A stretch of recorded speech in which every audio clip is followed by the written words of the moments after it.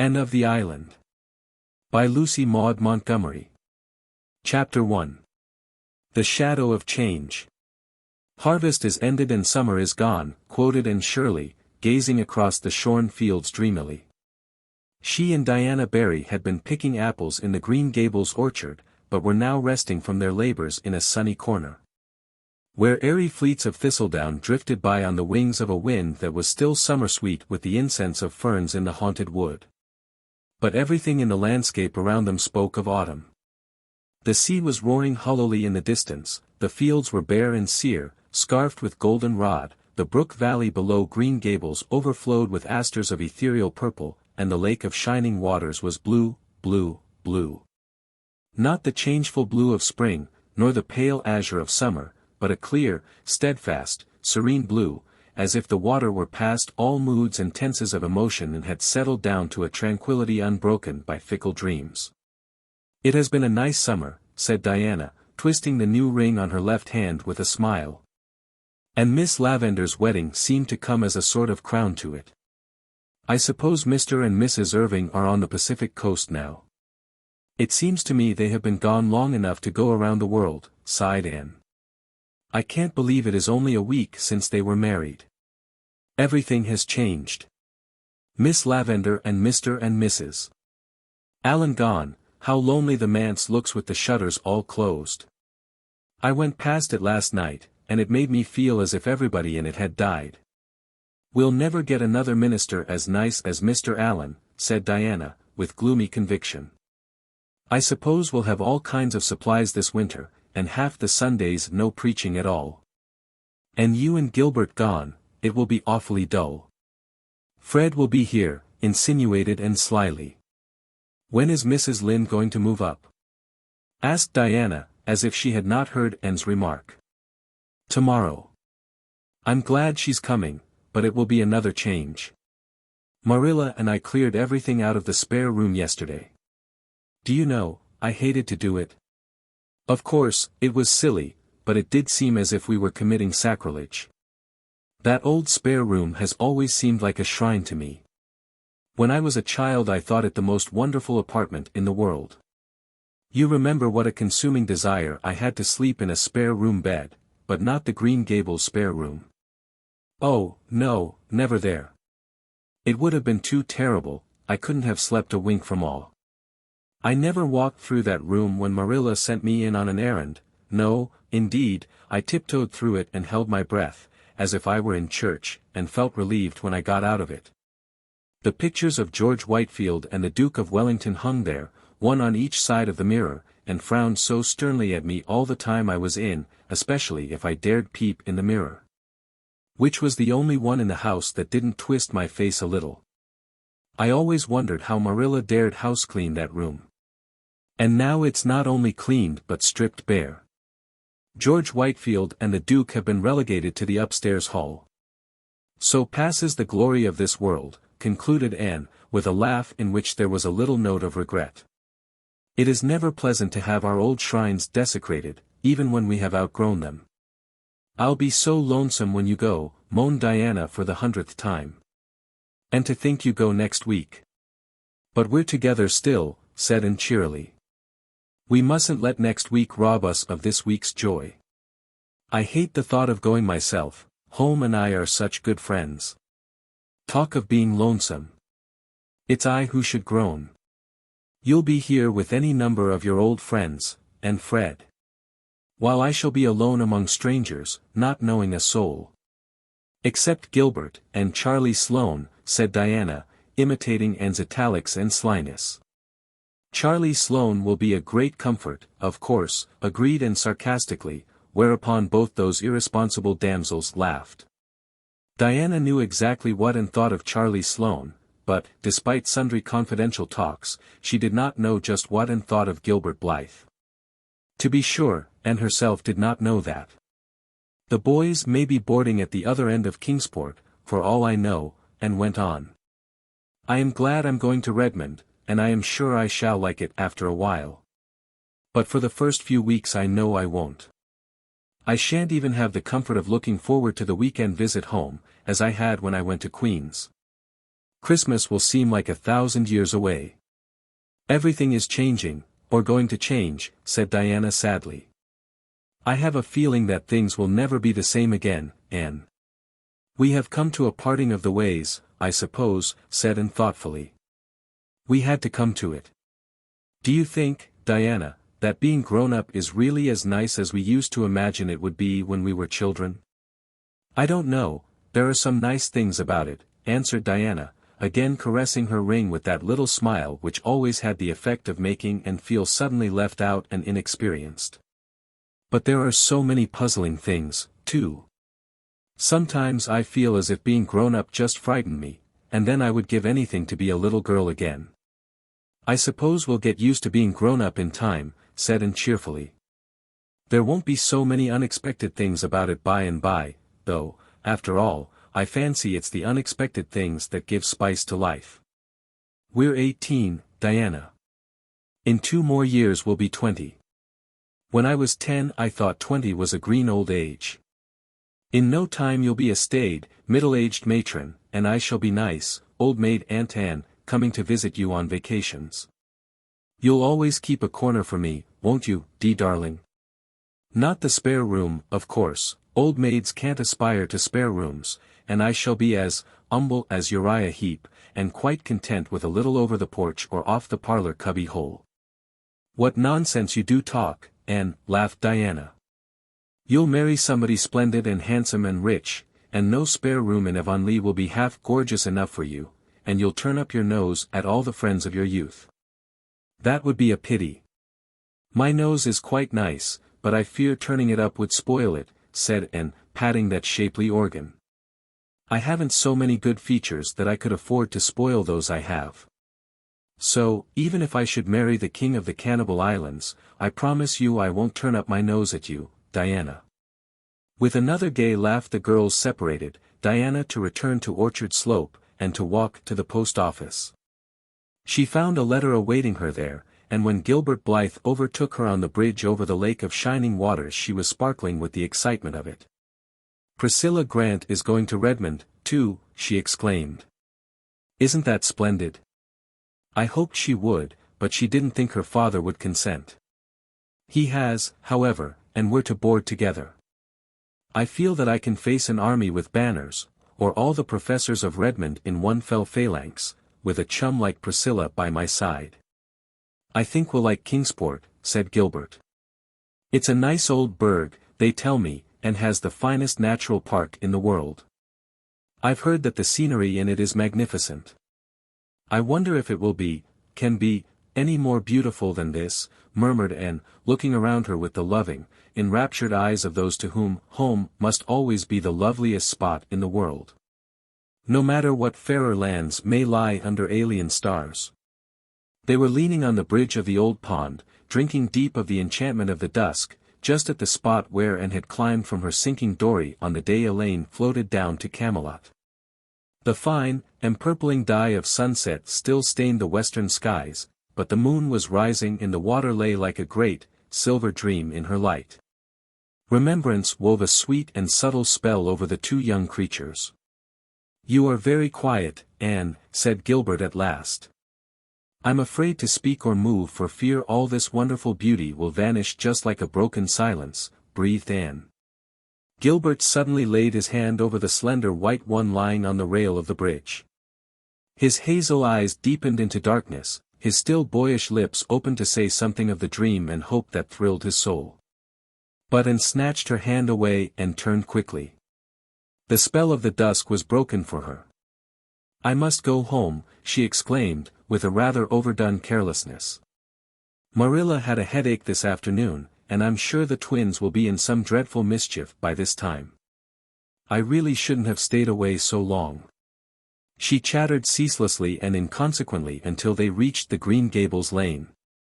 Poor Gilbert hardly had a chance to get a word in edgewise.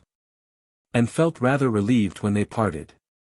There had been a new, secret self-consciousness in her heart with regard to Gilbert, ever since that fleeting moment of revelation in the garden of Echo Lodge.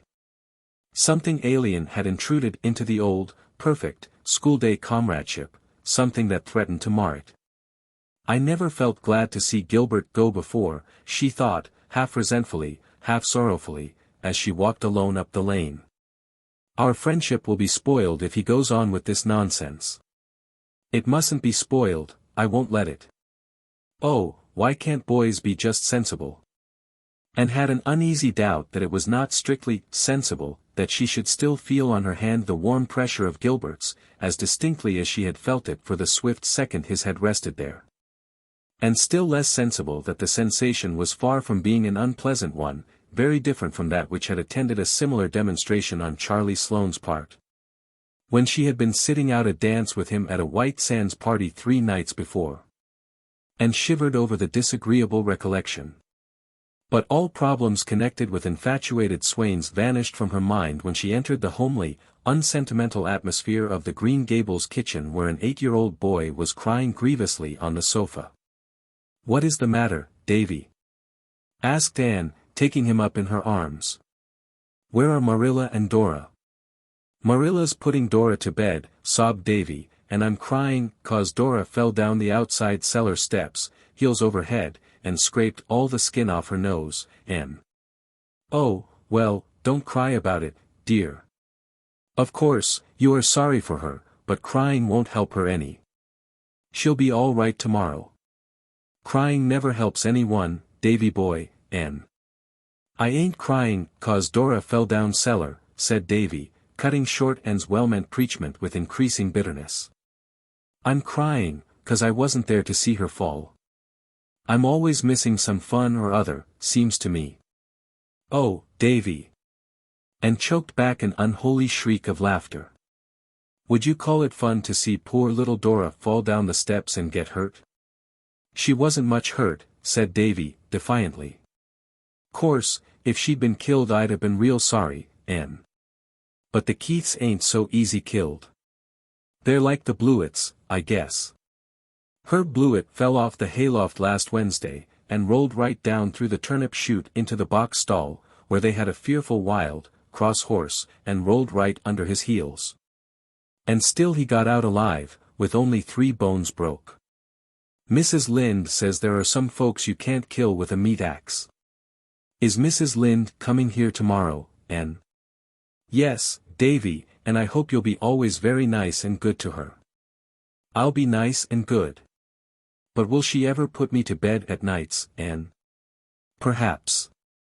"Why?" "'Cause," said Davy very decidedly, "if she does I won't say my prayers before her like I do before you, Anne." "Why not?" "'Cause I don't think it would be nice to talk to God before strangers, Anne. Dora can say hers to Mrs. Lynde if she likes, but I won't. I'll wait till she's gone and then say M. Won't that be all right, Anne?" "Yes, if you are sure you won't forget to say them, Davy boy." "Oh, I won't forget, you bet.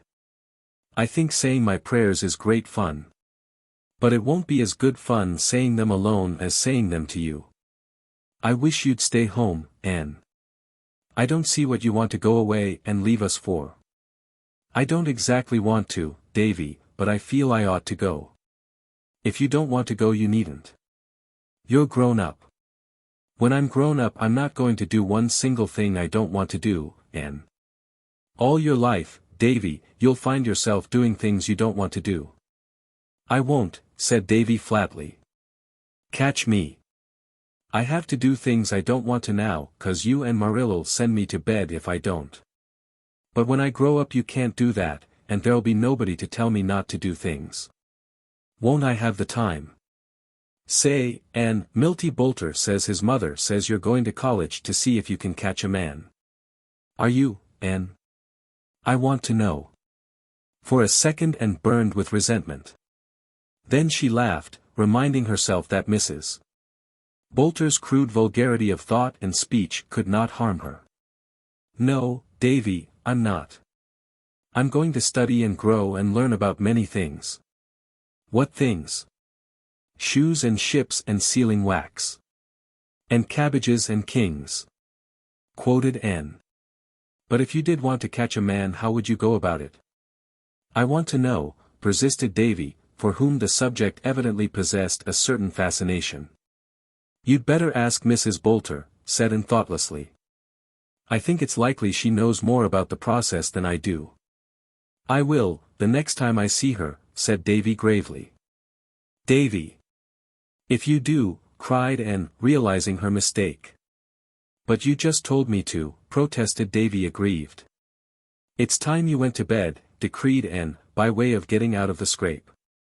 After Davy had gone to bed and wandered down to Victoria Island and sat there alone, curtained with fine spun, moonlit gloom, while the water laughed around her in a duet of brook and wind. Anne had always loved that brook. Many a dream had she spun over its sparkling water in days gone by. She forgot lovelorn youths, and the cayenne speeches of malicious neighbors, and all the problems of her girlish existence. In imagination she sailed over storied seas that washed the distant shining shores of fairy lands forlorn, where lost Atlantis and Elysium lie, with the evening star for pilot, to the land of heart's desire. And she was richer in those dreams than in realities, for things seen pass away, but the things that are unseen are eternal. Chapter 2. Garlands of Autumn. The following week sped swiftly, crowded with innumerable last things, as Anne called them. Goodbye calls had to be made and received, being pleasant or otherwise, according to whether callers and called upon were heartily in sympathy with Anne's hopes, or thought she was too much puffed up over going to college and that it was their duty to take her down a peg or two. The AVIS gave a farewell party in honor of Anne and Gilbert one evening at the home of Josie Pye, choosing that place, partly because Mr. Pye's house was large and convenient, partly because it was strongly suspected that the Pye girls would have nothing to do with the affair if their offer of the house for the party was not accepted. It was a very pleasant little time, for the Pye girls were gracious, and said and did nothing to mar the harmony of the occasion, which was not according to their wont. Josie was unusually amiable, so much so that she even remarked condescendingly to Anne, "Your new dress is rather becoming to you, Anne. Really, you look almost pretty in it." "How kind of you to say so," responded Anne, with dancing eyes. Her sense of humor was developing, and the speeches that would have hurt her at 14 were becoming merely food for amusement now. Josie suspected that and was laughing at her behind those wicked eyes. But she contented herself with whispering to Gertie, as they went downstairs, that Anne Shirley would put on more airs than ever now that she was going to college, you'd see. All the bold crowd was there, full of mirth and zest and youthful light-heartedness. Diana Barry, rosy and dimpled, shadowed by the faithful Fred, Jane Andrews, neat and sensible and plain. Ruby Gillis, looking her handsomest and brightest in a cream silk blouse, with red geraniums in her golden hair, Gilbert Blythe and Charlie Sloane, both trying to keep as near the elusive Anne as possible. Carrie Sloane, looking pale and melancholy because, so it was reported, her father would not allow Oliver Kimball to come near the place, moody Spurgeon McPherson, whose round face and objectionable ears were as round and objectionable as ever. And Billy Andrews, who sat in a corner all the evening, chuckled when anyone spoke to him, and watched Anne Shirley with a grin of pleasure on his broad, freckled countenance. Anne had known beforehand of the party, but she had not known that she and Gilbert were, as the founders of the society, to be presented with a very complimentary address and tokens of respect, in her case a volume of Shakespeare's plays. In Gilbert's a fountain pen. She was so taken by surprise and pleased by the nice things said in the address, read in moody Spurgeon's most solemn and ministerial tones, that the tears quite drowned the sparkle of her big grey eyes. She had worked hard and faithfully for the AVIS, and it warmed the cockles of her heart that the members appreciated her efforts so sincerely. And they were all so nice and friendly and jolly, even the Pye girls had their merits, at that moment and loved all the world. She enjoyed the evening tremendously, but the end of it rather spoiled all. Gilbert again made the mistake of saying something sentimental to her as they ate their supper on the moonlit veranda. And, to punish him, was gracious to Charlie Sloane and allowed the latter to walk home with her. She found, however, that revenge hurts nobody quite so much as the one who tries to inflict it. Gilbert walked airily off with Ruby Gillis, and could hear them laughing and talking gaily as they loitered along in the still, crisp autumn air. They were evidently having the best of good times, while she was horribly bored by Charlie Sloane, who talked unbrokenly on, and never, even by accident, said one thing that was worth listening to. And gave an occasional absent yes or no, and thought how beautiful Ruby had looked that night, how very goggly Charlie's eyes were in the moonlight, worse even than by daylight, and that the world, somehow, wasn't quite such a nice place as she had believed it to be earlier in the evening. "I'm just tired out, that is what is the matter with me," she said, when she thankfully found herself alone in her own room. And she honestly believed it was. But a certain little gush of joy, as from some secret, unknown spring, bubbled up in her heart the next evening, when she saw Gilbert striding down through the haunted wood and crossing the old log bridge with that firm, quick step of his. So Gilbert was not going to spend this last evening with Ruby Gillis after all. "You look tired, Anne," he said. "I am tired, and, worse than that, I'm disgruntled. I'm tired because I've been packing my trunk and sewing all day. But I'm disgruntled because 6 women have been here to say goodbye to me, and every one of the 6 managed to say something that seemed to take the color right out of life and leave it as gray and dismal and cheerless as a November morning." "Spiteful old cats," was Gilbert's elegant comment. "Oh, no, they weren't," said Anne seriously. "That is just the trouble. If they had been spiteful cats I wouldn't have minded them. But they are all nice, kind, motherly souls, who like me and whom I like, and that is why what they said, or hinted, had such undue weight with me. They let me see they thought I was crazy going to Redmond and trying to take a B.A. And ever since I've been wondering if I am." Mrs. Peter Sloane sighed and said she hoped my strength would hold out till I got through, and at once I saw myself a hopeless victim of nervous prostration at the end of my 3rd year. Mrs. Eben Wright said it must cost an awful lot to put in 4 years at Redmond, and I felt all over me that it was unpardonable of me to squander Marilla's money and my own on such a folly. Mrs. Jasper Bell said she hoped I wouldn't let college spoil me, as it did some people. And I felt in my bones that the end of my 4 Redmond years would see me a most insufferable creature, thinking I knew it all, and looking down on everything and everybody in Avonlea. Mrs. Elisha Wright said she understood that Redmond girls, especially those who belonged to Kingsport, were dreadful dressy and stuck-up, and she guessed I wouldn't feel much at home among them. And I saw myself, a snubbed, dowdy, humiliated country girl, shuffling through Redmond's classic halls in copperton boots. And ended with a laugh and a sigh commingled. With her sensitive nature all disapproval had weight, even the disapproval of those for whose opinions she had scant respect. For the time being life was savourless, and ambition had gone out like a snuffed candle. "You surely don't care for what they said," protested Gilbert. "You know exactly how narrow their outlook on life is, excellent creatures though they are. To do anything they have never done is anathema maranatha. You are the first Avonlea girl who has ever gone to college, and you know that all pioneers are considered to be afflicted with moonstruck madness."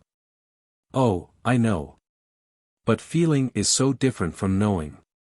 My common sense tells me all you can say, but there are times when common sense has no power over me. Common nonsense takes possession of my soul. Really, after Mrs. Elisha went away I hardly had the heart to finish packing." "You're just tired, Anne. Come, forget it all and take a walk with me, a ramble back through the woods beyond the marsh. There should be something there I want to show you." "Should be? Don't you know if it is there?" "No. I only know it should be, from something I saw there in spring. Come on. We'll pretend we are 2 children again and we'll go the way of the wind." They started gaily off. Anne, remembering the unpleasantness of the preceding evening, was very nice to Gilbert, and Gilbert, who was learning wisdom, took care to be nothing save the schoolboy comrade again. Mrs. Lynde and Marilla watched them from the kitchen window. "That'll be a match some day," Mrs. Lynde said approvingly. Marilla winced slightly.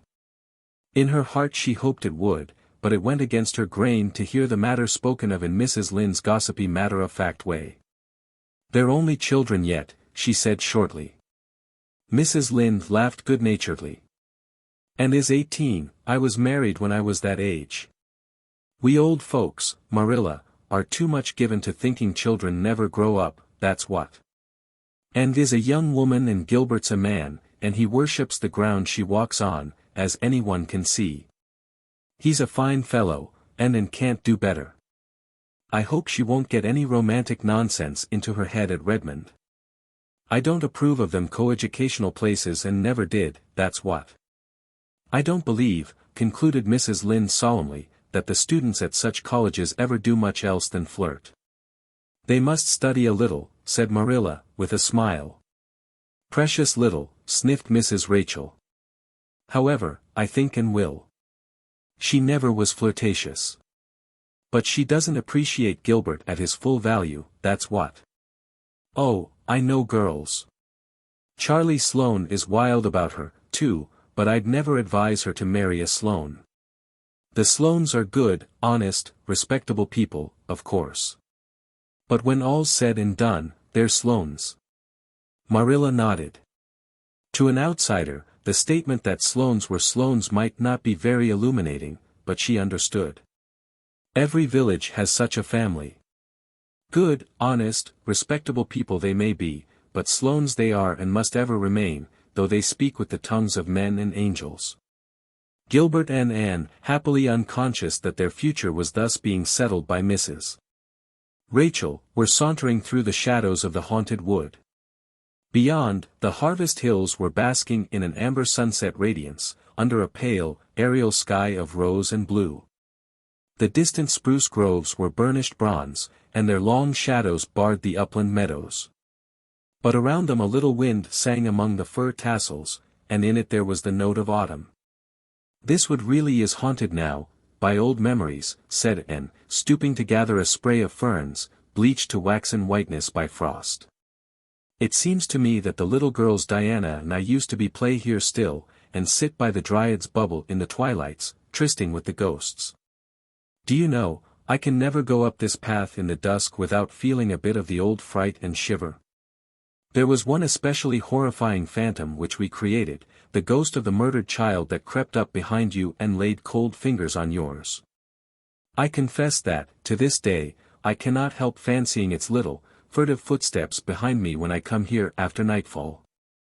I'm not afraid of the White Lady or the Headless Man or the skeletons, but I wish I had never imagined that baby's ghost into existence. How angry Marilla and Mrs. Barry were over that affair, concluded Anne, with reminiscent laughter. The woods around the head of the marsh were full of purple vistas, threaded with gossamers. Past a dour plantation of gnarled spruces and a maple-fringed, sun-warm valley they found that something Gilbert was looking for. Ah, here it is, he said with satisfaction. An apple tree, and away back here, exclaimed Anne delightedly.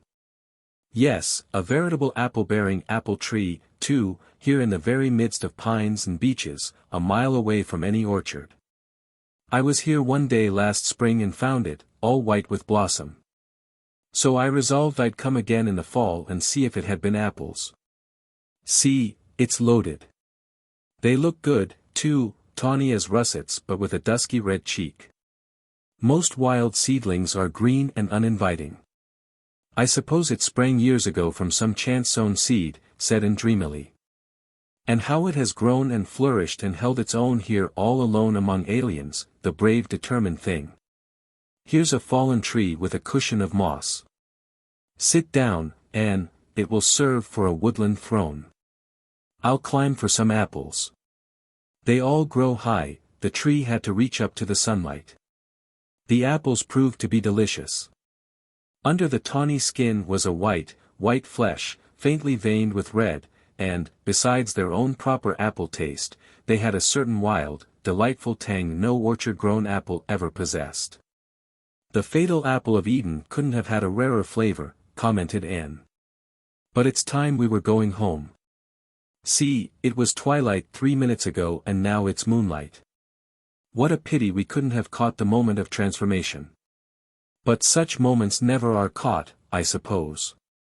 Let's go back around the marsh and home by way of Lover's Lane.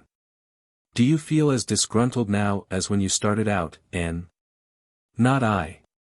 Those apples have been as manna to a hungry soul. I feel that I shall love Redmond and have a splendid 4 years there. And after those 4 years, what? Oh, there's another bend in the road at their end, answered Anne lightly. I've no idea what may be around it, I don't want to have. It's nicer not to know. Lover's Lane was a dear place that night, still and mysteriously dim in the pale radiance of the moonlight. They loitered through it in a pleasant chummy silence, neither caring to talk. If Gilbert were always as he has been this evening, how nice and simple everything would be, reflected Anne. Gilbert was looking at Anne, as she walked along. In her light dress, with her slender delicacy, she made him think of a white iris. I wonder if I can ever make her care for me, he thought, with a pang of self-distrust. Chapter 3. Greeting and Farewell. Charlie Sloane, Gilbert Blythe and Shirley left Avonlea the following Monday morning. And had hoped for a fine day.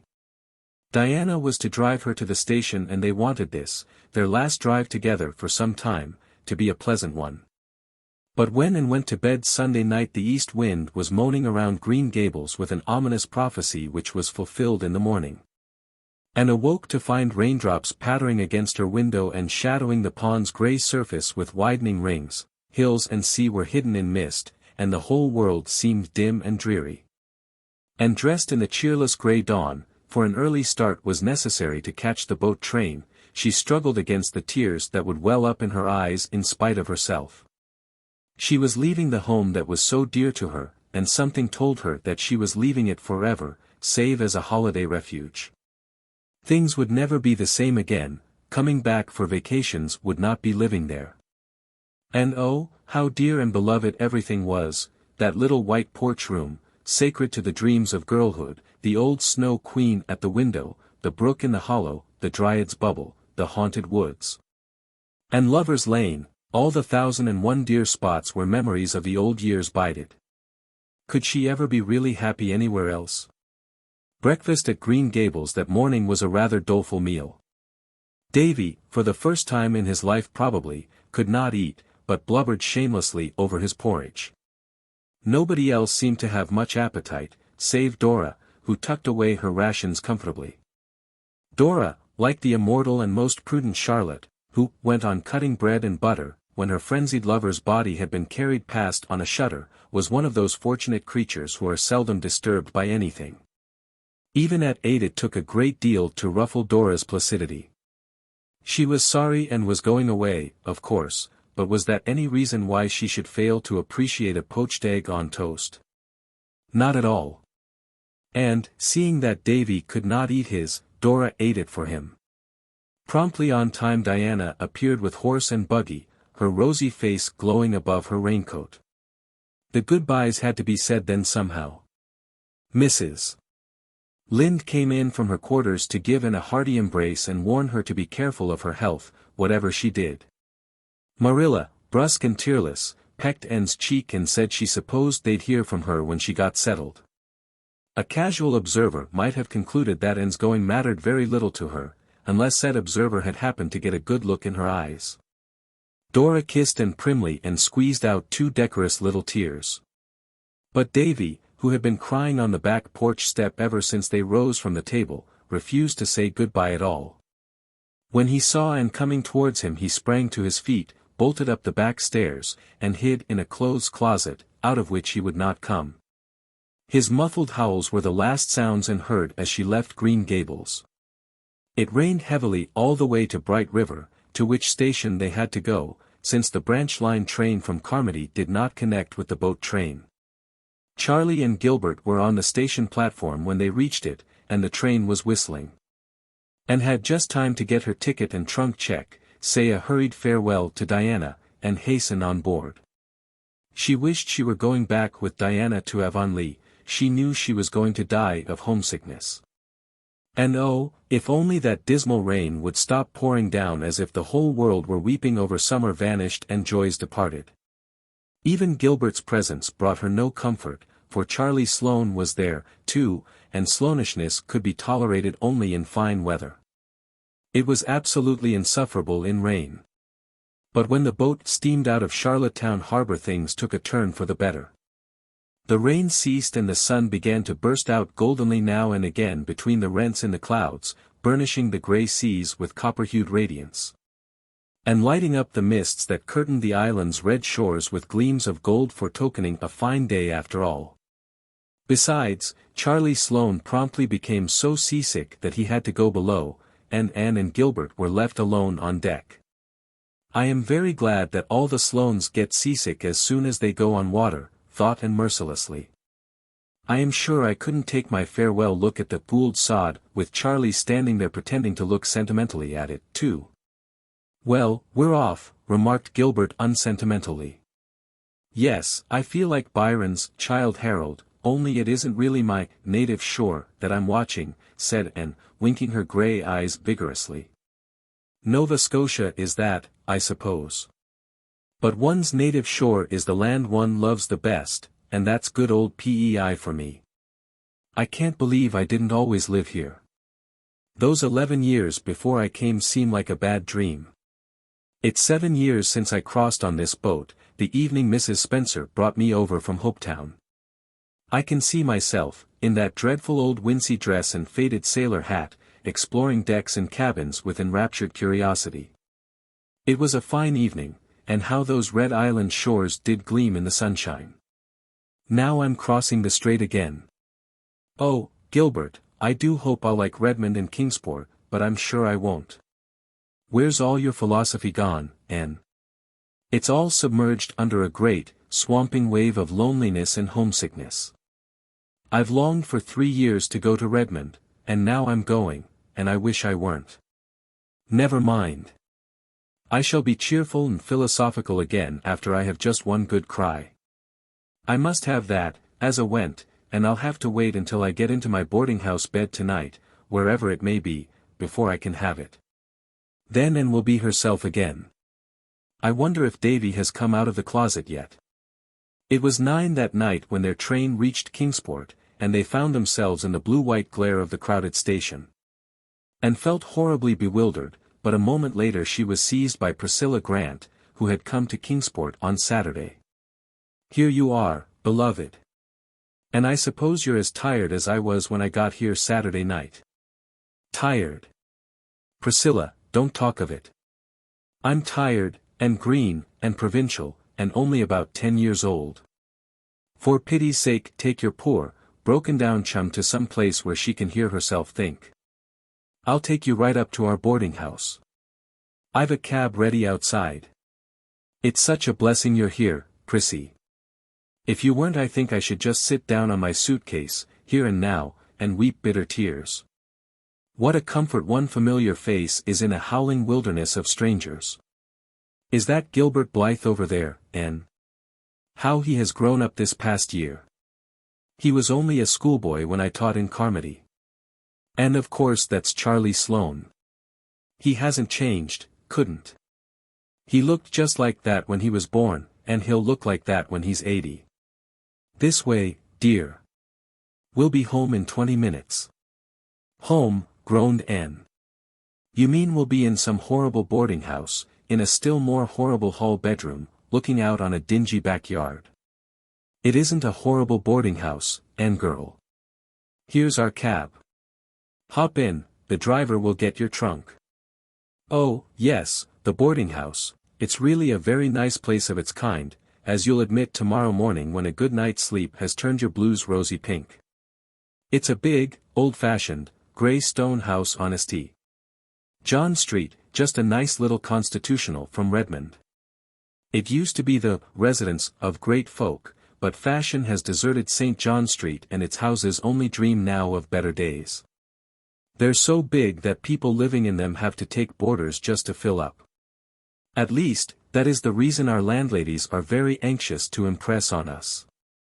They're delicious, and, our landladies, I mean. How many are there? 2. Miss Hannah Harvey and Miss Ada Harvey. They were born twins about 50 years ago. I can't get away from twins, it seems, smiled Anne. Wherever I go they confront me. Oh, they're not twins now, dear.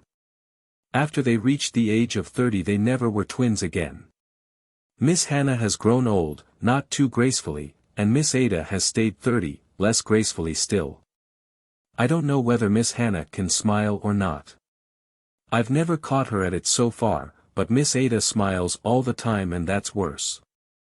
However, they're nice, kind souls, and they take 2 boarders every year because Miss Hannah's economical soul cannot bear to waste room space, not because they need to or have to, as Miss Ada has told me 7 times since Saturday night.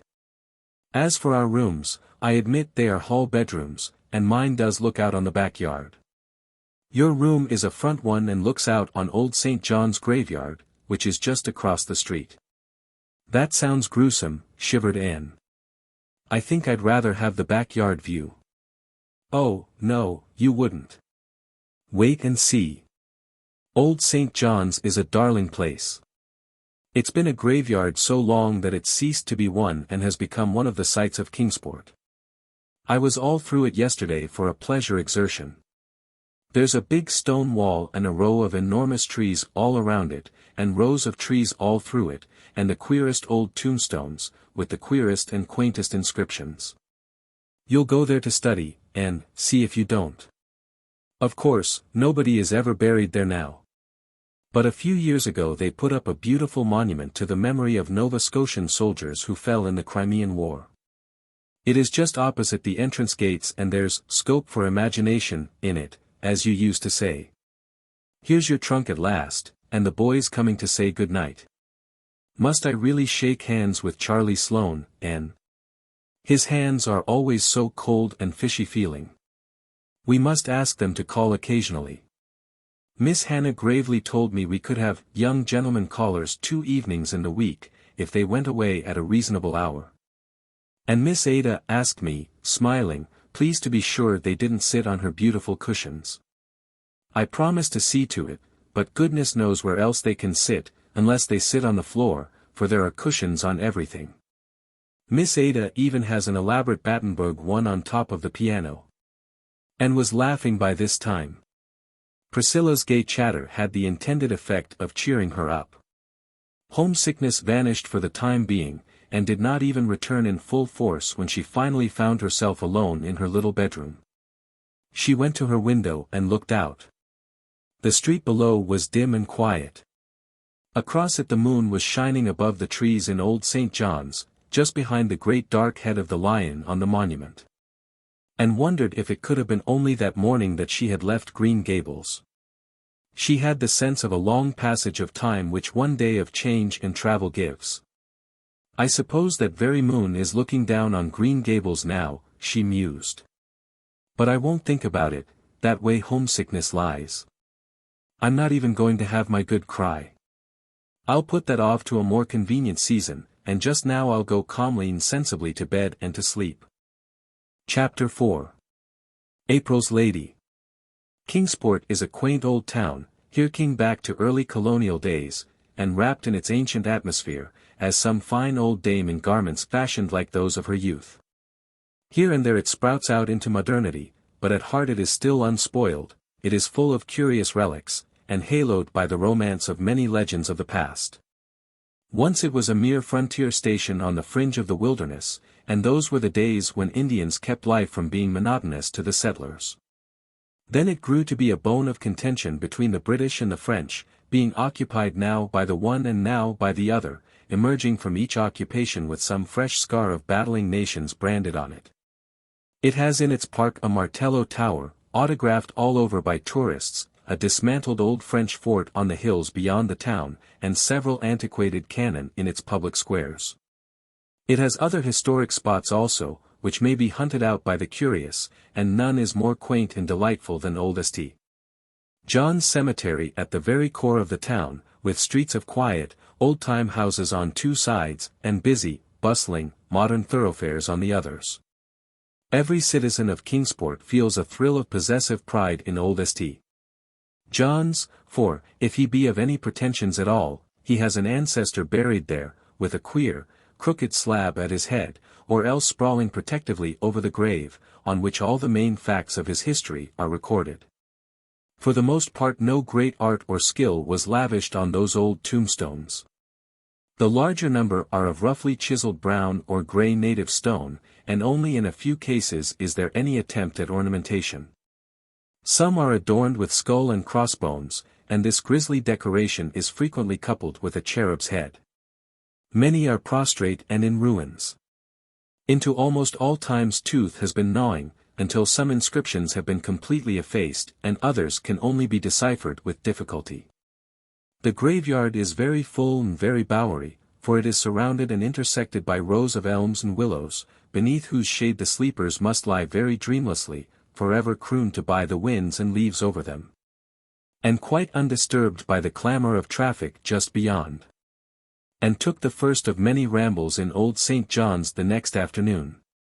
She and Priscilla had gone to Redmond in the forenoon and registered as students, after which there was nothing more to do that day.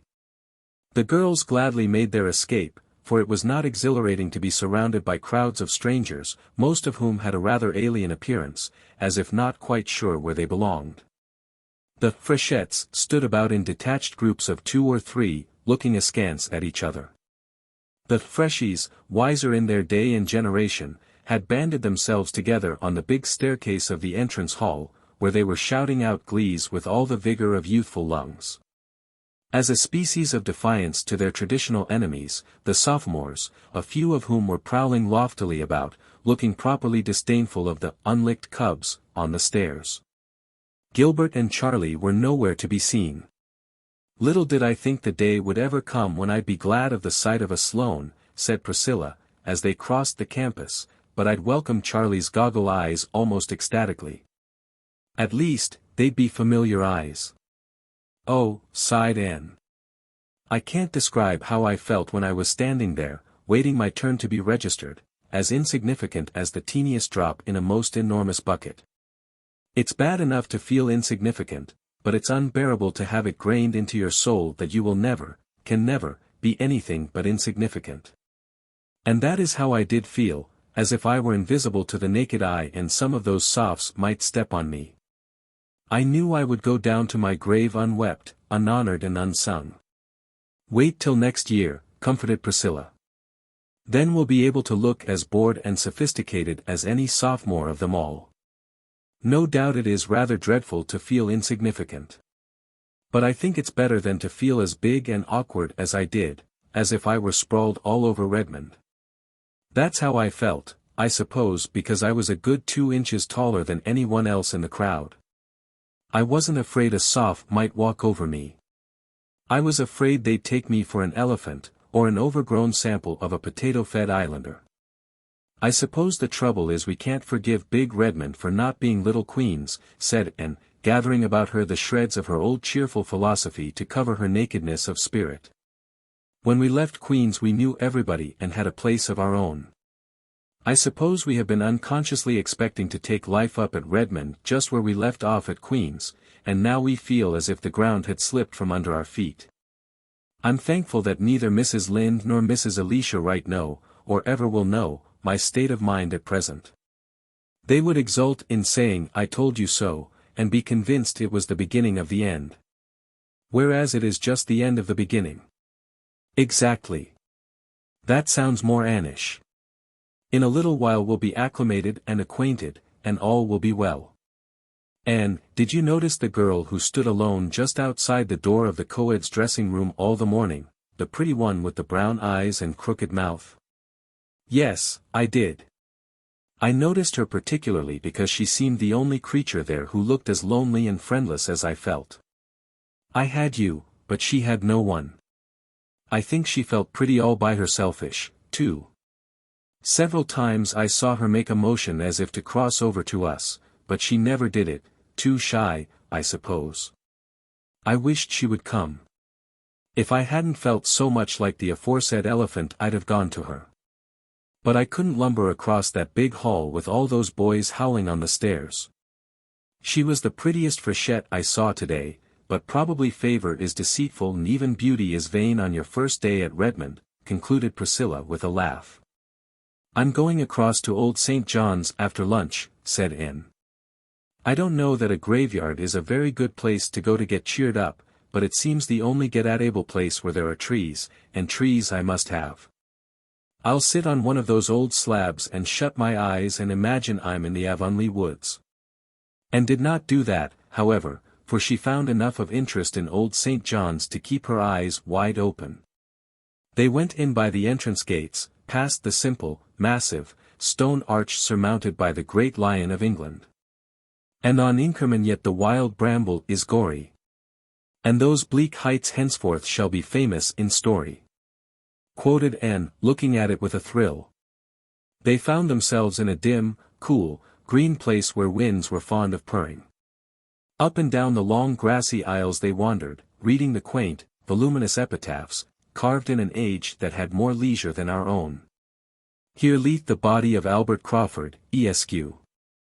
Read and from a worn, grey slab, for many years keeper of His Majesty's ordnance at Kingsport.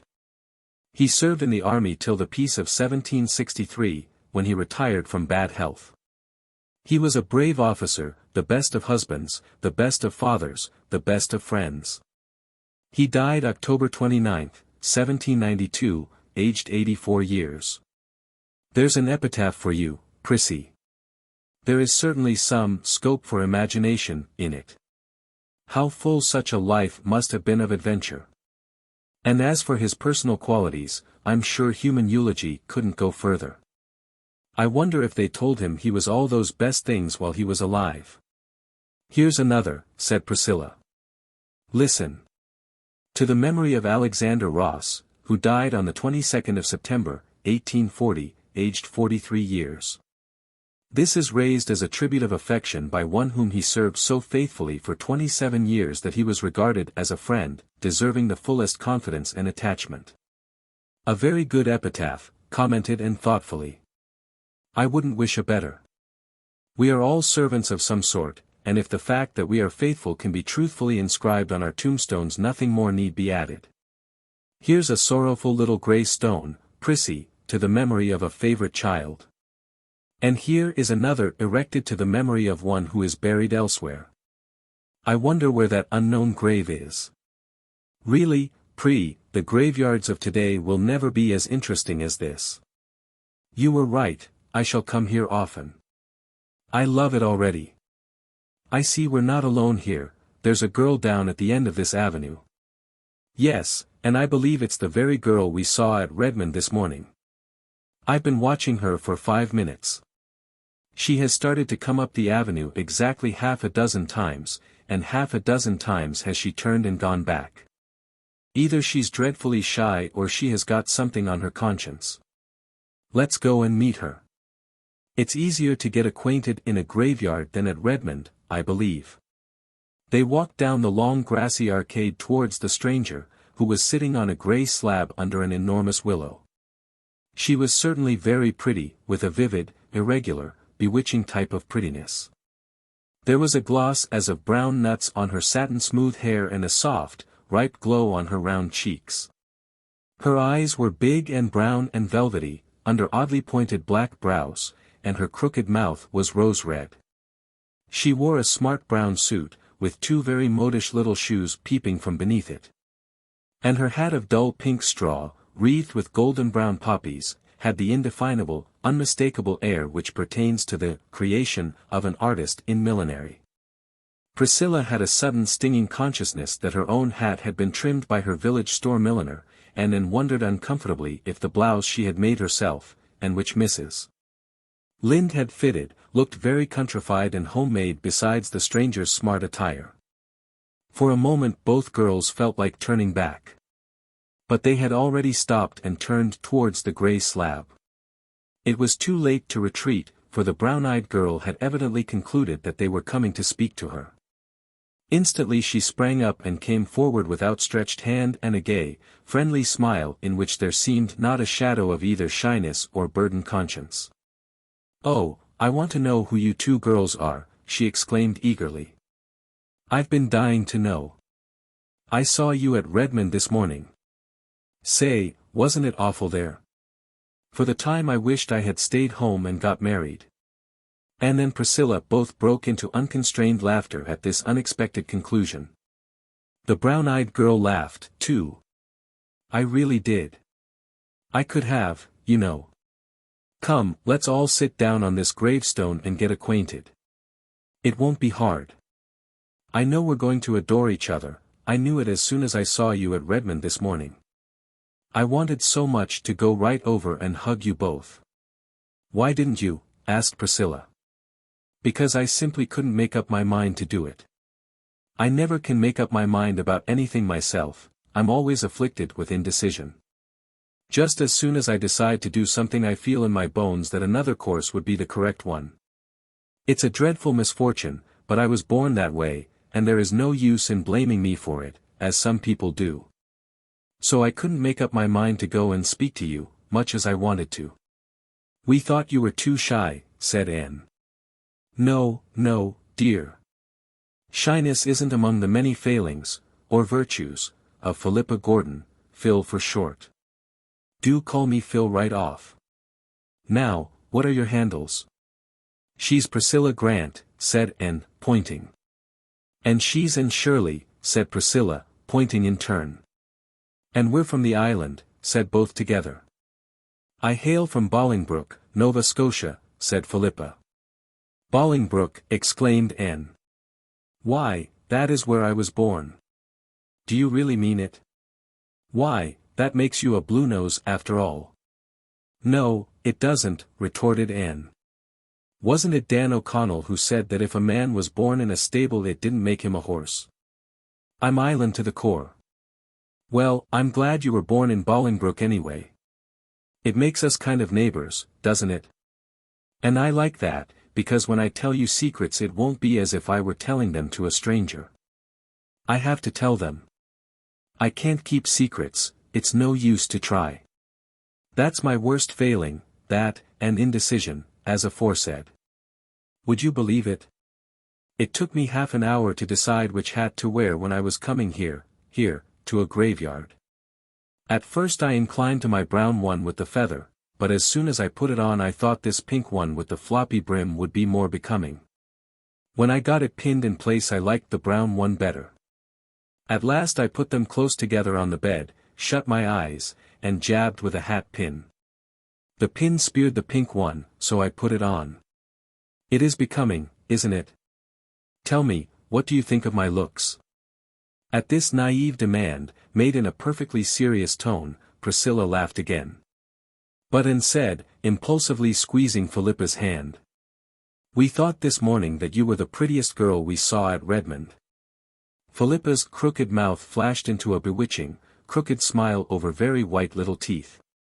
I thought that myself, was her next astounding statement, but I wanted someone else's opinion to bolster mine up. I can't decide even on my own appearance. Just as soon as I've decided that I'm pretty I begin to feel miserably that I'm not. Besides, have a horrible old great-aunt who is always saying to me, with a mournful sigh, you were such a pretty baby. It's strange how children change when they grow up. I adore aunts, but I detest great-aunts. Please tell me quite often that I am pretty, if you don't mind. I feel so much more comfortable when I can believe I'm pretty. And I'll be just as obliging to you if you want me to, I can be, with a clear conscience. Thanks, laughed Anne, but Priscilla and I are so firmly convinced of our own good looks that we don't need any assurance about them, so you needn't trouble. Oh, you're laughing at me. I know you think I'm abominably vain, but I'm not. There really isn't one spark of vanity in me. And I'm never a bit grudging about paying compliments to other girls when they deserve them. I'm so glad I know you folks. I came up on Saturday and I've nearly died of homesickness ever since. It's a horrible feeling, isn't it? In Bolingbroke I'm an important personage, and in Kingsport I'm just nobody. There were times when I could feel my soul turning a delicate blue. Where do you hang out? 38 St. John's Street. Better and better. Why, I'm just around the corner on Wallace Street. I don't like my boarding house, though. It's bleak and lonesome, and my room looks out on such an unholy backyard. It's the ugliest place in the world. As for cats, well, surely all the Kingsport cats can't congregate there at night, but half of them must. I adore cats on hearth rugs, snoozing before nice, friendly fires, but cats in backyards at midnight are totally different animals. The first night I was here I cried all night, and so did the cats. You should have seen my nose in the morning. How I wished I had never left home. I don't know how you managed to make up your mind to come to Redmond at all, if you are really such an undecided person, said amused Priscilla. Bless your heart, honey, I didn't. It was father who wanted me to come here. His heart was set on it, why, I don't know. It seems perfectly ridiculous to think of me studying for a BA degree, doesn't it? Not but what I can do it, all right. I have heaps of brains. Oh, said Priscilla vaguely. Yes. But it's such hard work to use them. And BAs are such learned, dignified, wise, solemn creatures, they must be. No, I didn't want to come to Redmond. I did it just to oblige father. He is such a duck. Besides, I knew if I stayed home I'd have to get married. Mother wanted that, wanted it decidedly. Mother has plenty of decision. But I really hated the thought of being married for a few years yet. I want to have heaps of fun before I settle down. And, ridiculous as the idea of my being a BA is, the idea of my being an old married woman is still more absurd, isn't it? I'm only 18. No, I concluded I would rather come to Redmond than be married. Besides, how could I ever have made up my mind which man to marry? Were there so many, laughed Anne. Heaps. The boys like me awfully, they really do. But there were only two that mattered. The rest were all too young and too poor. I must marry a rich man, you know. Why must you? Honey, you couldn't imagine me being a poor man's wife, could you? I can't do a single useful thing, and I am very extravagant. Oh, no, my husband must have heaps of money. So that narrowed them down to two. But I couldn't decide between two any easier than between 200. I knew perfectly well that whichever one I chose I'd regret all my life that I hadn't married the other. Didn't you, love, either of them? Asked Anne, a little hesitatingly. It was not easy for her to speak to a stranger of the great mystery and transformation of life. Goodness, no. I couldn't love anybody. It isn't in me. Besides, I wouldn't want to. Being in love makes you a perfect slave, I think. And it would give a man such power to hurt you. I'd be afraid. No, no, Alec and Alonzo are two dear boys, and I like them both so much that I really don't know which I like the better. That is the trouble. Alec is the best looking, of course, and I simply couldn't marry a man who wasn't handsome. He is good-tempered too, and has lovely, curly, black hair. He's rather too perfect. I don't believe I'd like a perfect husband, somebody I could never find fault with. Then why not marry Alonzo? Asked Priscilla gravely. Think of marrying a name like Alonzo, said Phil dolefully. I don't believe I could endure it. But he has a classic nose, and it would be a comfort to have a nose in the family that could be depended on. I can't depend on mine. So far, it takes after the Gordon pattern, but I'm so afraid it will develop burn tendencies as I grow older. I examine it every day anxiously to make sure it's still Gordon. Mother was a Byrne and has the Byrne nose in the Byrnest degree. Wait till you see it. I adore nice noses. Your nose is awfully nice, and Shirley. Alonzo's nose nearly turned the balance in his favor. But Alonzo. No, I couldn't decide. If I could have done as I did with the hats, stood them both up together, shut my eyes, and jabbed with a hatpin, it would have been quite easy. What did Alec and Alonzo feel like when you came away? Queried Priscilla. Oh, they still have hope. I told them they'd have to wait till I could make up my mind. They're quite willing to wait. They both worship me, you know. Meanwhile, I intend to have a good time. I expect I shall have heaps of beaux at Redmond. I can't be happy unless I have, you know. But don't you think the freshmen are fearfully homely? I saw only one really handsome fellow among them. He went away before you came. I heard his chum call him Gilbert. His chum had eyes that stuck out that far. But you're not going yet, girls. Don't go yet. I think we must, said Anne, rather coldly. It's getting late, and I've some work to do. But you'll both come to see me, won't you? Asked Philippa, getting up and putting an arm around each. And let me come to see you. I want to be chummy with you. I've taken such a fancy to you both. And I haven't quite disgusted you with my frivolity, have I? Not quite, laughed Anne, responding to Phil's squeeze, with a return of cordiality. Because I'm not half so silly as I seem on the surface, you know. You just accept Philippa Gordon, as the Lord made her, with all her faults, and I believe you'll come to like her. Isn't this graveyard a sweet place? I'd love to be buried here.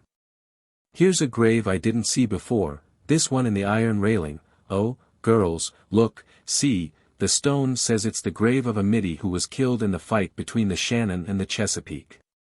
Just fancy. And paused by the railing and looked at the worn stone, her pulses thrilling with sudden excitement. The old graveyard, with its overarching trees and long aisles of shadows, faded from her sight. Instead, she saw the Kingsport harbor of nearly a century agone. Out of the mist came slowly a great frigate, brilliant with the meteor flag of England. Behind her was another, with a still, heroic form, wrapped in his own starry flag, lying on the quarter-deck, the gallant Lawrence.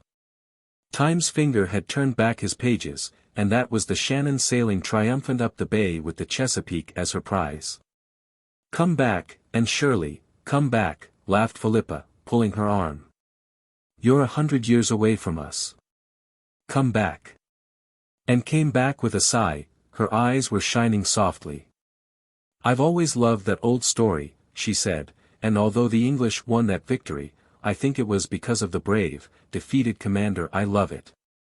This grave seems to bring it so near and make it so real. This poor little middy was only 18. He died of desperate wounds received in gallant action, so reads his epitaph. It is such as a soldier might wish for.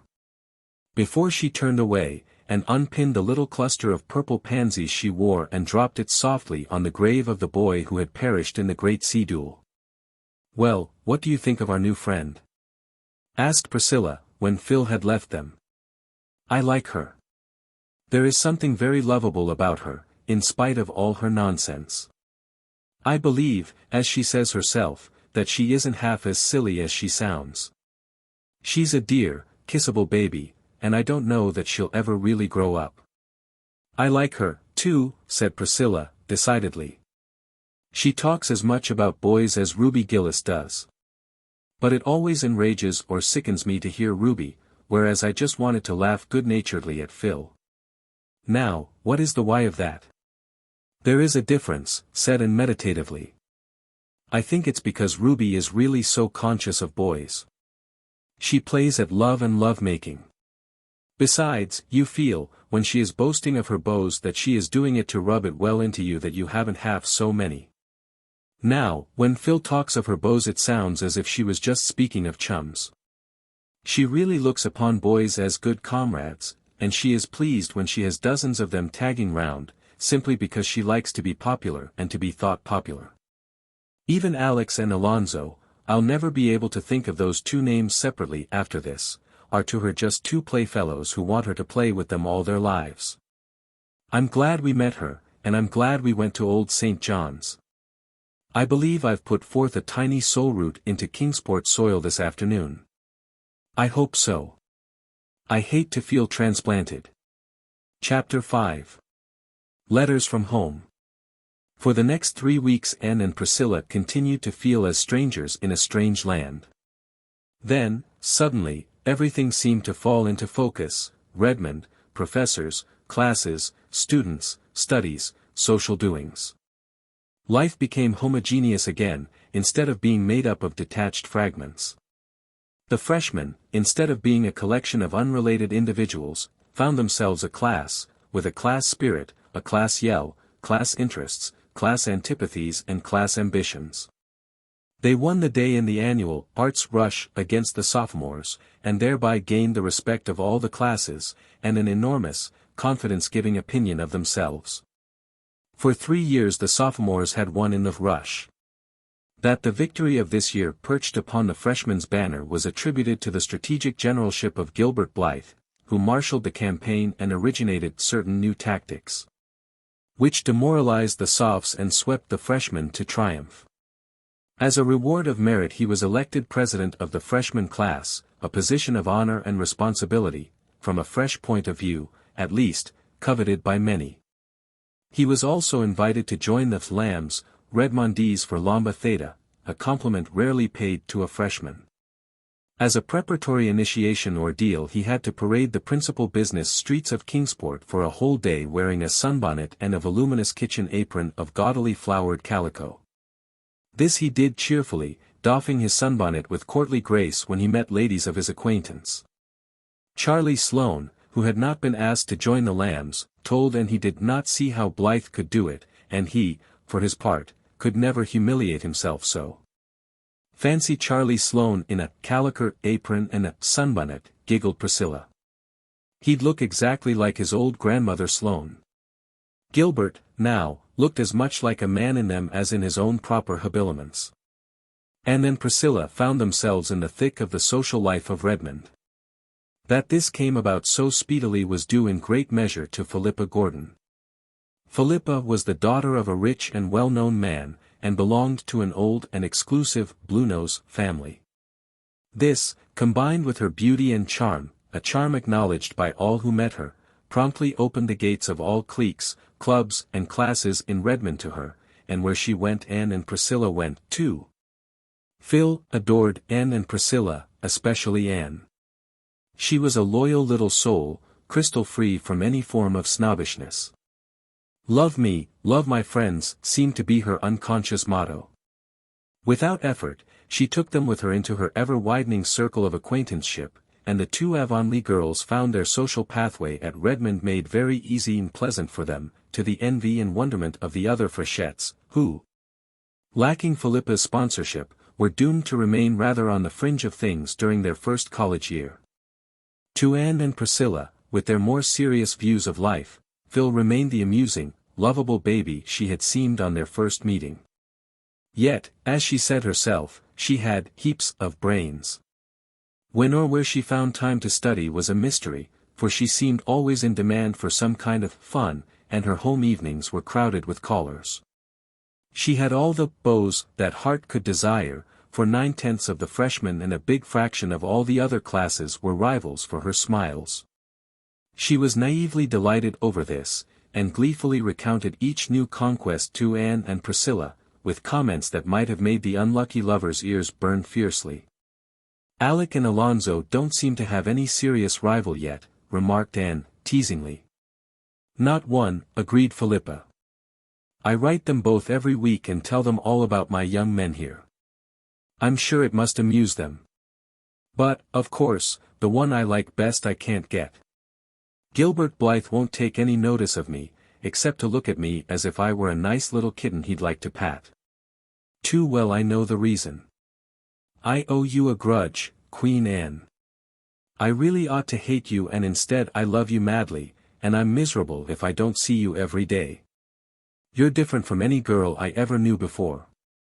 When you look at me in a certain way I feel what an insignificant, frivolous little beast I am, and I long to be better and wiser and stronger.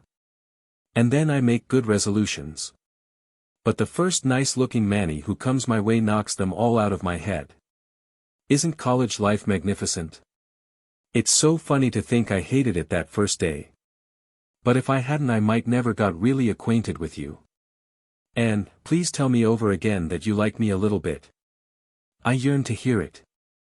I like you a big bit, and I think you're a dear, sweet, adorable, velvety, clawless, little kitten," laughed Anne, "but I don't see when you ever get time to learn your lessons." Phil must have found time for she held her own in every class of her year. Even the grumpy old professor of mathematics, who detested coeds, and had bitterly opposed their admission to Redmond, couldn't floor her. She led the Freshettes everywhere, except in English, wherein Shirley left her far behind. And herself found the studies of her freshman year very easy, thanks in great part to the steady work she and Gilbert had put in during those 2 past years in Avonlea. This left her more time for a social life which she thoroughly enjoyed. But never for a moment did she forget Avonlea and the friends there. To her, the happiest moments in each week were those in which letters came from home. It was not until she had got her first letters that she began to think she could ever like Kingsport or feel at home there. Before they came, Avonlea had seemed thousands of miles away. Those letters brought it near and linked the old life to the new so closely that they began to seem one and the same, instead of 2 hopelessly segregated existences. The first batch contained 6 letters, from Jane Andrews, Ruby Gillis, Diana Barry, Marilla, Mrs. Lynde and Davy. Jane's was a copperplate production, with every T nicely crossed and every I precisely dotted, and not an interesting sentence in it. She never mentioned the school, concerning which and was avid to hear. She never answered one of the questions and had asked in her letter. But she told and how many yards of lace she had recently crocheted, and the kind of weather they were having in Avonlea, and how she intended to have her new dress made, and the way she felt when her head ached. Ruby Gillis wrote a gushing epistle deploring Anne's absence, assuring her she was horribly missed in everything, asking what the Redmond fellows were like, and filling the rest with accounts of her own harrowing experiences with her numerous admirers. It was a silly, harmless letter, and Anne would have laughed over it had it not been for the postscript. Gilbert seems to be enjoying Redmond, judging from his letters, wrote Ruby. I don't think Charlie is so stuck on it. So Gilbert was writing to Ruby. Very well. He had a perfect right to, of course. Only. And did not know that Ruby had written the first letter and that Gilbert had answered it from mere courtesy. She tossed Ruby's letter aside contemptuously. But it took all Diana's breezy, newsy, delightful epistle to banish the sting of Ruby's postscript. Diana's letter contained a little too much Fred, but was otherwise crowded and crossed with items of interest, and Anne almost felt herself back in Avonlea while reading it. Marilla's was a rather prim and colorless epistle, severely innocent of gossip or emotion. Yet somehow it conveyed to Anne a whiff of the wholesome, simple life at Green Gables, with its savor of ancient peace, and the steadfast abiding love that was there for her. Mrs. Lynde's letter was full of church news. Having broken up housekeeping, Mrs. Lynde had more time than ever to devote to church affairs and had flung herself into them heart and soul. She was at present much worked up over the poor supplies they were having in the vacant Avonlea pulpit. I don't believe any but fools enter the ministry nowadays, she wrote bitterly. Such candidates as they have sent us, and such stuff as they preach. Half of it ain't true, and, what's worse, it ain't sound doctrine. The one we have now is the worst of the lot. He mostly takes a text and preaches about something else. And he says he doesn't believe all the heathen will be eternally lost. The idea. If they won't, all the money we've been giving to foreign missions will be clean wasted, that's what. Last Sunday night he announced that next Sunday he'd preach on the axe head that swam. I think he'd better confine himself to the Bible and leave sensational subjects alone. Things have come to a pretty pass if a minister can't find enough in Holy Writ to preach about, that's what. What church do you attend, Anne? I hope you go regularly. People are apt to get so careless about church going away from home, and I understand college students are great sinners in this respect. I'm told many of them actually study their lessons on Sunday. I hope you'll never sink that low, Anne. Remember how you were brought up. And be very careful what friends you make. You never know what sort of creatures are in them colleges. Outwardly they may be as whited sepulchres and inwardly as ravening wolves, that's what. You'd better not have anything to say to any young man who isn't from the island. I forgot to tell you what happened the day the minister called here. It was the funniest thing I ever saw. I said to Marilla, if Anne had been here wouldn't she have had a laugh? Even Marilla laughed. You know he's a very short, fat little man with bow legs. Well, that old pig of Mr. Harrison's, the big, tall one, had wandered over here that day again and broke into the yard, and it got into the back porch, unbeknownst to us, and it was there when the minister appeared in the doorway. It made one wild bolt to get out, but there was nowhere to bolt to except between them bow legs. So there it went, and, being as it was so big and the minister so little, it took him clean off his feet and carried him away. His hat went one way and his cane another, just as Marilla and I got to the door. I'll never forget the look of him. And that poor pig was near scared to death. I'll never be able to read that account in the Bible of the swine that rushed madly down the steep place into the sea without seeing Mr. Harrison's pig careering down the hill with that minister. I guess the pig thought he had the old boy on his back instead of inside of him. I was thankful the twins weren't about. It wouldn't have been the right thing for them to have seen a minister in such an undignified predicament. Just before they got to the brook the minister jumped off or fell off. The pig rushed through the brook like mad and up through the woods. Marilla and I run down and helped the minister get up and brush his coat. He wasn't hurt, but he was mad. He seemed to hold Marilla and me responsible for it all, though we told him the pig didn't belong to us, and had been pestering us all summer. Besides, what did he come to the back door for?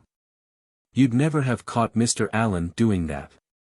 It'll be a long time before we get a man like Mr. Allen. But it's an ill wind that blows no good. We've never seen hoof or hair of that pig since, and it's my belief we never will. Things is pretty quiet in Avonlea. I don't find Green Gables as lonesome as I expected. I think I'll start another cotton warp quilt this winter. Mrs. Silas Sloane has a handsome new apple leaf pattern. When I feel that I must have some excitement I read the murder trials in that Boston paper my niece sends me. I never used to do it, but they're real interesting. The States must be an awful place. I hope you'll never go there, Anne. But the way girls roam over the earth now is something terrible. It always makes me think of Satan in the book of Job, going to and fro and walking up and down. I don't believe the Lord ever intended it, that's what. Davy has been pretty good since you went away. One day he was bad and Marilla punished him by making him wear Dora's apron all day, and then he went and cut all Dora's aprons up. I spanked him for that and then he went and chased my rooster to death.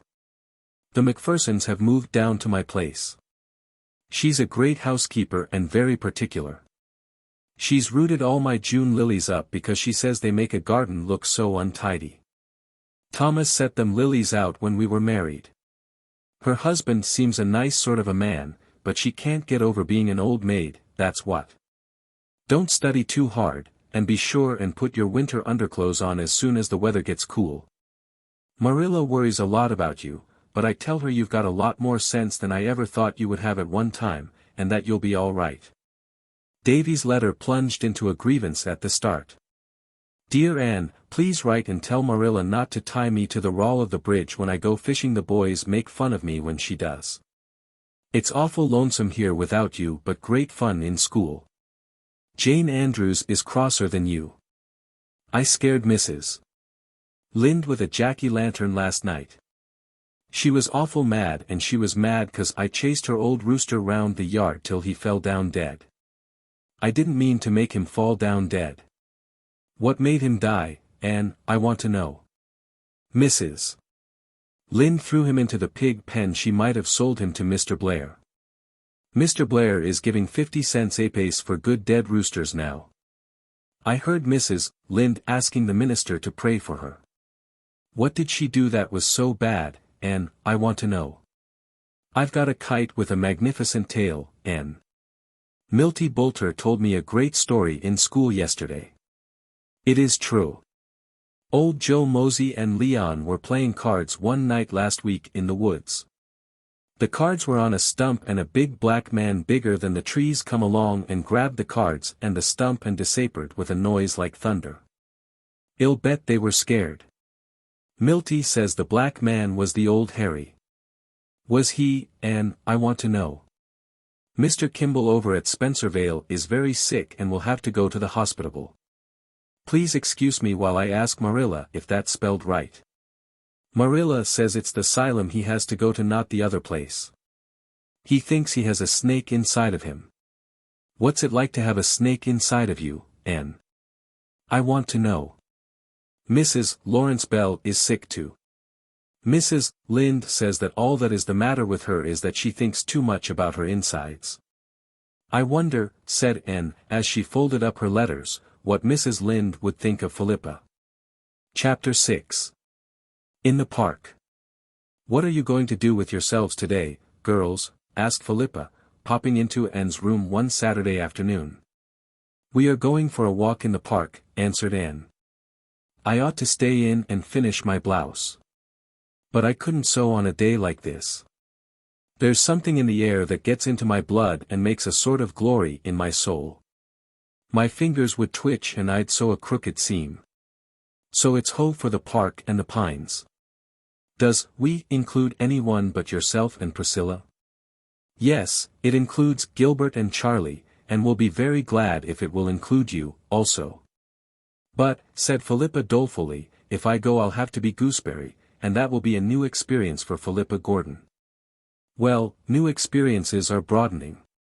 Come along, and you'll be able to sympathize with all poor souls who have to play gooseberry often. But where are all the victims?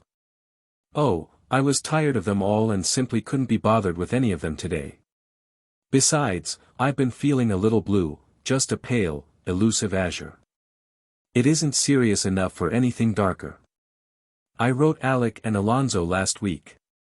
I put the letters into envelopes and addressed them, but I didn't seal them up. That evening something funny happened. That is, Alec would think it funny, but Alonzo wouldn't be likely to. I was in a hurry, so I snatched Alec's letter, as I thought, out of the envelope and scribbled down a postscript. Then I mailed both letters. I got Alonzo's reply this morning. Girls, I had put that postscript to his letter and he was furious. Of course he'll get over it, and I don't care if he doesn't, but it spoiled my day. So I thought I'd come to you darlings to get cheered up. After the football season opens I won't have any spare Saturday afternoons. I adore football. I've got the most gorgeous cap and sweater striped in Redmond colors to wear to the games. To be sure, a little way off I'll look like a walking barber's pole. Do you know that Gilbert of yours has been elected captain of the freshman football team? Yes, he told us so last evening, said Priscilla, seeing that outraged and would not answer. He and Charlie were down. We knew they were coming, so we painstakingly put out of sight or out of reach all Miss Ada's cushions. That very elaborate one with the raised embroidery I dropped on the floor in the corner behind the chair it was on. I thought it would be safe there. But would you believe it? Charlie Sloane made for that chair, noticed the cushion behind it, solemnly fished it up, and sat on it the whole evening.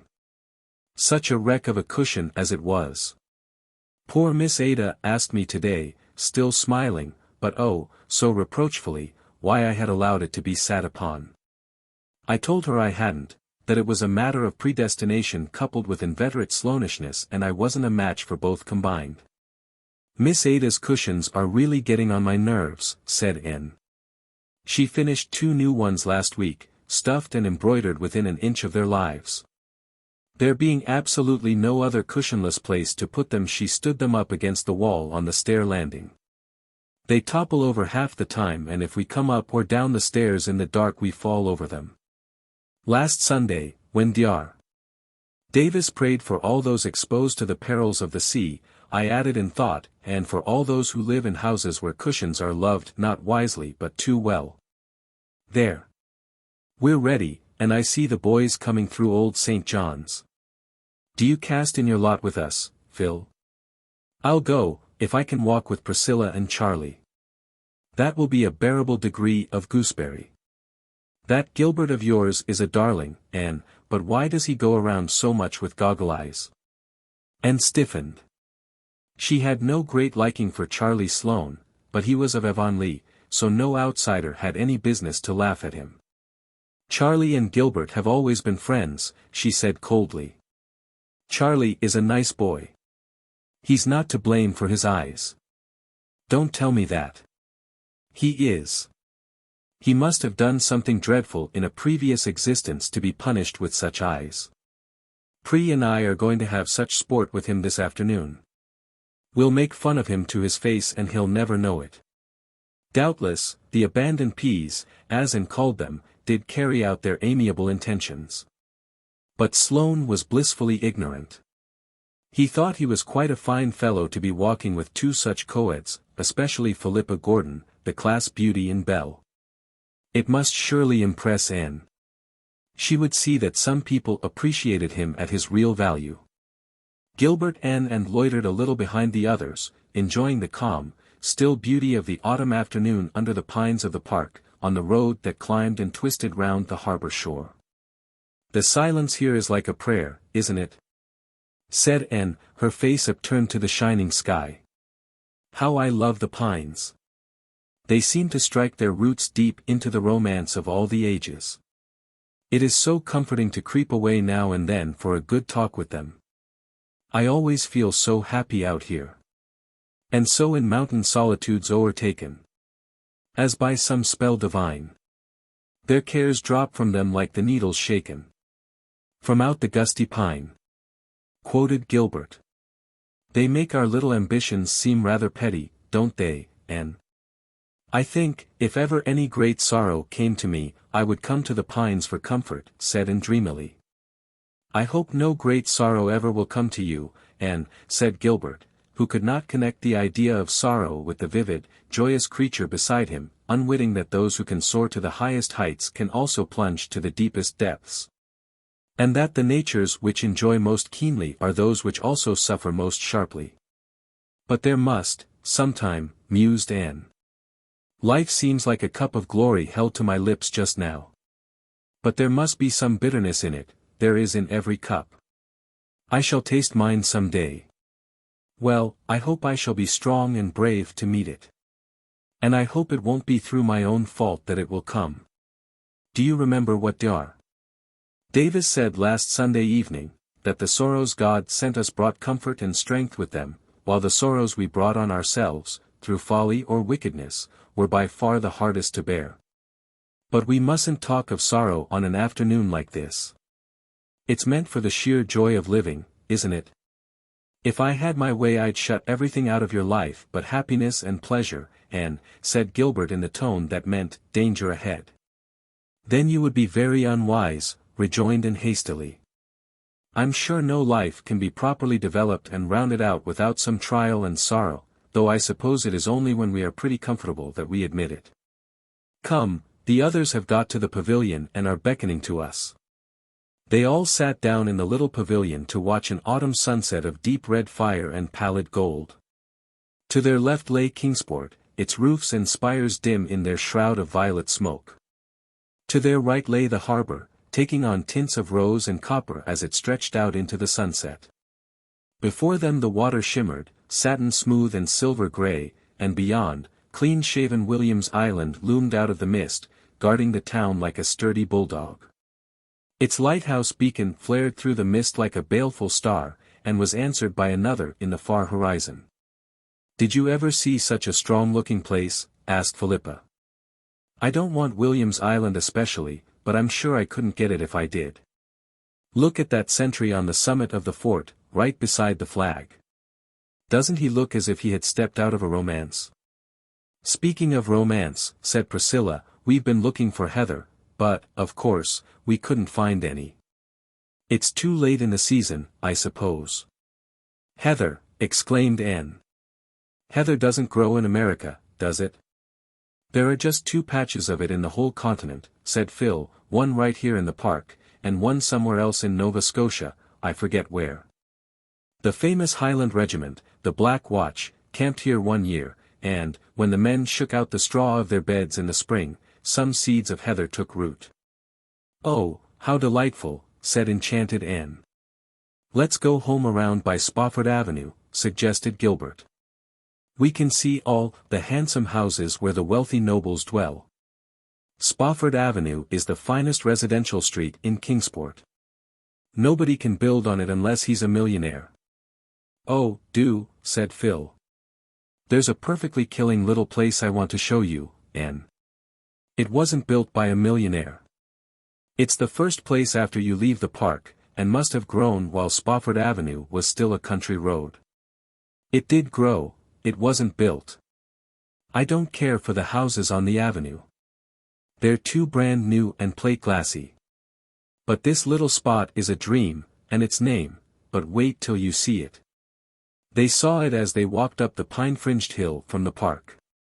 Just on the crest, where Spofford Avenue petered out into a plain road, was a little white frame house with groups of pines on either side of it, stretching their arms protectingly over its low roof. It was covered with red and gold vines, through which its green-shuttered windows peeped. Before it was a tiny garden, surrounded by a low stone wall.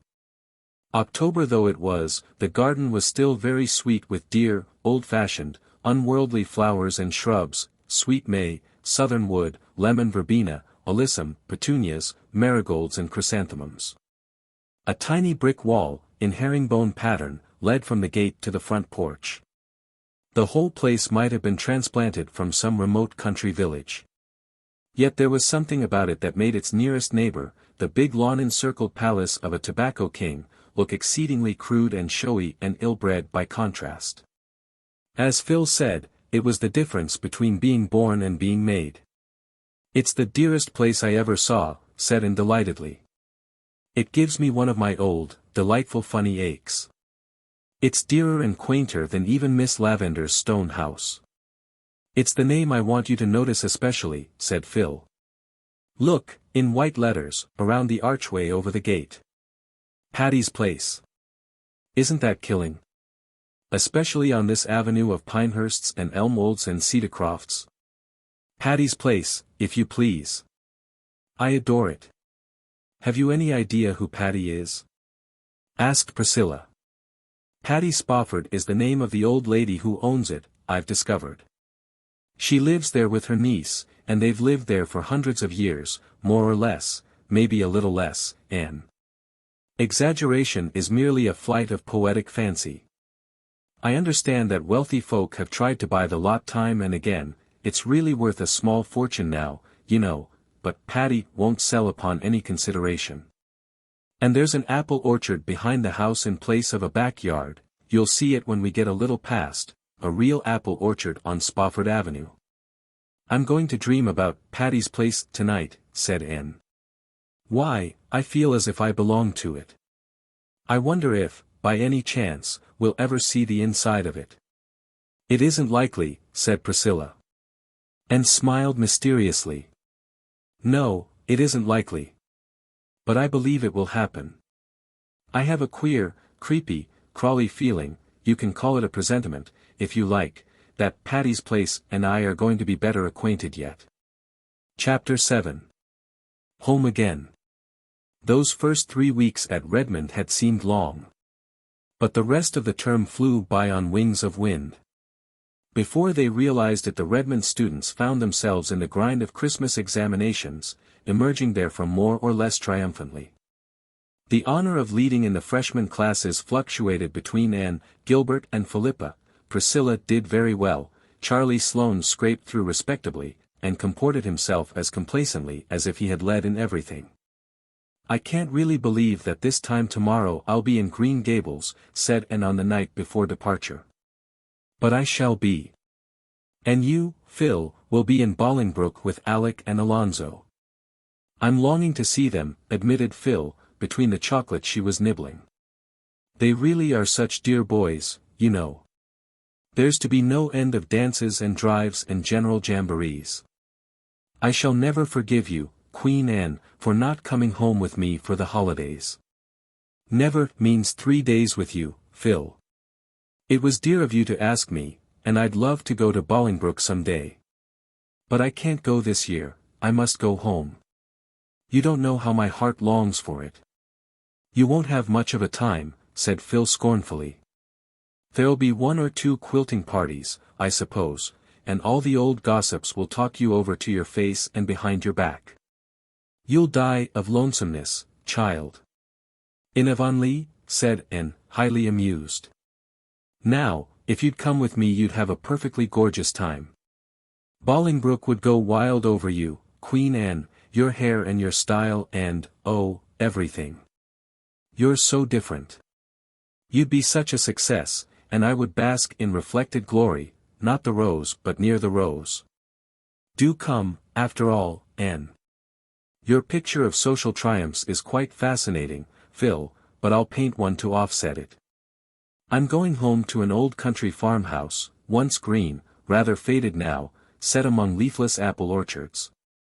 There is a brook below and a December fir wood beyond, where I've heard harps swept by the fingers of rain and wind.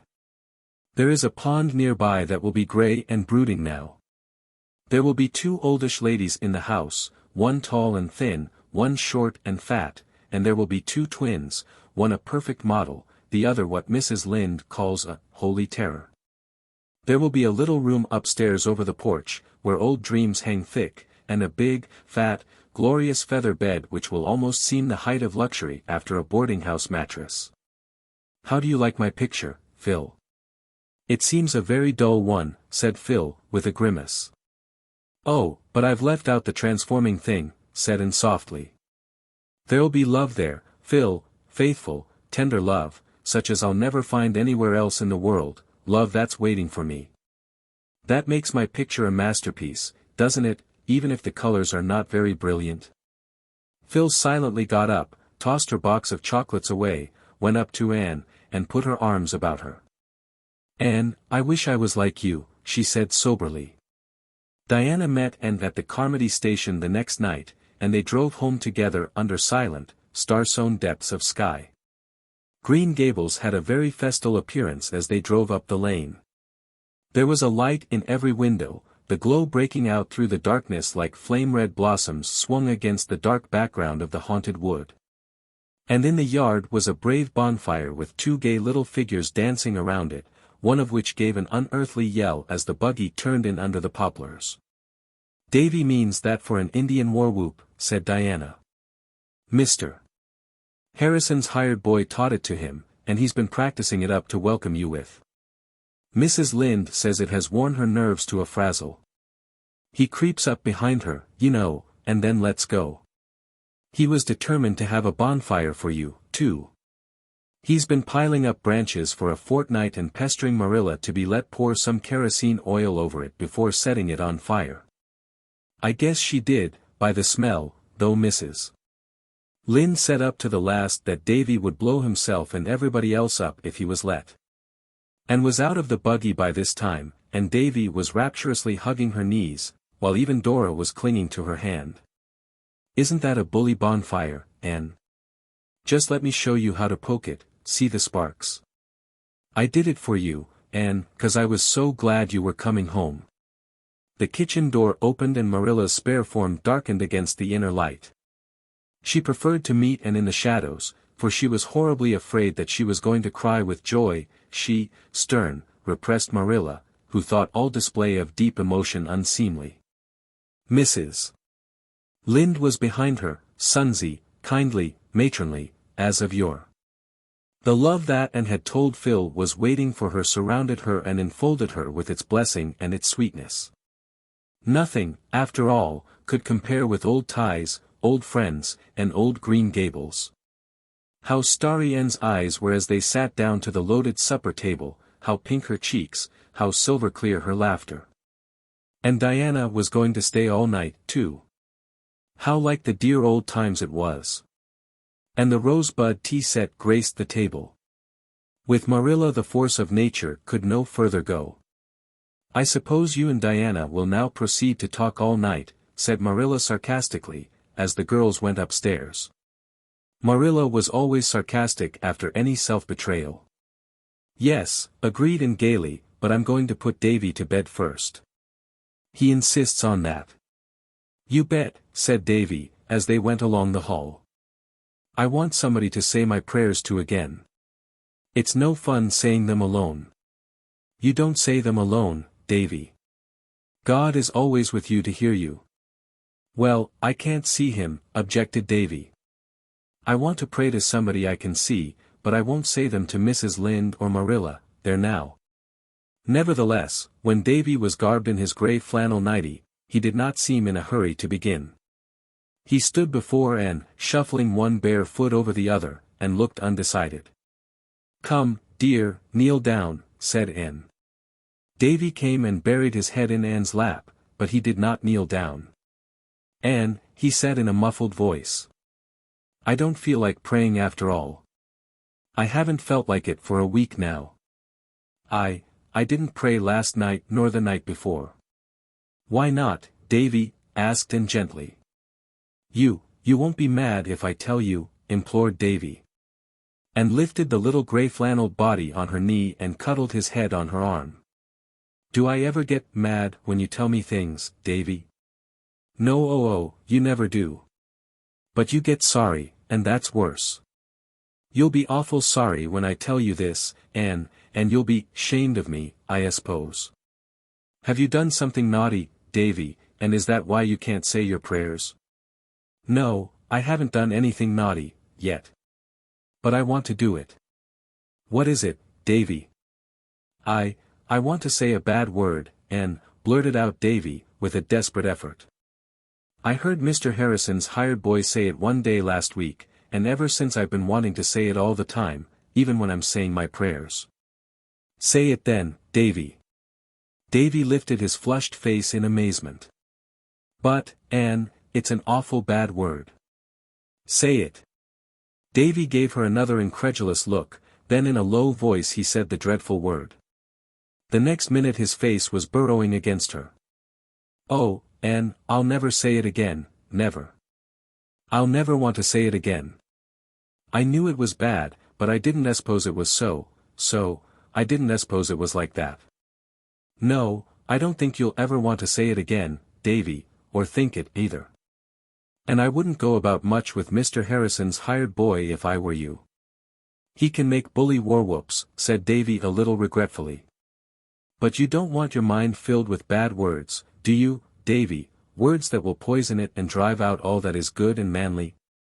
"No," said Davy, owl-eyed with introspection. "Then don't go with those people who use them. And now do you feel as if you could say your prayers, Davy?" "Oh, yes," said Davy, eagerly wriggling down on his knees, "I can say them now all right. I ain't scared now to say, if I should die before I wake, like I was when I was wanting to say that word." Probably Anne and Diana did empty out their souls to each other that night, but no record of their confidences has been preserved.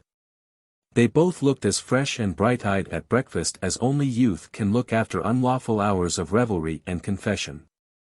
There had been no snow up to this time, but as Diana crossed the old log bridge on her homeward way the white flakes were beginning to flutter down over the fields and woods, russet and grey in their dreamless sleep. Soon the faraway slopes and hills were dim and wraith-like through their gauzy scarfing, as if pale autumn had flung a misty bridal veil over her hair and was waiting for her wintry bridegroom. So they had a white Christmas after all, and a very pleasant day it was. In the forenoon letters and gifts came from Miss Lavendar and Paul. And opened them in the cheerful Green Gables kitchen, which was filled with what Davy, sniffing in ecstasy, called pretty smells. "Miss Lavendar and Mr. Irving are settled in their new home now," reported Anne.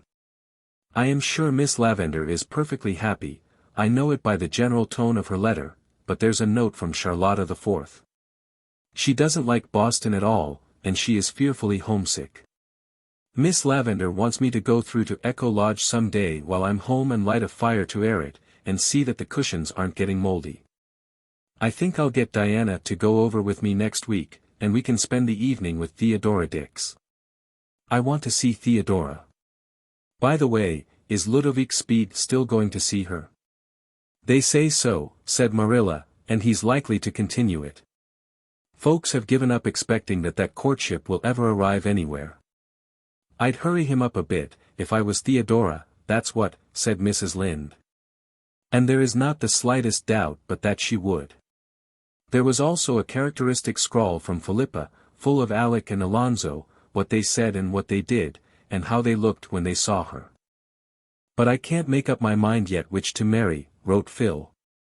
"I do wish you had come with me to decide for me. Someone will have to." When I saw Alec my heart gave a great thump and I thought, he might be the right one.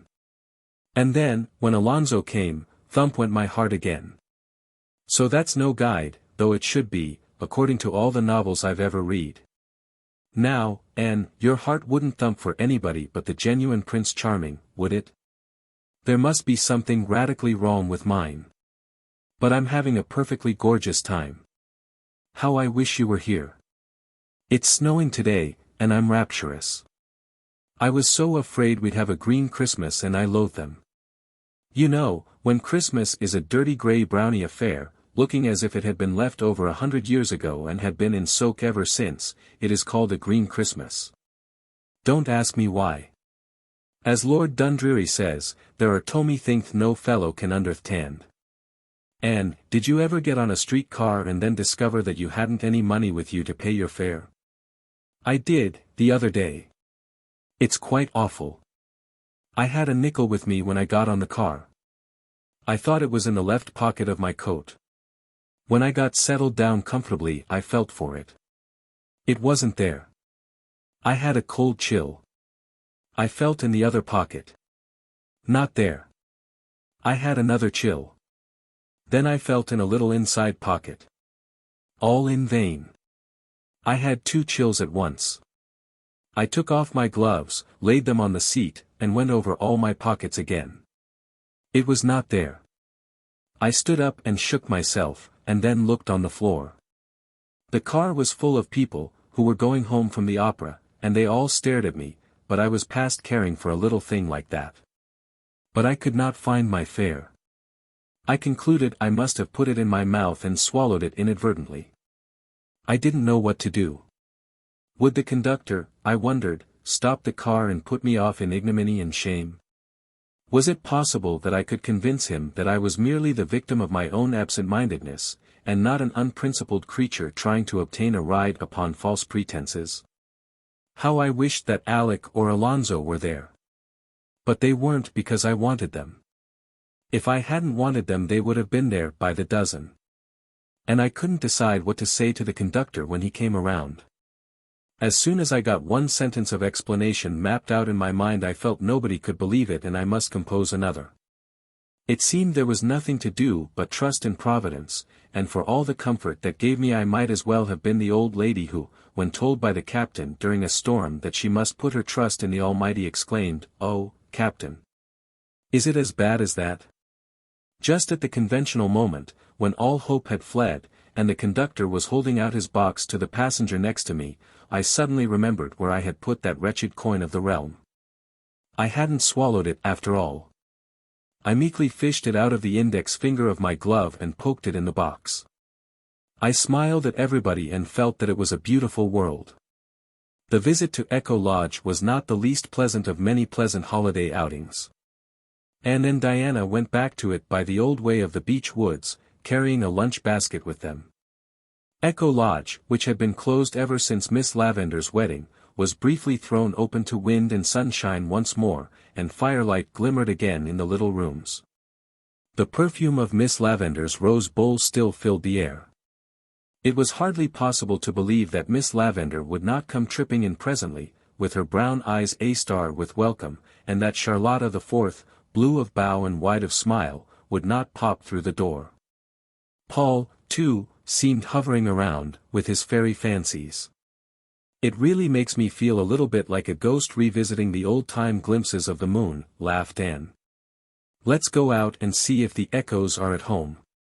Bring the old horn. It is still behind the kitchen door." The echoes were at home, over the White River, as silver clear and multitudinous as ever. And when they had ceased to answer the girls locked up Echo Lodge again and went away in the perfect half-hour that follows the rose and saffron of a winter sunset. Chapter 8. Anne's first proposal.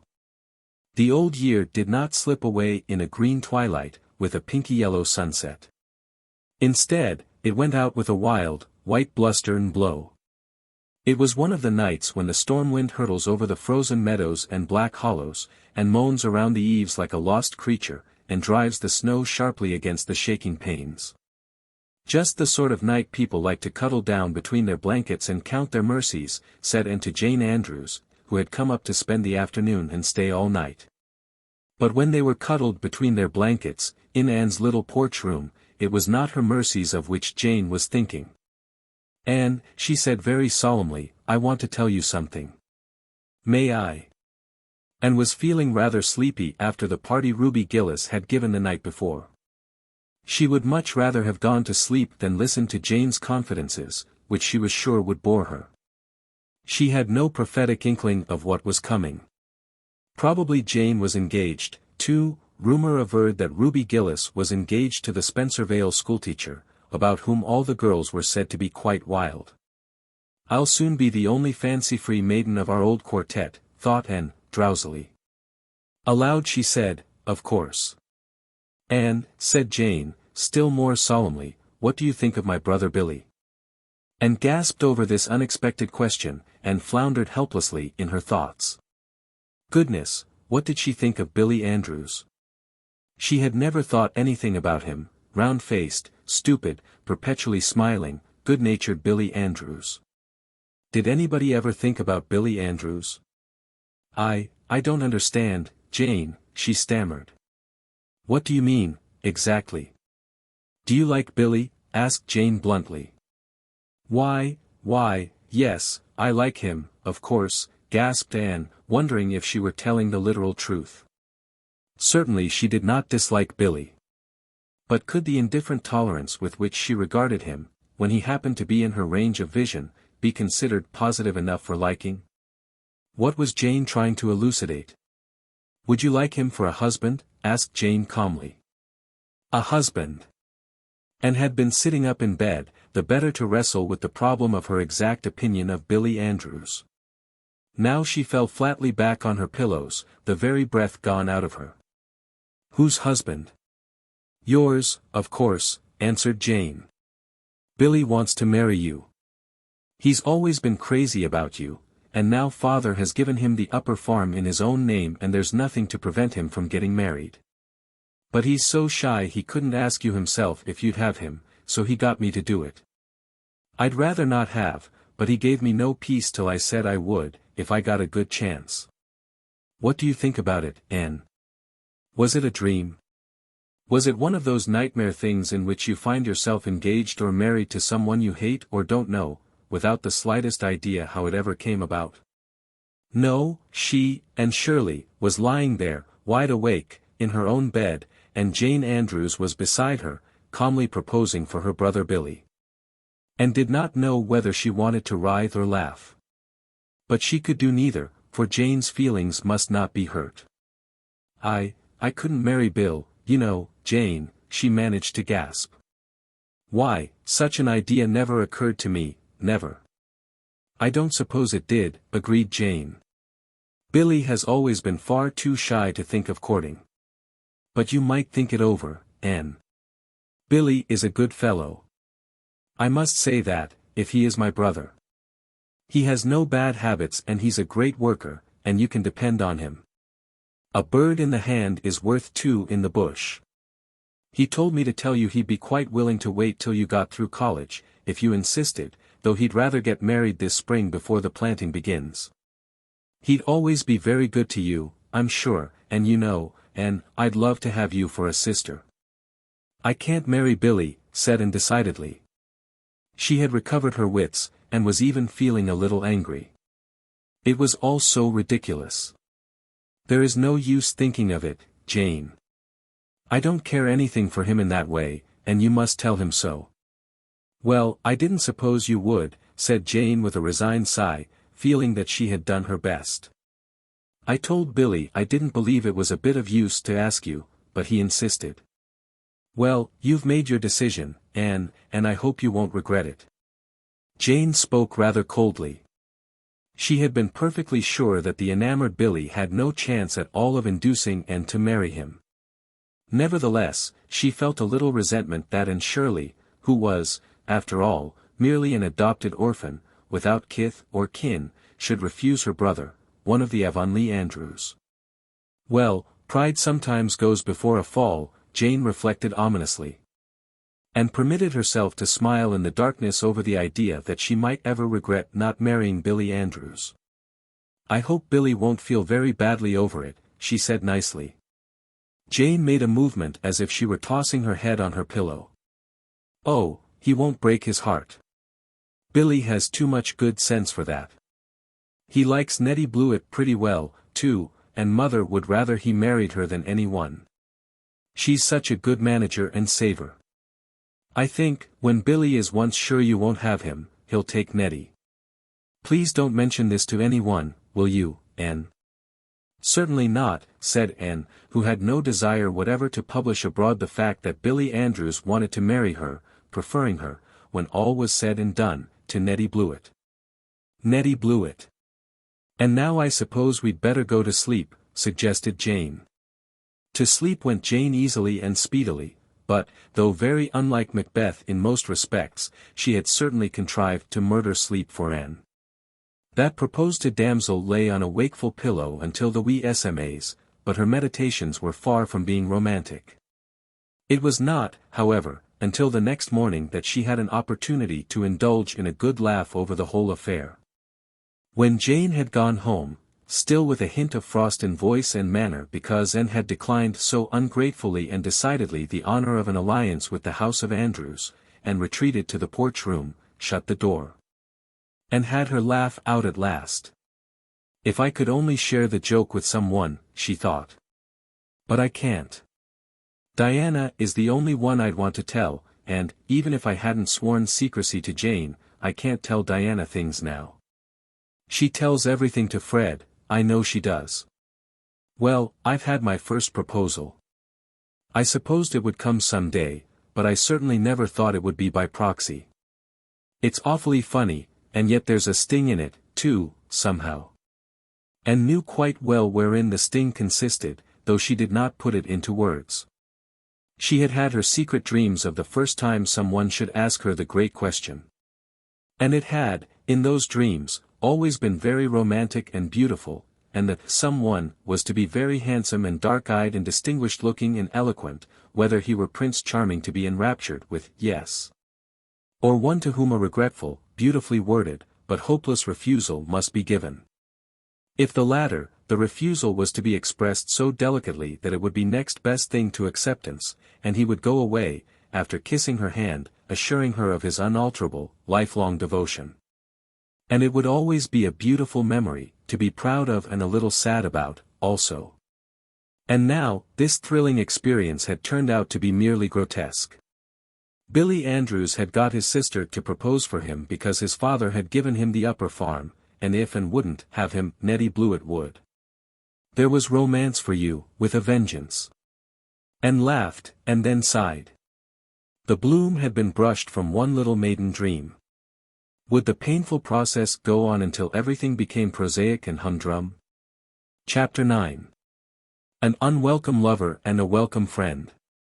The second term at Redmond sped as quickly as had the first, actually whizzed away, Philippa said. And enjoyed it thoroughly in all its phases, the stimulating class rivalry, the making and deepening of new and helpful friendships, the gay little social stunts, the doings of the various societies of which she was a member. The widening of horizons and interests.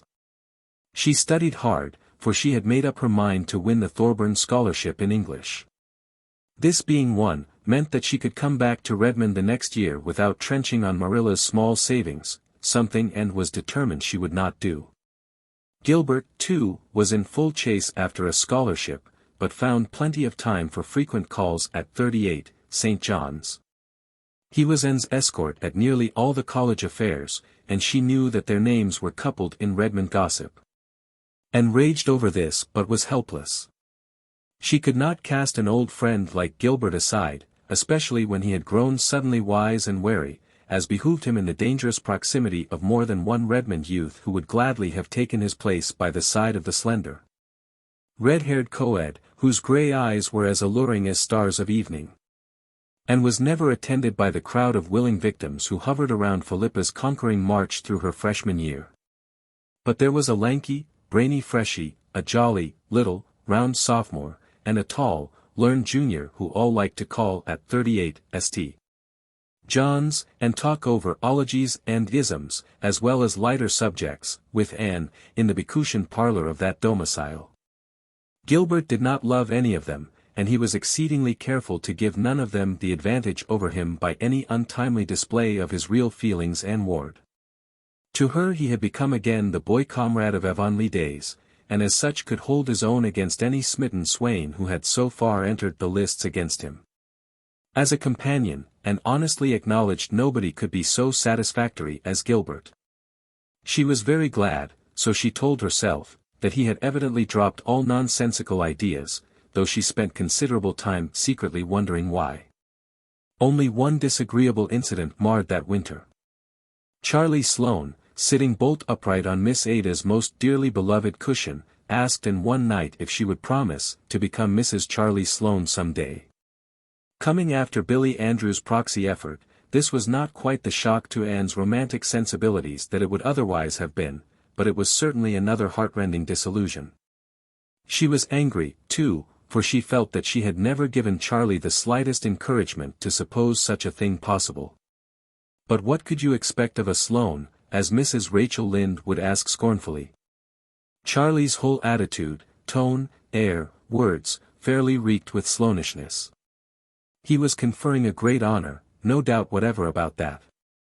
And when Anne, utterly insensible to the honor, refused him, as delicately and considerately as she could, for even a Sloane had feelings which ought not to be unduly lacerated, Sloanishness still further betrayed itself. Charlie certainly did not take his dismissal as Anne's imaginary rejected suitors did. Instead, he became angry, and showed it. He said 2 or 3 quite nasty things. Anne's temper flashed up mutinously and she retorted with a cutting little speech whose keenness pierced even Charlie's protective Sloanishness and reached the quick. He caught up his hat and flung himself out of the house with a very red face. And rushed upstairs, falling twice over Miss Ada's cushions on the way, and threw herself on her bed, in tears of humiliation and rage. Had she actually stooped to quarrel with a Sloane? Was it possible anything Charlie Sloane could say had power to make her angry? Oh, this was degradation, indeed, worse even than being the rival of Nettie Blewett. I wish I need never see the horrible creature again, she sobbed vindicatively into her pillows. She could not avoid seeing him again, but the outraged Charlie took care that it should not be at very close quarters. Miss Ada's cushions were henceforth safe from his depredations, and when he met Anne on the street, or in Redmond's halls, his bow was icy in the extreme. Relations between these 2 old schoolmates continued to be thus strained for nearly a year. Then Charlie transferred his blighted affections to a round, rosy, snub-nosed, blue-eyed, little sophomore who appreciated them as they deserved, whereupon he forgave Anne and condescended to be civil to her again. In a patronizing manner intended to show her just what she had lost. One day Anne scurried excitedly into Priscilla's room. "Read that," she cried, tossing Priscilla a letter. "It's from Stella, and she's coming to Redmond next year, and what do you think of her idea?" "I think it's a perfectly splendid one, if we can only carry it out." "Do you suppose we can, Pri?" "I'll be better able to tell you when I find out what it is," said Priscilla, casting aside a Greek lexicon and taking up Stella's letter. Stella Maynard had been one of their chums at Queen's Academy and had been teaching school ever since.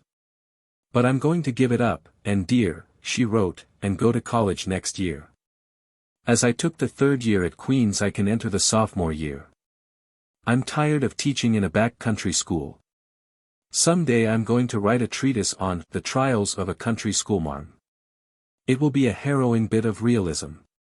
It seems to be the prevailing impression that we live in clover, and have nothing to do but draw our quarter's salary. My treatise shall tell the truth about us. Why, if a week should pass without someone telling me that I am doing easy work for big pay I would conclude that I might as well order my ascension robe immediately and to onct. Well, you get your money easy, some ratepayer will tell me, condescendingly. All you have to do is to sit there and hear lessons. I used to argue the matter at first, but I'm wiser now.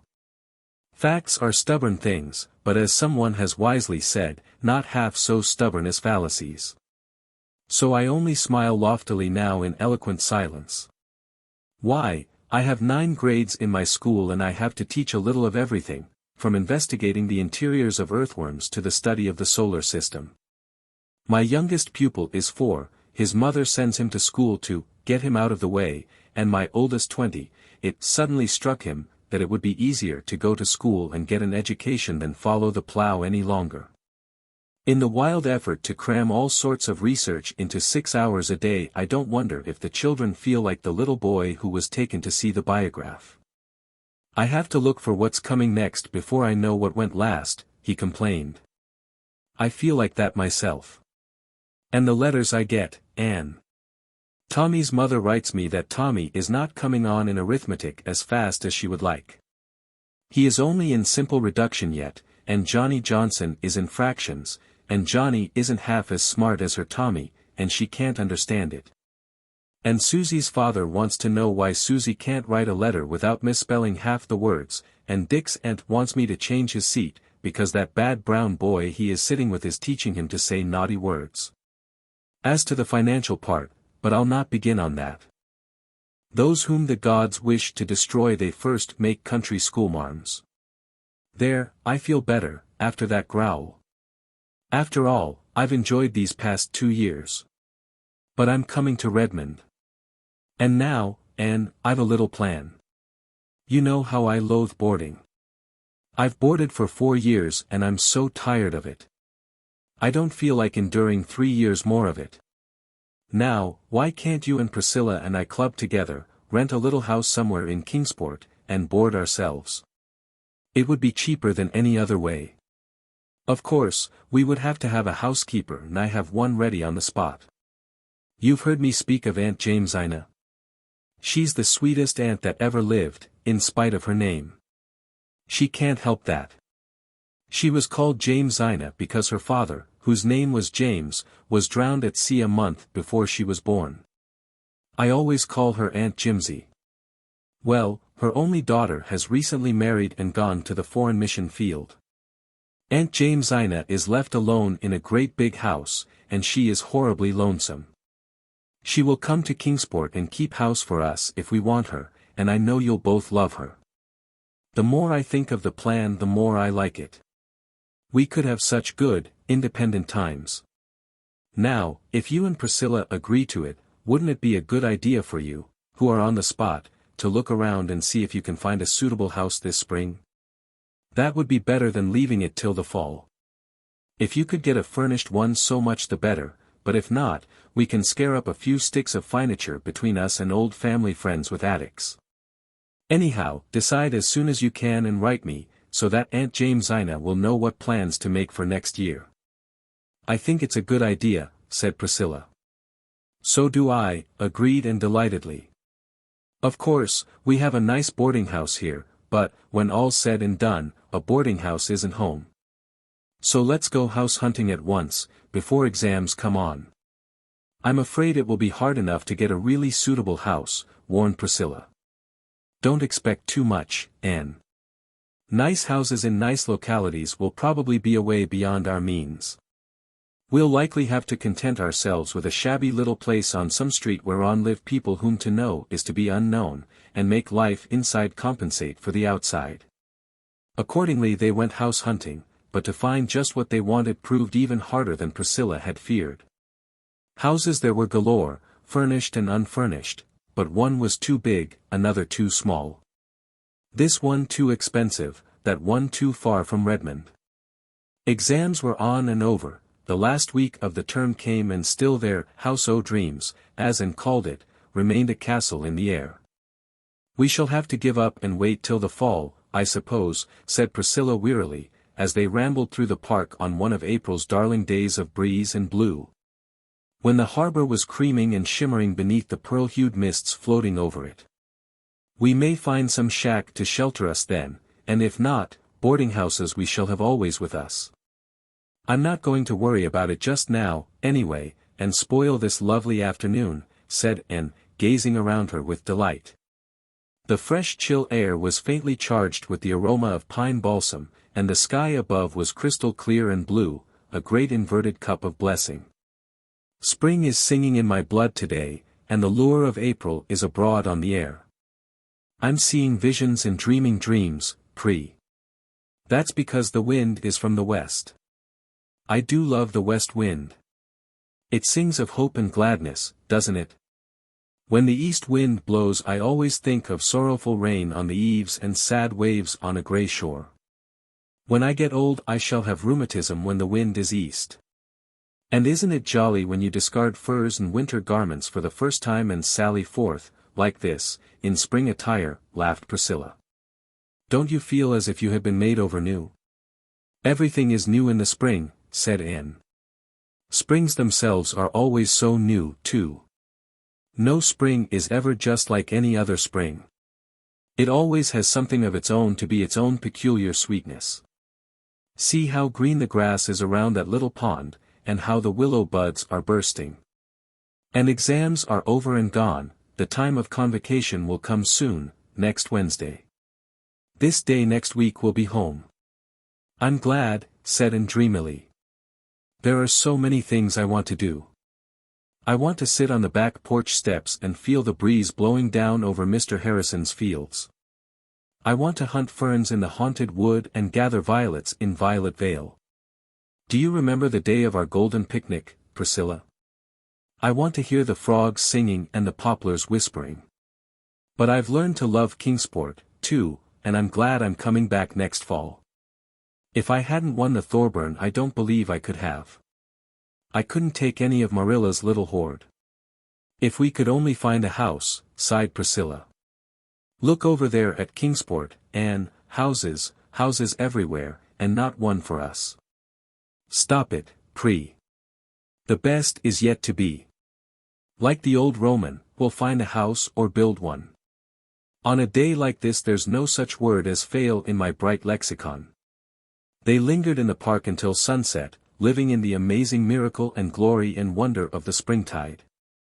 And they went home as usual, by way of Spofford Avenue, that they might have the delight of looking at Patty's Place. I feel as if something mysterious were going to happen right away, by the pricking of my thumbs, said Anne, as they went up the slope. It's a nice storybookish feeling. Why? Priscilla Grant, look over there and tell me if it's true, or am I seeing things? Priscilla looked. Anne's thumbs and eyes had not deceived her. Over the arched gateway of Patty's Place dangled a little, modest sign. It said, "To let, furnished. Inquire within." Priscilla, said Anne, in a whisper, do you suppose it's possible that we could rent Patty's Place? No, I don't, averred Priscilla. It would be too good to be true. Fairy tales don't happen nowadays. I won't hope, Anne. The disappointment would be too awful to bear. They're sure to want more for it than we can afford. Remember, it's on Spofford Avenue. We must find out anyhow, said Anne resolutely. It's too late to call this evening, but we'll come tomorrow. Oh, Pri, if we can get this darling spot. I've always felt that my fortunes were linked with Patty's Place, ever since I saw it first. Chapter 10. Patty's Place. The next evening found them treading resolutely the herringbone walk through the tiny garden. The April wind was filling the pine trees with its roundelay, and the grove was alive with robins, great, plump, saucy fellows, strutting along the paths. The girls rang rather timidly, and were admitted by a grim and ancient handmaiden.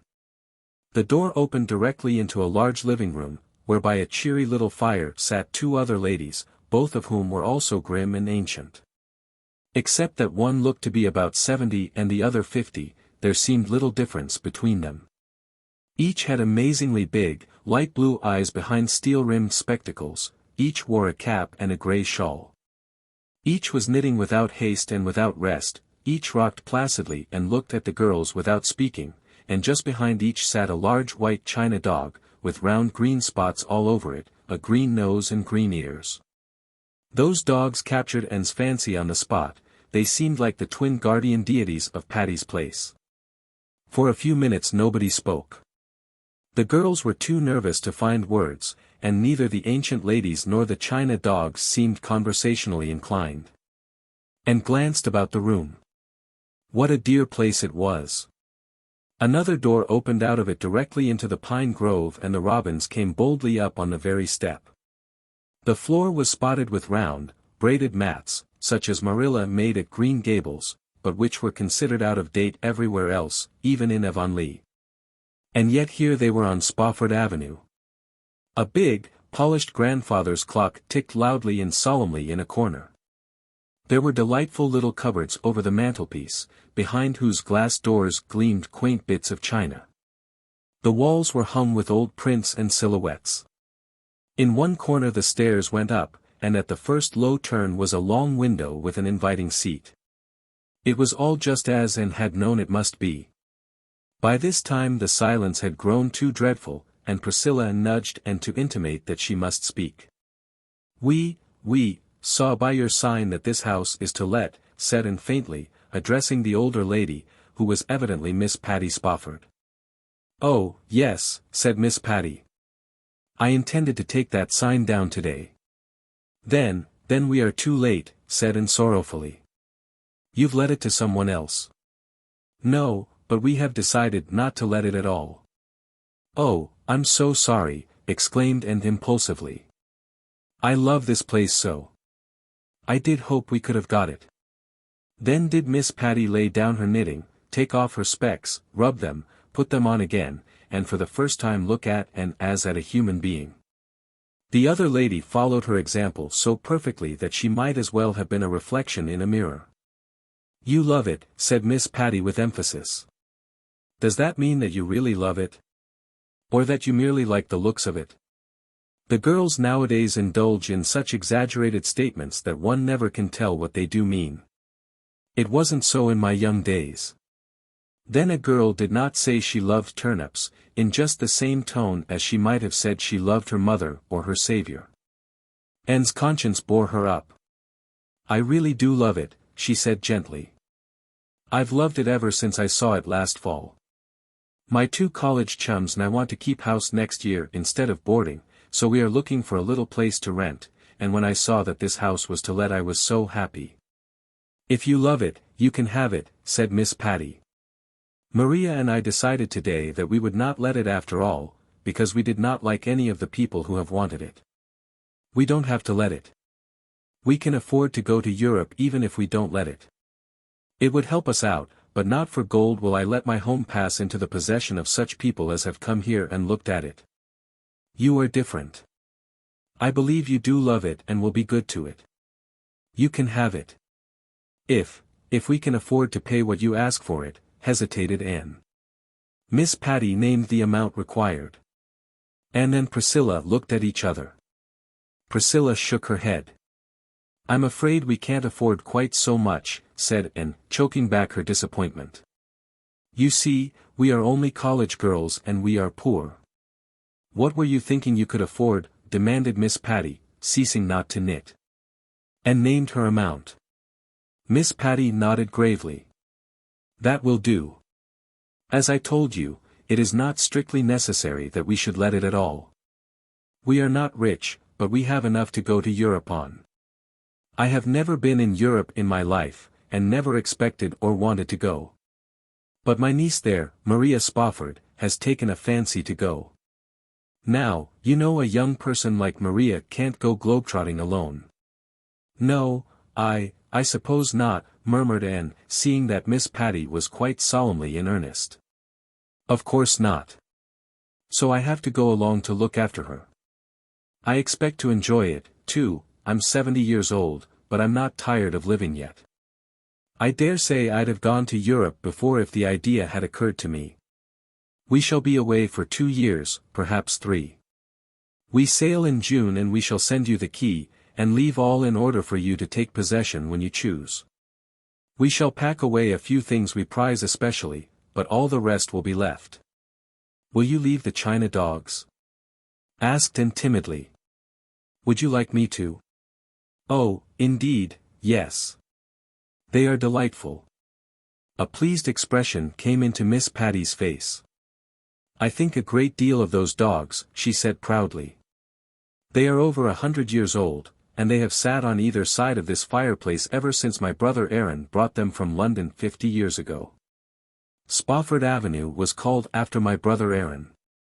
A fine man he was, said Miss Maria, speaking for the first time. Ah, you don't see the like of him nowadays. He was a good uncle to you, Maria, said Miss Patty, with evident emotion. You do well to remember him. I shall always remember him, said Miss Maria solemnly. I can see him, this minute, standing there before that fire, with his hands under his coat-tails, beaming on us. Miss Maria took out her handkerchief and wiped her eyes. But Miss Patty came resolutely back from the regions of sentiment to those of business. I shall leave the dogs where they are, if you will promise to be very careful of them, she said. Their names are Gog and Magog. Gog looks to the right and Magog to the left. And there's just one thing more. You don't object, I hope, to this house being called Patty's Place? No, indeed. We think that is one of the nicest things about it. You have sense, I see, said Miss Patty in a tone of great satisfaction. Would you believe it? All the people who came here to rent the house wanted to know if they couldn't take the name off the gate during their occupation of it. I told them roundly that the name went with the house. This has been Patty's Place ever since my brother Aaron left it to me in his will, and Patty's Place it shall remain until I die and Maria dies. After that happens the next possessor can call it any fool name he likes, concluded Miss Patty, much as she might have said, after that, the deluge. And now, wouldn't you like to go over the house and see it all before we consider the bargain made? Further exploration still further delighted the girls. Besides the big living room, there was a kitchen and a small bedroom downstairs. Upstairs were 3 rooms, 1 large and 2 small. Anne took an especial fancy to one of the small ones, looking out into the big pines, and hoped it would be hers. It was papered in pale blue and had a little, old-timey toilet table with sconces for candles. There was a diamond-paned window with a seat under the blue muslin frills that would be a satisfying spot for studying or dreaming. It's all so delicious that I know we are going to wake up and find it a fleeting vision of the night, said Priscilla as they went away. Miss Patty and Miss Maria are hardly such stuff as dreams are made of, laughed Anne. Can you fancy them, globe-trotting, especially in those shawls and caps? I suppose they'll take them off when they really begin to trot, said Priscilla, but I know they'll take their knitting with them everywhere. They simply couldn't be parted from it. They will walk about Westminster Abbey in knit, I feel sure. Meanwhile, Anne, we shall be living in Patty's Place, and on Spofford Avenue. I feel like a millionairess even now. I feel like one of the morning stars that sang for joy, said Anne. Phil Gordon crept into 38, St. John's, that night and flung herself on Anne's bed. Girls, dear, I'm tired to death. I feel like the man without a country, or was it without a shadow? I forget which. Anyway, I've been packing up. And I suppose you are worn out because you couldn't decide which things to pack first, or where to put them, laughed Priscilla. Exactly. And when I had got everything jammed in somehow, and my landlady and her maid had both sat on it while I locked it, I discovered I had packed a whole lot of things I wanted for convocation at the very bottom. I had to unlock the old thing and poke and dive into it for an hour before I fished out what I wanted. I would get hold of something that felt like what I was looking for, and I'd yank it up, and it would be something else.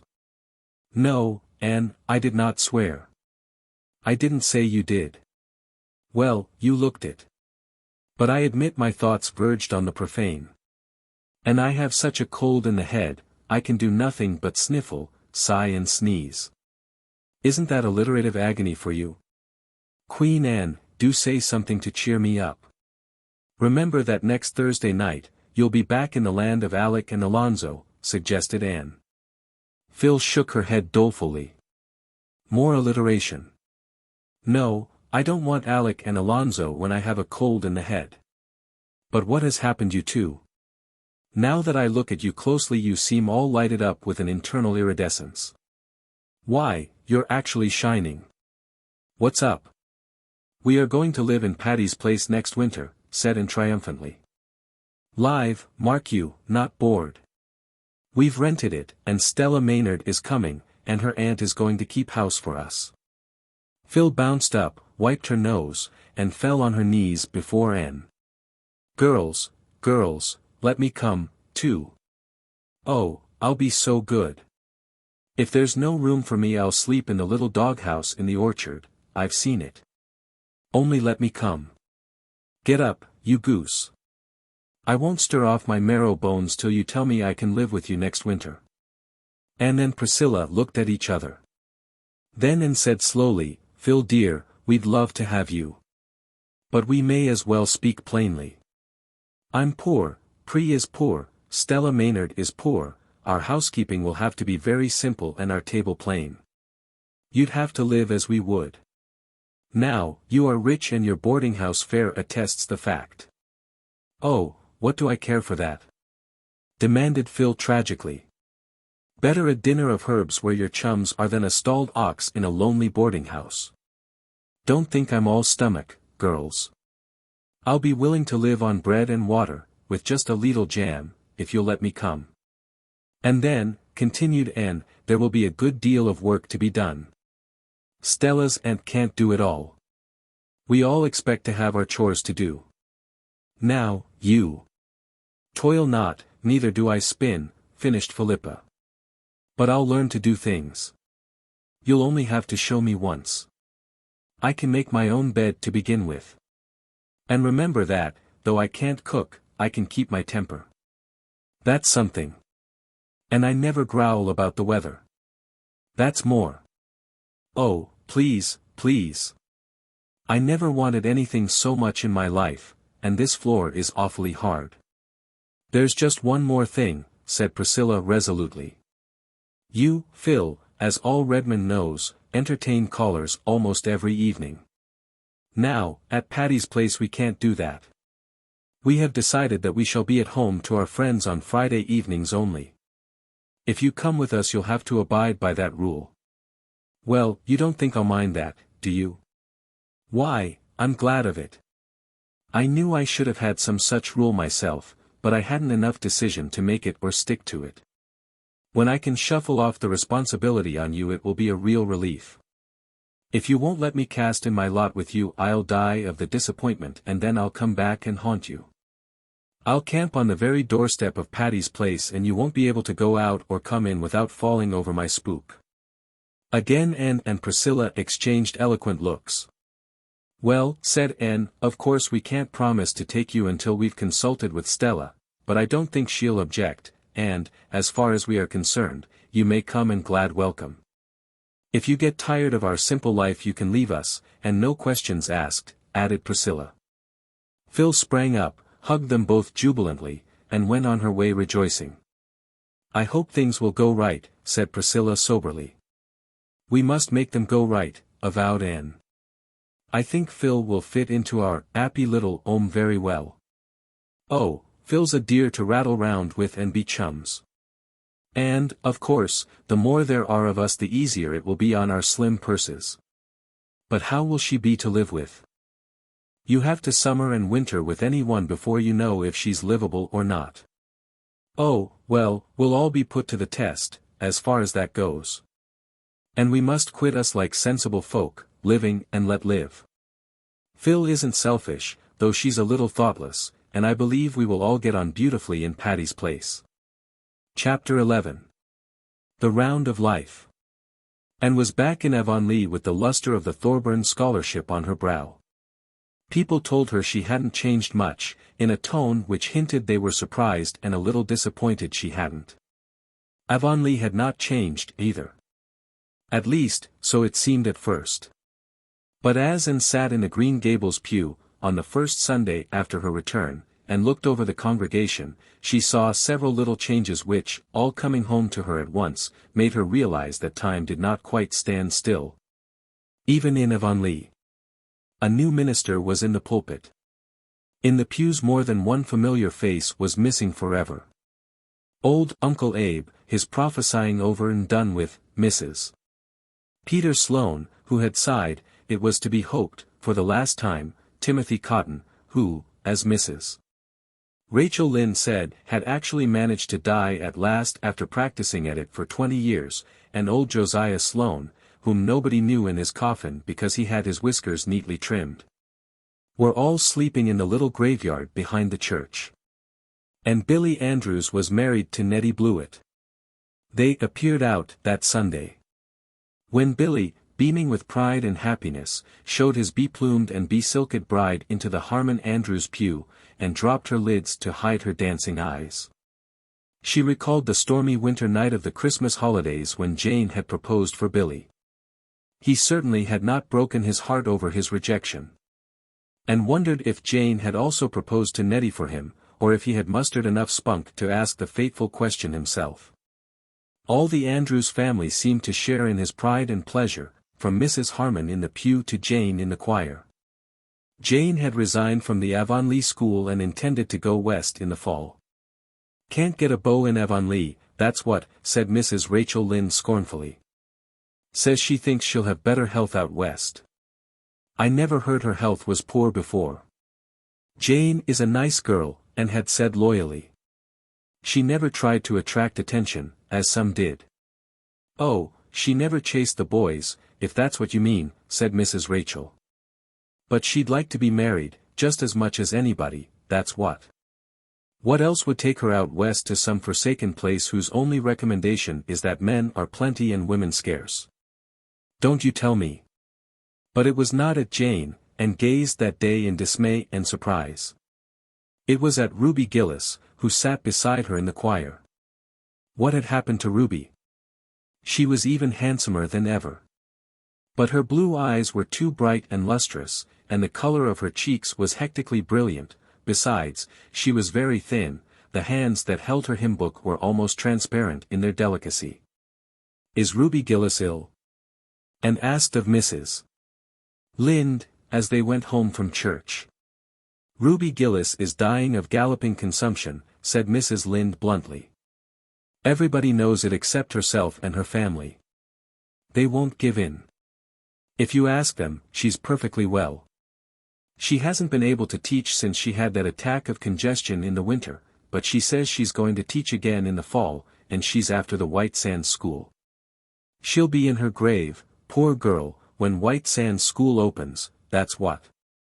And listened in shocked silence. Ruby Gillis, her old schoolchum, dying. Could it be possible? Of late years they had grown apart. But the old tie of schoolgirl intimacy was there, and made itself felt sharply in the tug the news gave at Anne's heartstrings. Ruby, the brilliant, the merry, the coquettish. It was impossible to associate the thought of her with anything like death. She had greeted Anne with gay cordiality after church, and urged her to come up the next evening. "I'll be away Tuesday and Wednesday evenings," she had whispered triumphantly. "There's a concert at Carmody and a party at White Sands. Herb Spencer's going to take me. He's my latest. Be sure to come up tomorrow. I'm dying for a good talk with you. I want to hear all about your doings at Redmond." And knew that Ruby meant that she wanted to tell Anne all about her own recent flirtations, but she promised to go, and Diana offered to go with her. "I've been wanting to go to see Ruby for a long while," she told Anne, when they left Green Gables the next evening, "but I really couldn't go alone. It's so awful to hear Ruby rattling on as she does, and pretending there is nothing the matter with her, even when she can hardly speak for coughing. She's fighting so hard for her life, and yet she hasn't any chance at all, they say." The girls walked silently down the red, twilit road. The robins were singing vespers in the high treetops, filling the golden air with their jubilant voices. The silver fluting of the frogs came from marshes and ponds, over fields where seeds were beginning to stir with life and thrill to the sunshine and rain that had drifted over them. The air was fragrant with the wild, sweet, wholesome smell of young raspberry copses. White mists were hovering in the silent hollows and violet stars were shining bluely on the brooklands. "What a beautiful sunset," said Diana. "Look, Anne, it's just like a land in itself, isn't it? That long, low back of purple cloud is the shore, and the clear sky further on is like a golden sea. If we could sail to it in the moonshine boat Paul wrote of in his old composition, you remember, how nice it would be, said Anne, rousing from her reverie. Do you think we could find all our yesterdays there, Diana, all our old springs and blossoms? The beds of flowers that Paul saw there are the roses that have bloomed for us in the past. Don't, said Diana. You make me feel as if we were old women with everything in life behind us. I think I've almost felt as if we were since I heard about poor Ruby, said Anne. If it is true that she is dying, any other sad thing might be true, too. You don't mind calling in at Alicia Wright's for a moment, do you? Asked Diana. Mother asked me to leave this little dish of jelly for Aunt Atossa. Who is Aunt Atossa? Oh, haven't you heard? She's Mrs. Samson Coates of Spencervale, Mrs. Alicia Wright's aunt. She's father's aunt, too. Her husband died last winter and she was left very poor and lonely, so the Wrights took her to live with them. Mother thought we ought to take her, but father put his foot down. Live with Aunt Atossa he would not. Is she so terrible? Asked Anne absently. You'll probably see what she's like before we can get away, said Diana significantly. Father says she has a face like a hatchet, it cuts the air. But her tongue is sharper still. Late as it was, Aunt Atossa was cutting potato sets in the Wright kitchen. She wore a faded old wrapper, and her gray hair was decidedly untidy. Aunt Atossa did not like being caught in a kilter, so she went out of her way to be disagreeable. Oh, so you're Anne Shirley, she said, when Diana introduced Anne. I've heard of you. Her tone implied that she had heard nothing good. Mrs. Andrews was telling me you were home. She said you had improved a good deal. There was no doubt Aunt Atossa thought there was plenty of room for further improvement. She ceased not from cutting sets with much energy. Is it any use to ask you to sit down? She inquired sarcastically. Of course, there's nothing very entertaining here for you. The rest are all away. Mother sent you this little pot of rhubarb jelly, said Diana pleasantly. She made it today and thought you might like some. Oh, thanks, said Aunt Atossa sourly. I never fancy your mother's jelly, she always makes it too sweet. However, I'll try to worry some down. My appetite's been dreadful poor this spring. I'm far from well, continued Aunt Atossa solemnly, but still I keep doing. People who can't work aren't wanted here. If it isn't too much trouble, will you be condescending enough to set the jelly in the pantry? I'm in a hurry to get these spuds done tonight. I suppose you two ladies never do anything like this. You'd be afraid of spoiling your hands. I used to cut potato sets before we rented the farm, smiled Anne. I do it yet, laughed Diana. I cut sets 3 days last week. Of course, she added teasingly, I did my hands up in lemon juice and kid gloves every night after it. Aunt Atossa sniffed. I suppose you got that notion out of some of those silly magazines you read so many of. I wonder your mother allows you. But she always spoiled you. We all thought when George married her she wouldn't be a suitable wife for him. Aunt Atossa sighed heavily, as if all forebodings upon the occasion of George Barry's marriage had been amply and darkly fulfilled. Going, are you? She inquired, as the girls rose. Well, I suppose you can't find much amusement talking to an old woman like me. It's such a pity the boys ain't home. We want to run in and see Ruby Gillis a little while, explained Diana. Oh, anything does for an excuse, of course, said Aunt Atossa, amiably. Just whip in and whip out before you have time to say how do decently. It's college airs, I suppose. You'd be wiser to keep away from Ruby Gillis. The doctors say consumption's catching. I always knew Ruby'd get something, gaddying off to Boston last fall for a visit. People who ain't content to stay home always catch something. People who don't go visiting catch things, too. Sometimes they even die, said Diana solemnly.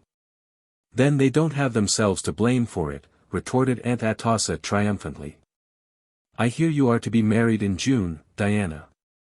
There is no truth in that report, said Diana, blushing. Well, don't put it off too long, said Aunt Atossa significantly.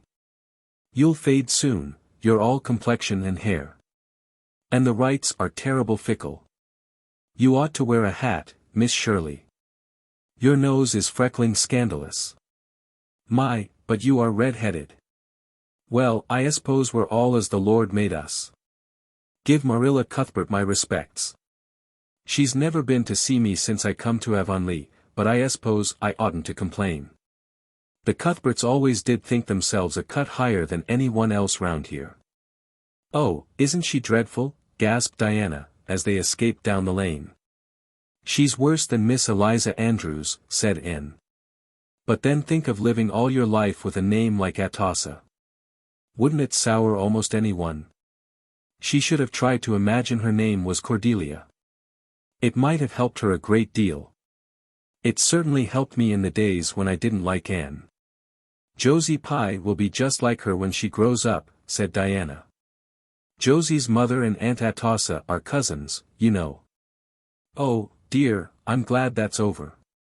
She's so malicious, she seems to put a bad flavor in everything. Father tells such a funny story about her. One time they had a minister in Spencervale who was a very good, spiritual man but very deaf. He couldn't hear any ordinary conversation at all. Well, they used to have a prayer meeting on Sunday evenings, and all the church members present would get up and pray in turn, or say a few words on some Bible verse. But one evening Aunt Atossa bounced up. She didn't either pray or preach.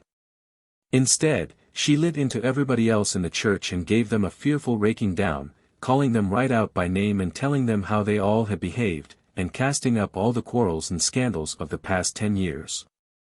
Finally she wound up by saying that she was disgusted with Spencervale Church and she never meant to darken its door again, and she hoped a fearful judgment would come upon it. Then she sat down out of breath, and the minister, who hadn't heard a word she said, immediately remarked, in a very devout voice, Amen. The Lord grant our dear sister's prayer. You ought to hear Father tell the story. Speaking of stories, Diana, remarked Anne, in a significant, confidential tone, do you know that lately I have been wondering if I could write a short story, a story that would be good enough to be published? Why, of course you could, said Diana, after she had grasped the amazing suggestion. You used to write perfectly thrilling stories years ago in our old story club. Well, I hardly meant one of that kind of stories, smiled Anne. I've been thinking about it a little of late, but I'm almost afraid to try, for, if I should fail, it would be too humiliating. I heard Priscilla say once that all Mrs. Morgan's first stories were rejected. But I'm sure yours wouldn't be, Anne, for it's likely editors have more sense nowadays.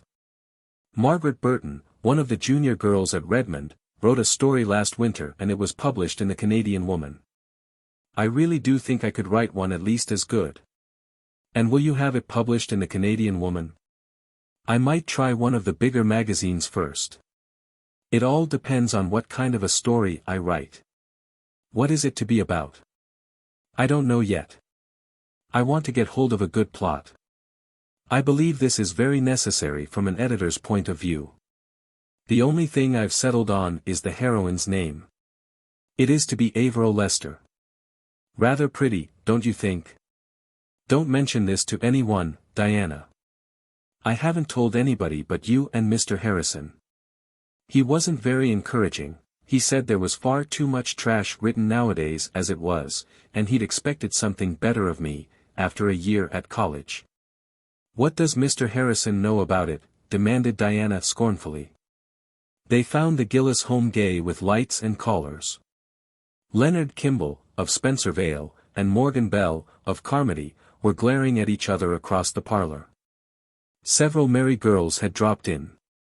Ruby was dressed in white and her eyes and cheeks were very brilliant. She laughed and chattered incessantly, and after the other girls had gone she took Anne upstairs to display her new summer dresses. I've a blue silk to make up yet, but it's a little heavy for summer wear. I think I'll leave it until the fall. I'm going to teach in White Sands, you know. How do you like my hat? That one you had on in church yesterday was real dinky. But I like something brighter for myself.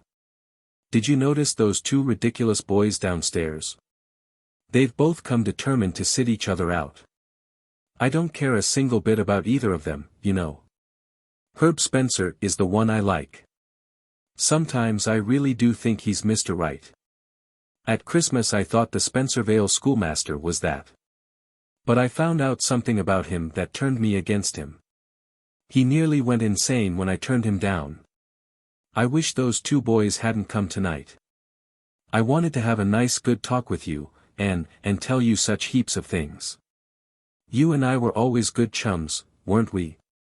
Ruby slipped her arm about Anne's waist with a shallow little laugh. But just for a moment their eyes met, and, behind all the luster of Ruby's, Anne saw something that made her heart ache. "Come up often, won't you, Anne?" whispered Ruby. "Come alone, I want you." "Are you feeling quite well, Ruby?" "Me? Why, I'm perfectly well. I never felt better in my life. Of course, that congestion last winter pulled me down a little. But just see my color. I don't look much like an invalid, I'm sure." Ruby's voice was almost sharp. She pulled her arm away from Anne, as if in resentment, and ran downstairs, where she was gayer than ever, apparently so much absorbed in bantering her two swains that Diana and Anne felt rather out of it and soon went away. Chapter 12. Averil's Atonement. "What are you dreaming of, Anne?" The two girls were loitering one evening in a fairy hollow of the brook. Ferns nodded in it, and little grasses were green, and wild pears hung finely scented, white curtains around it. Anne roused herself from her reverie with a happy sigh. "I was thinking out my story, Diana." "Oh, have you really begun it?" cried Diana, all alight with eager interest in a moment. "Yes, I have only a few pages written, but I have it all pretty well thought out. I've had such a time to get a suitable plot. None of the plots that suggested themselves suited a girl named Averil." "Couldn't you have changed her name?" "No, the thing was impossible. I tried to, but I couldn't do it, any more than I could change yours. Averil was so real to me that no matter what other name I tried to give her I just thought of her as Averil behind it all. But finally I got a plot that matched her. Then came the excitement of choosing names for all my characters. You have no idea how fascinating that is. I've lain awake for hours thinking over those names. The hero's name is Perceval Dalrymple." "Have you named all the characters?" asked Diana wistfully. "If you hadn't I was going to ask you to let me name one, just some unimportant person. I'd feel as if I had a share in the story then." "You may name the little hired boy who lived with the Lesters," conceded Anne. "He is not very important, but he is the only one left unnamed." "Call him Raymond Fitzosborne," suggested Diana, who had a store of such names laid away in her memory, relics of the old Story Club, which she Anne and Jane Andrews and Ruby Gillis had had in their schooldays. And shook her head doubtfully. "I'm afraid that is too aristocratic a name for a chore boy, Diana. I couldn't imagine a Fitzosborne feeding pigs and picking up chips, could you?" Diana didn't see why, if you had an imagination at all, you couldn't stretch it to that extent. But probably Anne knew best, and the chore boy was finally christened Robert Ray, to be called Bobby should occasion require. "How much do you suppose you'll get for it?" asked Diana. But Anne had not thought about this at all. She was in pursuit of fame, not filthy lucre, and her literary dreams were as yet untainted by mercenary considerations. "You'll let me read it, won't you?" pleaded Diana. "When it is finished I'll read it to you and Mr. Harrison, and I shall want you to criticize it severely. No one else shall see it until it is published. How are you going to end it, happily or unhappily?" "I'm not sure. I'd like it to end unhappily, because that would be so much more romantic. But I understand editors have a prejudice against sad endings. I heard Professor Hamilton say once that nobody but a genius should try to write an unhappy ending. And, concluded and modestly, I'm anything but a genius. Oh, I like happy endings best." "You'd better let him marry her," said Diana, who, especially since her engagement to Fred, thought this was how every story should end. But you like to cry over stories? Oh, yes, in the middle of them. But I like everything to come right at last. I must have one pathetic scene in it, said Anne thoughtfully. I might let Robert Ray be injured in an accident and have a death scene. No, you mustn't kill Bobby off, declared Diana, laughing. He belongs to me and I want him to live and flourish. Kill somebody else if you have to. For the next fortnight Anne writhed or revelled, according to mood, in her literary pursuits. Now she would be jubilant over a brilliant idea, now despairing because some contrary character would not behave properly. Diana could not understand this. Make them do as you want them to, she said. I can't, mourned Anne. Averill is such an unmanageable heroine. She will do and say things I never meant her to. Then that spoils everything that went before and I have to write it all over again. Finally, however, the story was finished, and Anne read it to Diana in the seclusion of the porch gable. She had achieved her pathetic scene without sacrificing Robert Ray, and she kept a watchful eye on Diana as she read it. Diana rose to the occasion and cried properly, but, when the end came, she looked a little disappointed. Why did you kill Maurice Lennox? She asked reproachfully. He was the villain, protested Anne. He had to be punished. I like him best of them all, said unreasonable Diana. Well, he's dead, and he'll have to stay dead, said Anne, rather resentfully. If I had let him live he'd have gone on persecuting Averill and Perceval. Yes, unless you had reformed him. That wouldn't have been romantic, and, besides, it would have made the story too long. Well, anyway, it's a perfectly elegant story, Anne, and will make you famous, of that I'm sure. Have you got a title for it? Oh, I decided on the title long ago. I call it Averill's Atonement. Doesn't that sound nice and alliterative? Now, Diana, tell me candidly, do you see any faults in my story? Well, hesitated Diana, that part where Averill makes the cake doesn't seem to me quite romantic enough to match the rest. It's just what anybody might do. Heroines shouldn't do cooking, I think. Why, that is where the humor comes in, and it's one of the best parts of the whole story, said Anne. And it may be stated that in this she was quite right. Diana prudently refrained from any further criticism, but Mr. Harrison was much harder to please. First he told her there was entirely too much description in the story. Cut out all those flowery passages, he said unfeelingly. And had an uncomfortable conviction that Mr. Harrison was right, and she forced herself to expunge most of her beloved descriptions, though it took 3 rewritings before the story could be pruned down to please the fastidious Mr. Harrison. I've left out all the descriptions but the sunset, she said at last. I simply couldn't let it go. It was the best of them all. It hasn't anything to do with the story, said Mr. Harrison, and you shouldn't have laid the scene among rich city people. What do you know of them? Why didn't you lay it right here in Avonlea, changing the name, of course, or else Mrs. Rachel Lynde would probably think she was the heroine. Oh, that would never have done, protested Anne. Avonlea is the dearest place in the world, but it isn't quite romantic enough for the scene of a story. I dare say there's been many a romance in Avonlea, and many a tragedy, too, said Mr. Harrison drily. But your folks ain't like real folks anywhere.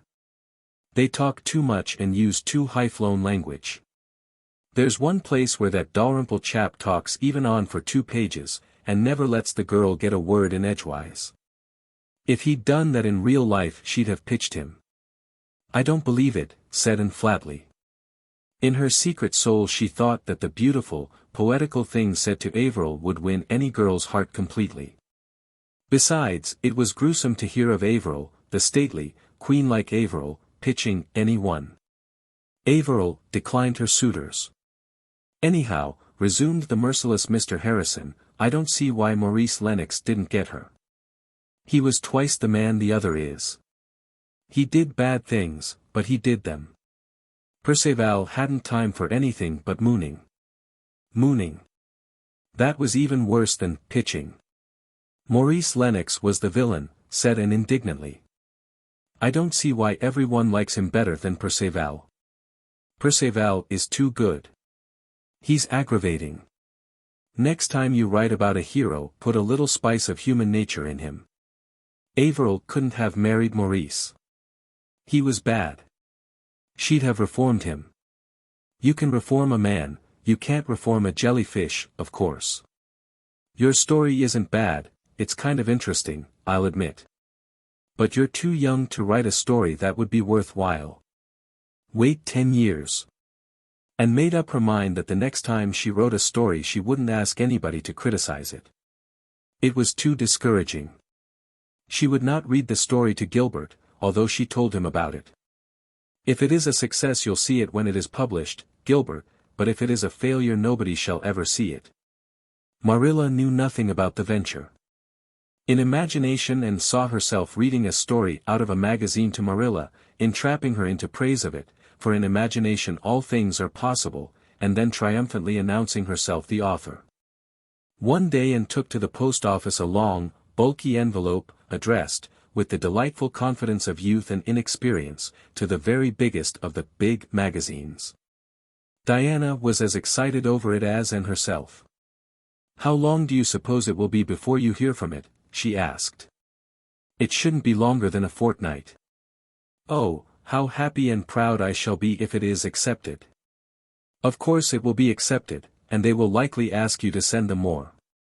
You may be as famous as Mrs. Morgan some day, Anne, and then how proud I'll be of knowing you, said Diana, who possessed, at least, the striking merit of an unselfish admiration of the gifts and graces of her friends. A week of delightful dreaming followed, and then came a bitter awakening. One evening Diana found Anne in the porch gable, with suspicious-looking eyes. On the table lay a long envelope and a crumpled manuscript. Anne, your story hasn't come back, cried Diana incredulously. Yes, it has, said Anne shortly. Well, that editor must be crazy. What reason did he give? No reason at all. There is just a printed slip saying that it wasn't found acceptable. I never thought much of that magazine, anyway, said Diana hotly. The stories in it are not half as interesting as those in the Canadian Woman, although it costs so much more. I suppose the editor is prejudiced against anyone who isn't a Yankee. Don't be discouraged, Anne. Remember how Mrs. Morgan's stories came back. Send yours to the Canadian Woman. I believe I will, said Anne, plucking up heart. And if it is published I'll send that American editor a marked copy. But I'll cut the sunset out. I believe Mr. Harrison was right. Out came the sunset. But in spite of this heroic mutilation the editor of the Canadian Woman sent Averill's atonement back so promptly that the indignant Diana declared that it couldn't have been read at all, and vowed she was going to stop her subscription immediately. And took this second rejection with the calmness of despair. She locked the story away in the garret trunk where the old Story Club tales reposed, but first she yielded to Diana's entreaties and gave her a copy. This is the end of my literary ambitions, she said bitterly. She never mentioned the matter to Mr. Harrison, but one evening he asked her bluntly if her story had been accepted. No, the editor wouldn't take it, she answered briefly. Mr. Harrison looked sidewise at the flushed, delicate profile. Well, I suppose you'll keep on writing them, he said encouragingly. No, I shall never try to write a story again, declared Anne, with the hopeless finality of 19 when a door is shut in its face. I wouldn't give up altogether, said Mr. Harrison reflectively.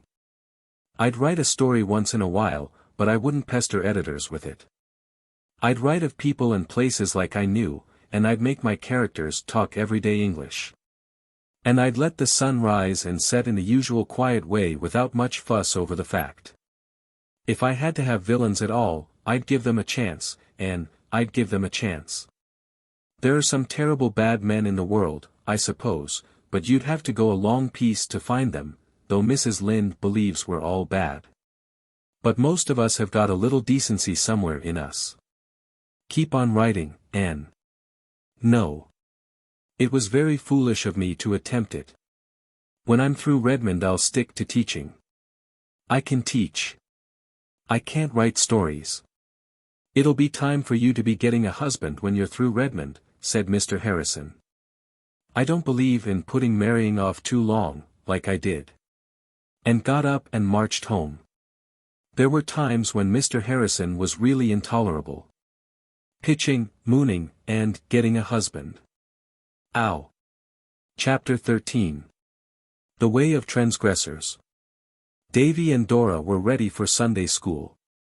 They were going alone, which did not often happen, for Mrs. Lynde always attended Sunday school. But Mrs. Lynde had twisted her ankle and was lame, so she was staying home this morning.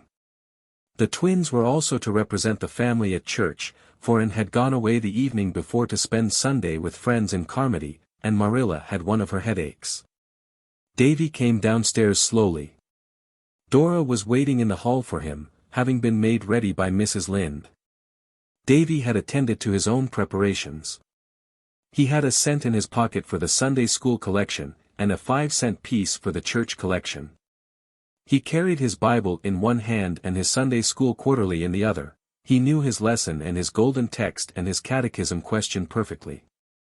Had he not studied them, perforce, in Mrs. Lynde's kitchen, all last Sunday afternoon?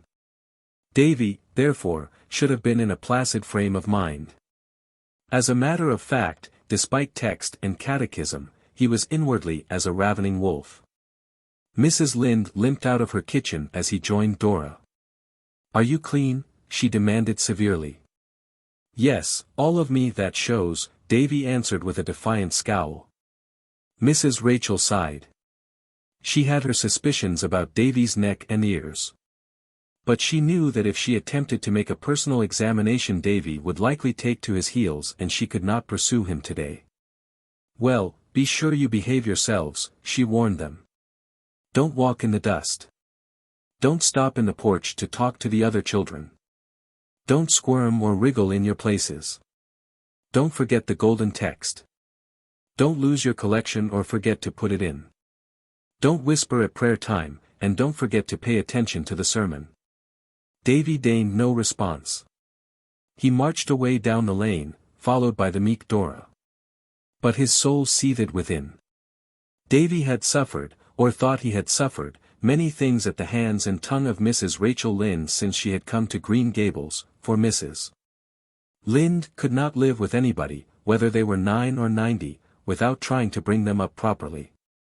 And it was only the preceding afternoon that she had interfered to influence Marilla against allowing Davy to go fishing with the Timothy Cottons. Davy was still boiling over this. As soon as he was out of the lane Davy stopped and twisted his countenance into such an unearthly and terrific contortion that Dora, although she knew his gifts in that respect, was honestly alarmed lest he should never in the world be able to get it straightened out again. "Darn her," exploded Davy. "Oh, Davy, don't swear," gasped Dora in dismay. "Darn isn't swearing, not real swearing." "And I don't care if it is," retorted Davy recklessly. "Well, if you must say dreadful words don't say them on Sunday," pleaded Dora. Davy was as yet far from repentance, but in his secret soul he felt that, perhaps, he had gone a little too far. "I'm going to invent a swear word of my own," he declared. "God will punish you if you do," said Dora solemnly. "Then I think God is a mean old scamp," retorted Davy. "Doesn't he know a fellow must have some way of expressing his feelings?" "Davy," said Dora. She expected that Davy would be struck down dead on the spot. But nothing happened. "Anyway, I ain't going to stand any more of Mrs. Lynde's bossing," spluttered Davy. "And then Marilla may have the right to boss me, but she hasn't. I'm going to do every single thing she told me not to do. You watch me." In grim, deliberate silence, while Dora watched him with the fascination of horror, Davy stepped off the green grass of the roadside, ankle deep into the fine dust which 4 weeks of rainless weather had made on the road, and marched along in it, shuffling his feet viciously until he was enveloped in a hazy cloud. "That's the beginning," he announced triumphantly. And I'm going to stop in the porch and talk as long as there's anybody there to talk to. I'm going to squirm and wriggle and whisper, and I'm going to say I don't know the golden text. And I'm going to throw away both of my collections right now. And Davy hurled cent and nickel over Mr. Barry's fence with fierce delight. Satan made you do that, said Dora reproachfully. He didn't, cried Davy indignantly. I just thought it out for myself. And I've thought of something else. I'm not going to Sunday school or church at all. I'm going up to play with the Cottons. They told me yesterday they weren't going to Sunday school today, 'cause their mother was away and there was nobody to make them. Come along, Dora, we'll have a great time. I don't want to go, protested Dora. You've got to, said Davy. If you don't come I'll tell Marilla that Frank Bell kissed you in school last Monday. I couldn't help it. I didn't know he was going to, cried Dora, blushing scarlet. Well, you didn't slap him or seem a bit cross, retorted Davy. I'll tell her that, too, if you don't come. We'll take the short cut up this field.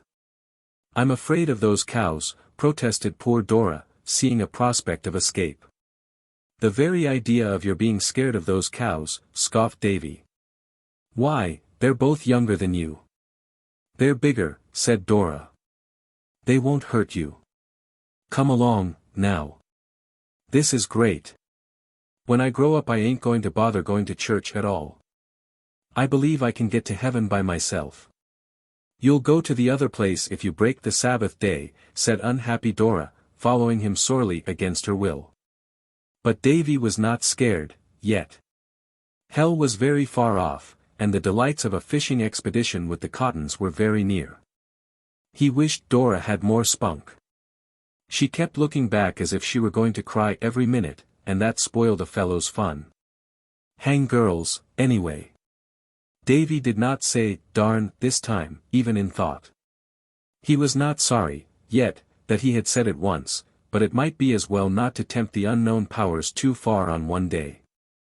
The small Cottons were playing in their backyard, and hailed Davy's appearance with whoops of delight. Pete, Tommy, Adolphus, and Mirabel Cotton were all alone. Their mother and older sisters were away. Dora was thankful Mirabel was there, at least. She had been afraid she would be alone in a crowd of boys.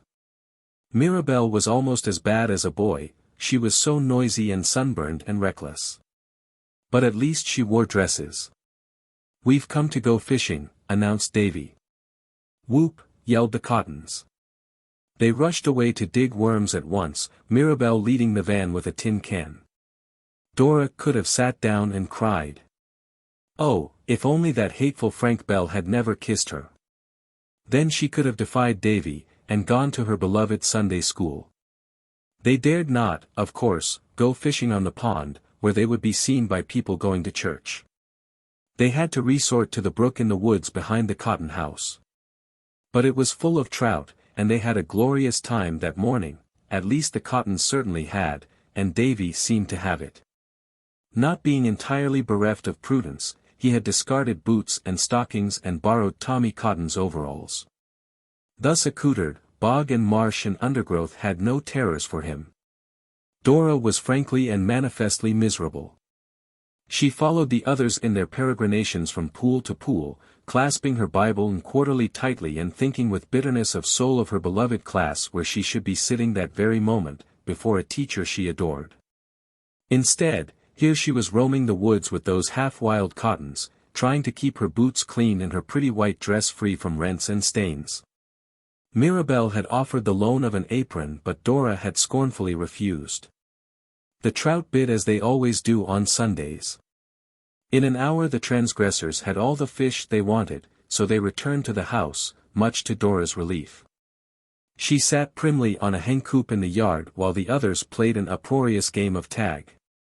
And then they all climbed to the top of the pig-house roof and cut their initials on the saddleboard.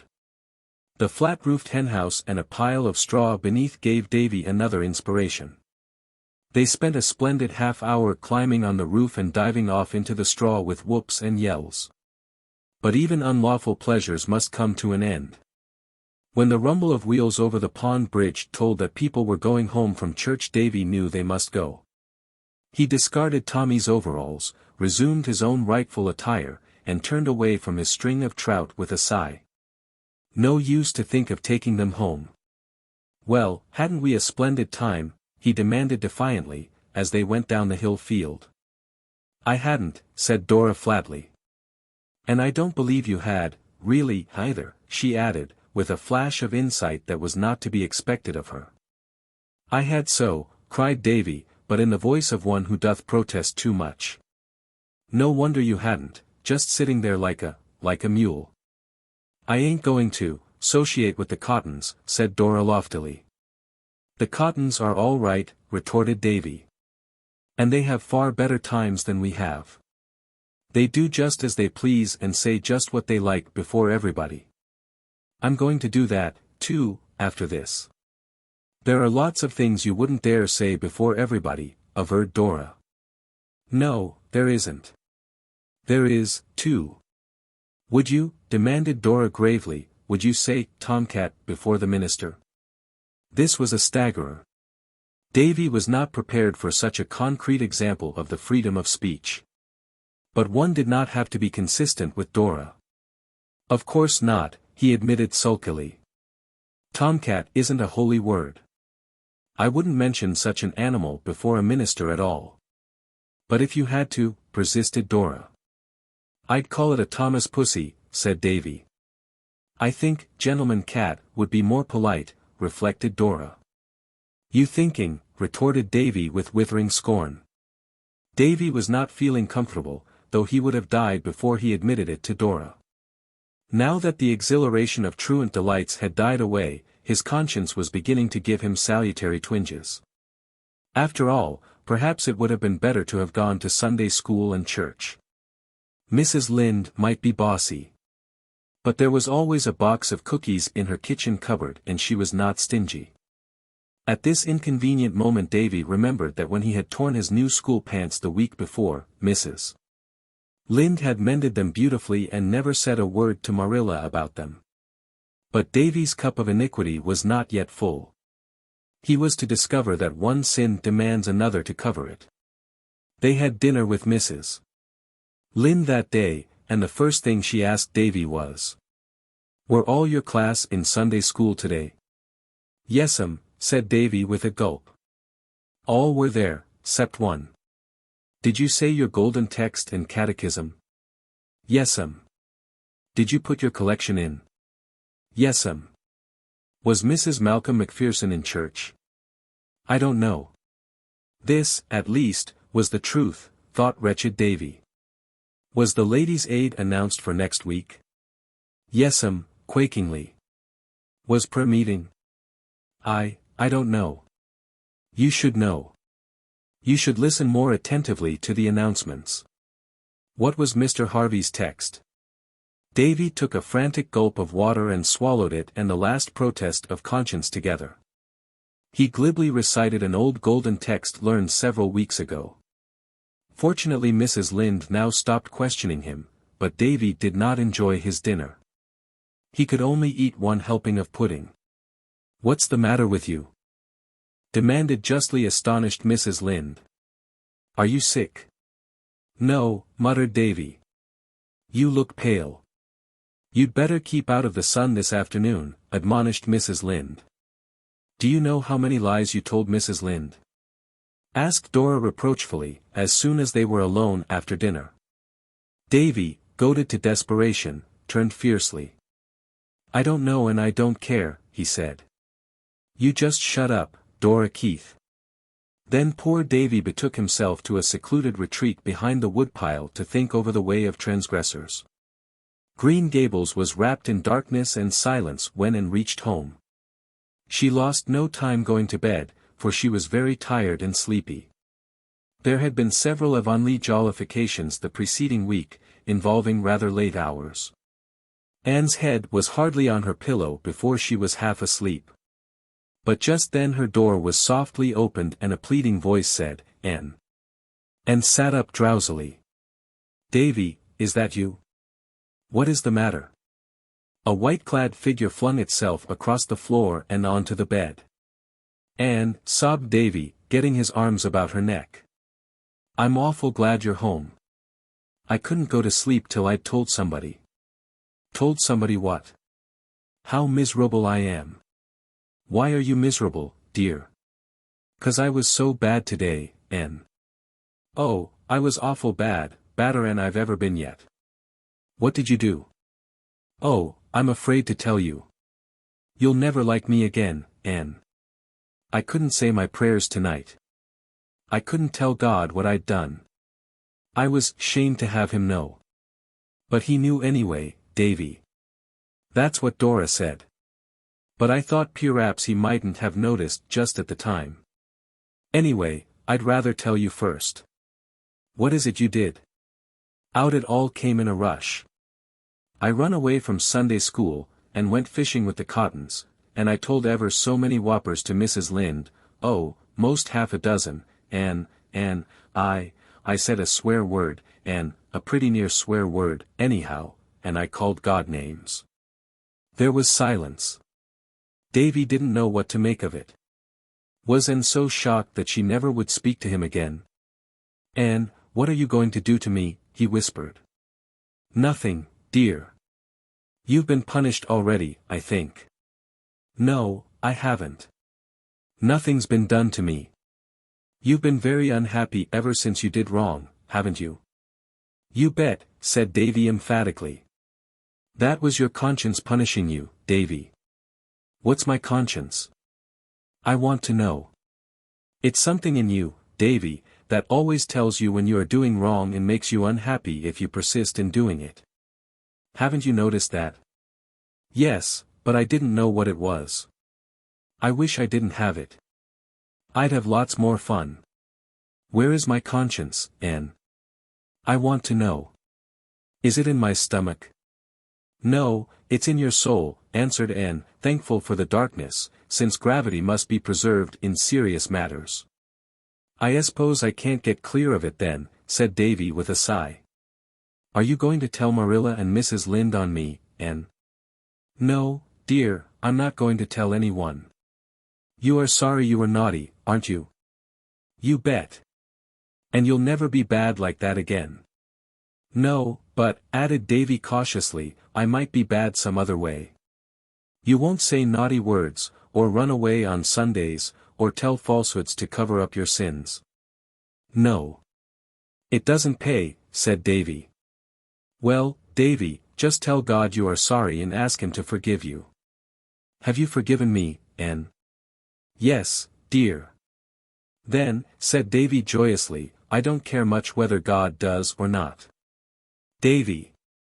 "Oh, I'll ask him," said Davy quickly, scrambling off the bed, convinced by Anne's tone that he must have said something dreadful. "I don't mind asking him, Anne.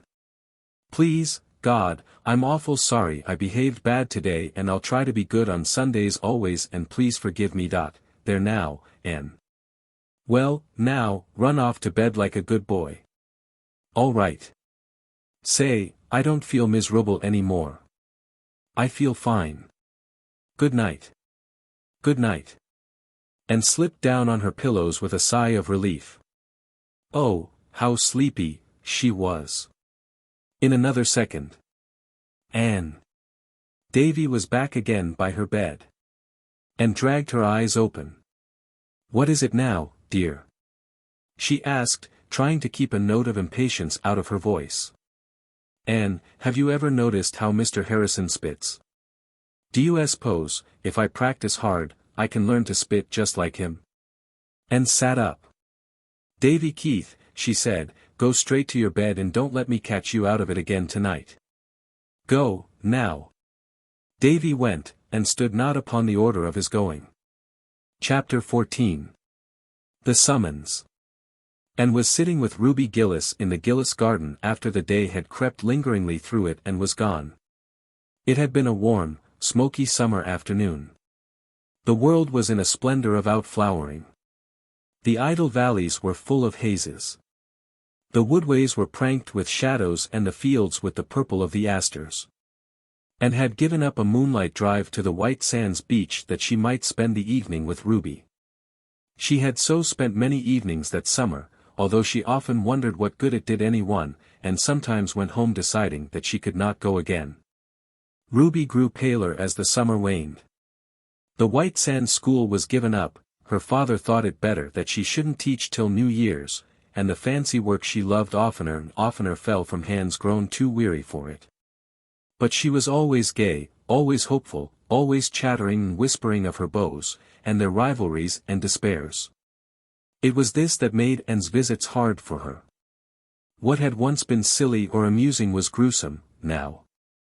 It was death peering through a wilful mask of life. Yet Ruby seemed to cling to her, and never let her go until she had promised to come again soon. Mrs. Lynde grumbled about Anne's frequent visits, and declared she would catch consumption. Even Marilla was dubious. "Every time you go to see Ruby you come home looking tired out," she said. "It's so very sad and dreadful," said Anne in a low tone. "Ruby doesn't seem to realize her condition in the least. And yet I somehow feel she needs help, craves it, and I want to give it to her and can't. All the time I'm with her I feel as if I were watching her struggle with an invisible foe, trying to push it back with such feeble resistance as she has. That is why I come home tired." But tonight Anne did not feel this so keenly. Ruby was strangely quiet.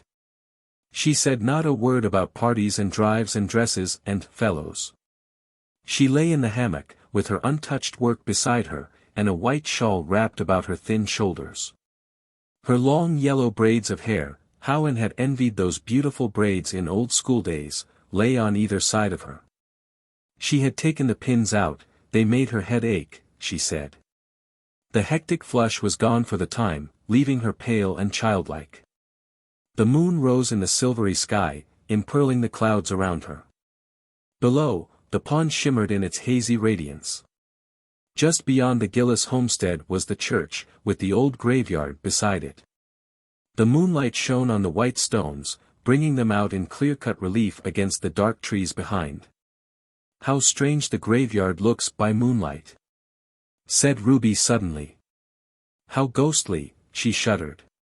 "Anne, it won't be long now before I'll be lying over there. You and Diana and all the rest will be going about, full of life, and I'll be there, in the old graveyard, dead." The surprise of it bewildered Anne. For a few moments she could not speak. "You know it's so, don't you?" said Ruby insistently. "Yes, I know," answered Anne in a low tone. "Dear Ruby, I know." "Everybody knows it," said Ruby bitterly. "I know it, I've known it all summer, though I wouldn't give in. And, oh, Anne," she reached out and caught Anne's hand pleadingly, impulsively, "I don't want to die. I'm afraid to die." "Why should you be afraid, Ruby?" asked Anne quietly. Because, oh, I'm not afraid but that I'll go to heaven, Anne. I'm a church member. But, it'll be all so different. I think, and I get so frightened, Anne, homesick. Heaven must be very beautiful, of course, the Bible says so, but, Anne, it won't be what we've been used to. Through Anne's mind drifted an intrusive recollection of a funny story she had heard Philippa Gordon tell, the story of some old man who had said very much the same thing about the world to come. It had sounded funny then, she remembered how she and Priscilla had laughed over it. But it did not seem in the least humorous now, coming from Ruby's pale, trembling lips. It was sad, tragic, and true. Heaven could not be what Ruby had been used to.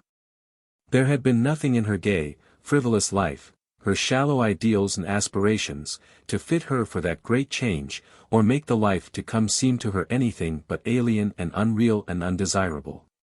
And wondered helplessly what she could say that would help her. Could she say anything? "I think, Ruby," she began hesitatingly, for it was difficult for Anne to speak to any one of the deepest thoughts of her heart, or the new ideas that had vaguely begun to shape themselves in her mind. Concerning the great mysteries of life here and hereafter, superseding her old childish conceptions, and it was hardest of all to speak of them to such as Ruby Gillis, I think, perhaps. We have very mistaken ideas about heaven, what it is and what it holds for us.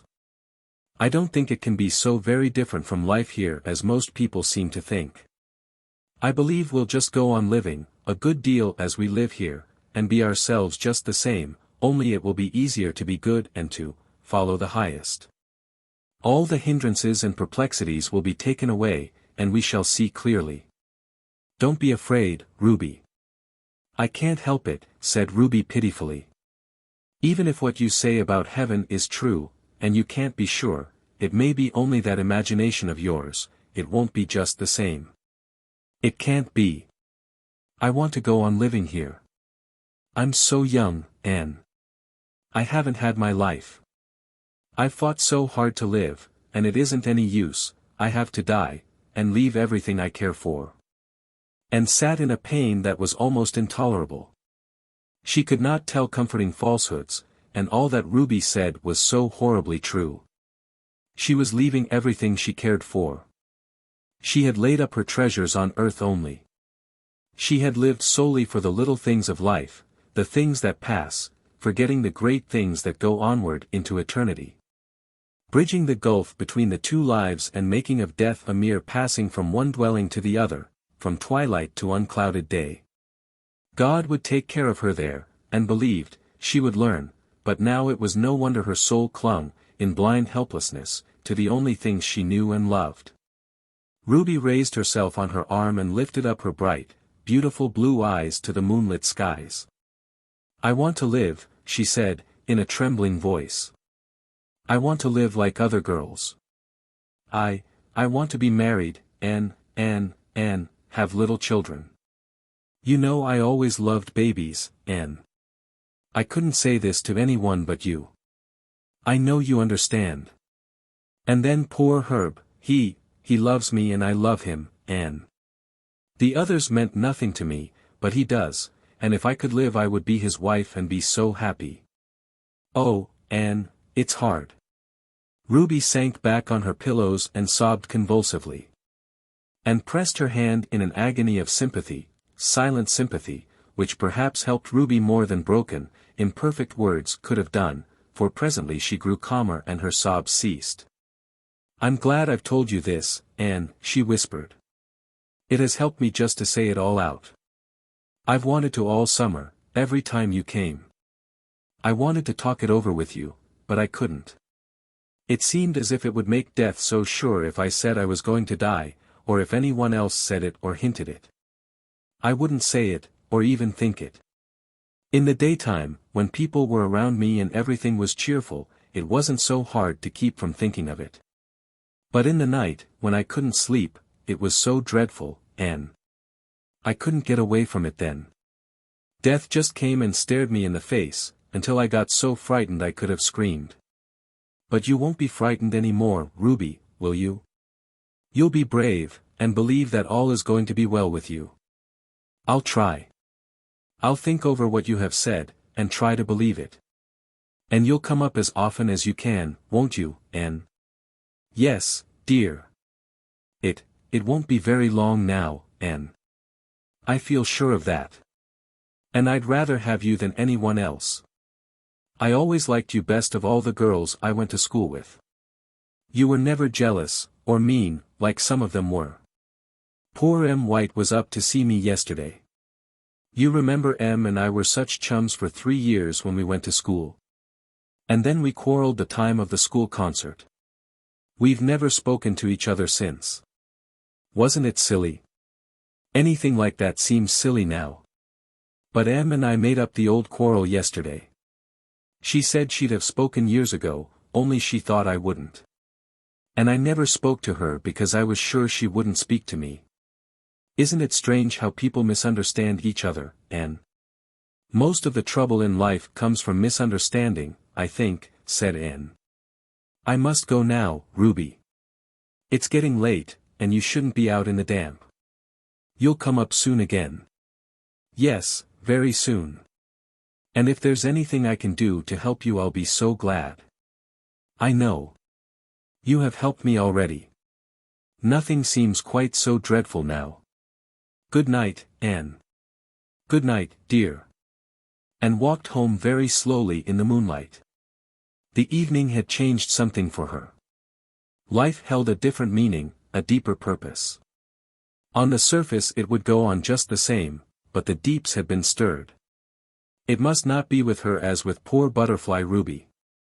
When she came to the end of one life it must not be to face the next with the shrinking terror of something wholly different, something for which accustomed thought and ideal and aspiration had unfitted her.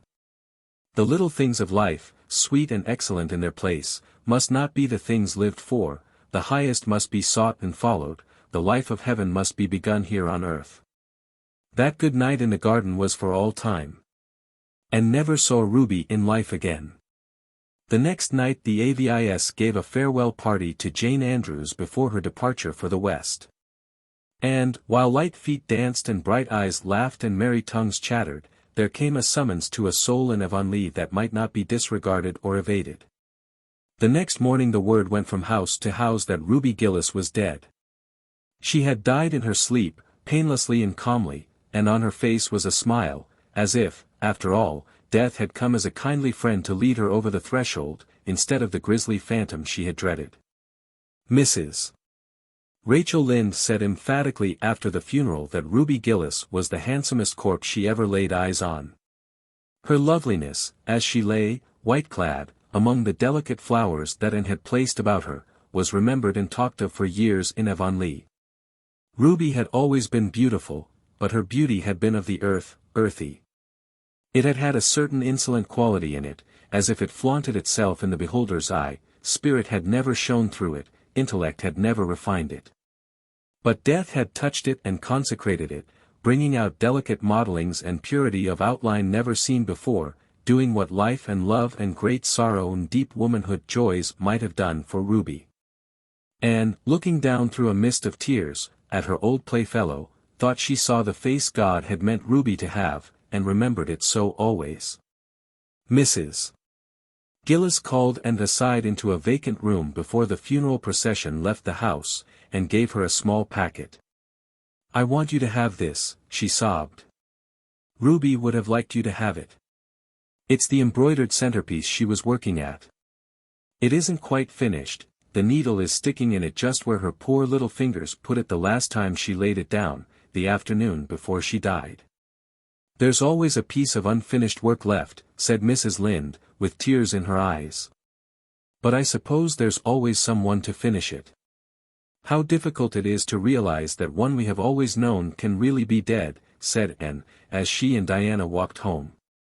"Ruby is the first of our schoolmates to go. One by one, sooner or later, all the rest of us must follow." "Yes, I suppose so," said Diana uncomfortably. She did not want to talk of that. She would have preferred to have discussed the details of the funeral, the splendid white velvet casket Mr. Gillis had insisted on having for Ruby. "The Gillises must always make a splurge, even at funerals," quoth Mrs. Rachel Lynde, Herb Spencer's sad face, the uncontrolled, hysteric grief of one of Ruby's sisters, but Anne would not talk of these things. She seemed wrapped in a reverie in which Diana felt lonesomely that she had neither lot nor part. "Ruby Gillis was a great girl to laugh," said Davy suddenly. "Will she laugh as much in heaven as she did in Avonlea, Anne? I want to know." "Yes, I think she will," said Anne. "Oh, Anne," protested Diana, with a rather shocked smile. "Well, why not?" Diana asked Anne seriously. "Do you think we'll never laugh in heaven?" "Oh, I don't know," floundered Diana. "It doesn't seem just right, somehow. You know it's rather dreadful to laugh in church." "But heaven won't be like church, all the time," said Anne. "I hope it ain't," said Davy emphatically. "If it is I don't want to go. Church is awful dull. Anyway, I don't mean to go for ever so long. I mean to live to be 100 years old, like Mr. Thomas Blewett of White Sands. He says he's lived so long 'cause he always smoked tobacco and it killed all the germs. Can I smoke tobacco pretty soon, Anne?"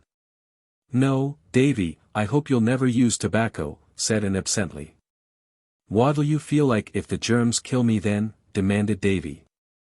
Chapter 15. A dream turned upside down. Just one more week and we go back to Redmond, said Anne. She was happy at the thought of returning to work, classes and Redmond friends. Pleasing visions were also being woven around Patty's Place. There was a warm pleasant sense of home in the thought of it, even though she had never lived there. But the summer had been a very happy one, too, a time of glad living with summer suns and skies, a time of keen delight in wholesome things. A time of renewing and deepening of old friendships, a time in which she had learned to live more nobly, to work more patiently, to play more heartily. All life lessons are not learned at college, she thought. Life teaches them everywhere. But alas, the final week of that pleasant vacation was spoiled for Anne, by one of those impish happenings which are like a dream turned upside down. "Been writing any more stories lately?" inquired Mr. Harrison genially one evening when Anne was taking tea with him and Mrs. Harrison. "No," answered Anne, rather crisply. "Well, no offense meant. Mrs. Hiram Sloane told me the other day that a big envelope addressed to the Rawlings Reliable Baking Powder Company of Montreal had been dropped into the post office box a month ago. And she suspicioned that somebody was trying for the prize they'd offered for the best story that introduced the name of their baking powder. She said it wasn't addressed in your writing, but I thought maybe it was you." "Indeed, no. I saw the prize offer, but I'd never dream of competing for it. I think it would be perfectly disgraceful to write a story to advertise a baking powder. It would be almost as bad as Judson Parker's patent medicine fence." So spake Anne loftily, little dreaming of the valley of humiliation awaiting her. That very evening Diana popped into the porch gable, bright-eyed and rosy-cheeked, carrying a letter. "Oh, Anne, here's a letter for you. I was at the office, so I thought I'd bring it along. Do open it quick. If it is what I believe it is I shall just be wild with delight." Anne, puzzled, opened the letter and glanced over the typewritten contents. "Miss and Shirley. Green Gables. Avonlea, P.E. Island. Dear Madam, we have much pleasure in informing you that your charming story Averil's Atonement has won the prize of $25 offered in our recent competition. We enclose the check herewith. We are arranging for the publication of the story in several prominent Canadian newspapers, and we also intend to have it printed in pamphlet form for distribution among our patrons. Thanking you for the interest you have shown in our enterprise. We remain. Yours very truly. The Rawlings Reliable Baking Powder Co. "I don't understand," said Anne, blankly. Diana clapped her hands. "Oh, I knew it would win the prize, I was sure of it. I sent your story into the competition, Anne." "Diana, Barry." "Yes, I did," said Diana gleefully, perching herself on the bed. "When I saw the offer I thought of your story in a minute, and at first I thought I'd ask you to send it in.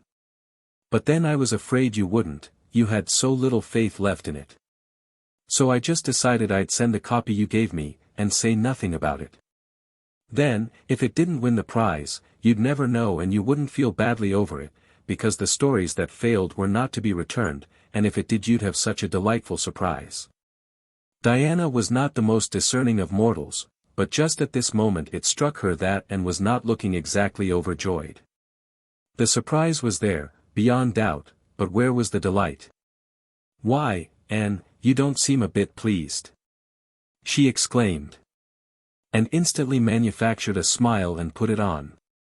"Of course I couldn't be anything but pleased over your unselfish wish to give me pleasure," she said slowly. "But you know, I'm so amazed, I can't realize it, and I don't understand. There wasn't a word in my story about, and choked a little over the word, baking powder." "Oh, I put that in," said Diana, reassured. "It was as easy as wink, and of course my experience in our old story club helped me. You know the scene where Averil makes the cake? Well, I just stated that she used the Rawlings Reliable in it, and that was why it turned out so well. And then, in the last paragraph, where Perceval clasps Averil in his arms and says, 'Sweetheart, the beautiful coming years will bring us the fulfillment of our home of dreams,' I added, In which we will never use any baking powder except Rawlings Reliable. Oh, gasped poor Anne, as if someone had dashed cold water on her. And you've won the $25, continued Diana jubilantly. Why, I heard Priscilla say once that the Canadian woman only pays $5 for a story. And held out the hateful pink slip in shaking fingers.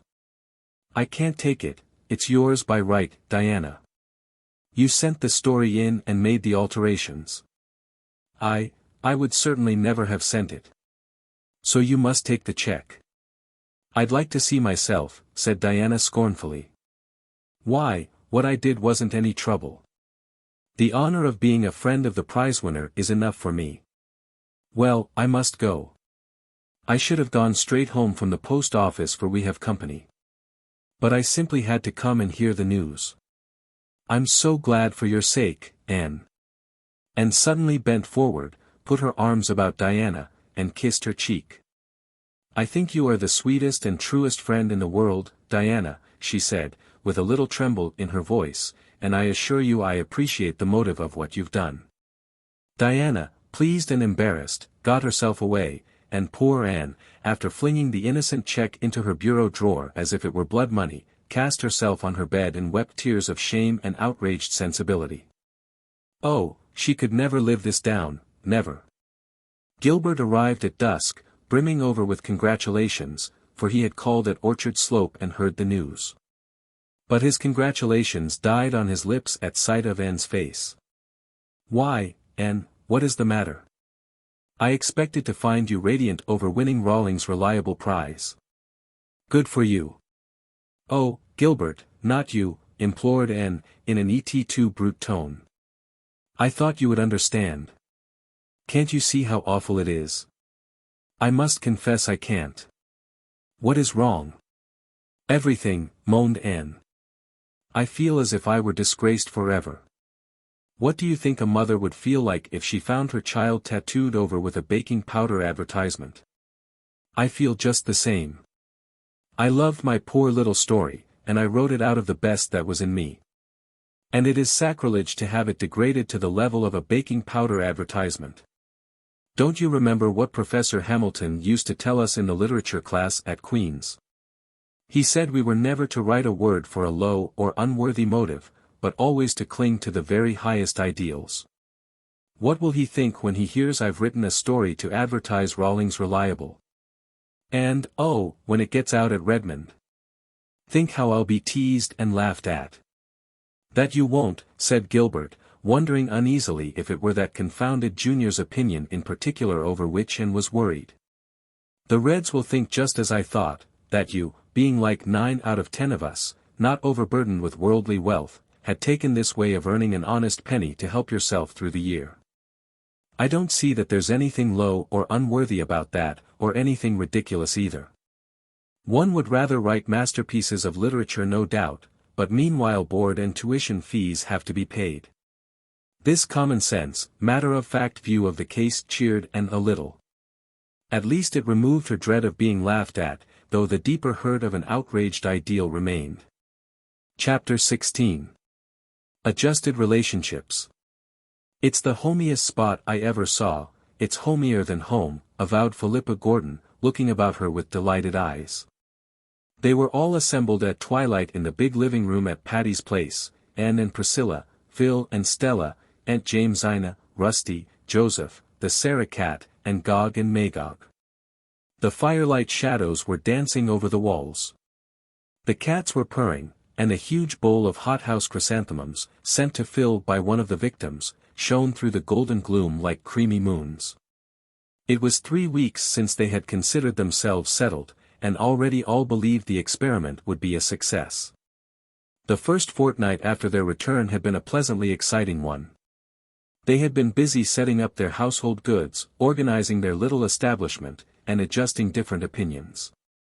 Anne was not over sorry to leave Avonlea when the time came to return to college. The last few days of her vacation had not been pleasant. Her prize story had been published in the island papers, and Mr. William Blair had, upon the counter of his store, a huge pile of pink, green and yellow pamphlets, containing it, one of which he gave to every customer.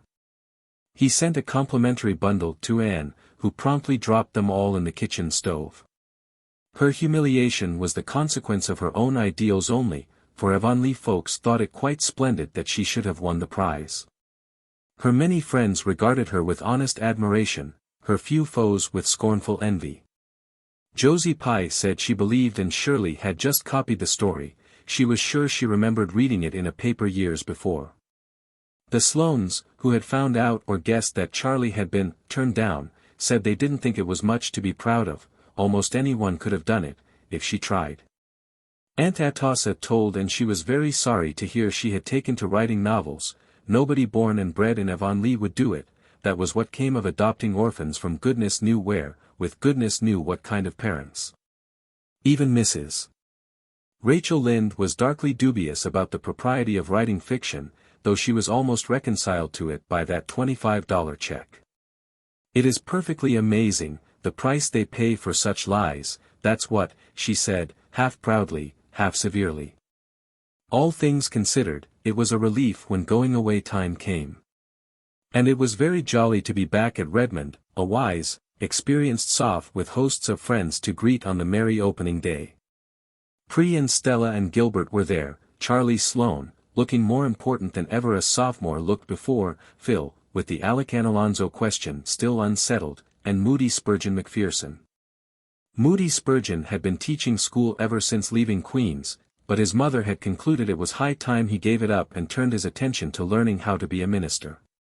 Poor Moody Spurgeon fell on hard luck at the very beginning of his college career. Half a dozen ruthless sophs, who were among his fellow boarders, swooped down upon him one night and shaved half of his head. In this guise the luckless Moody Spurgeon had to go about until his hair grew again. He told them bitterly that there were times when he had his doubts as to whether he was really called to be a minister.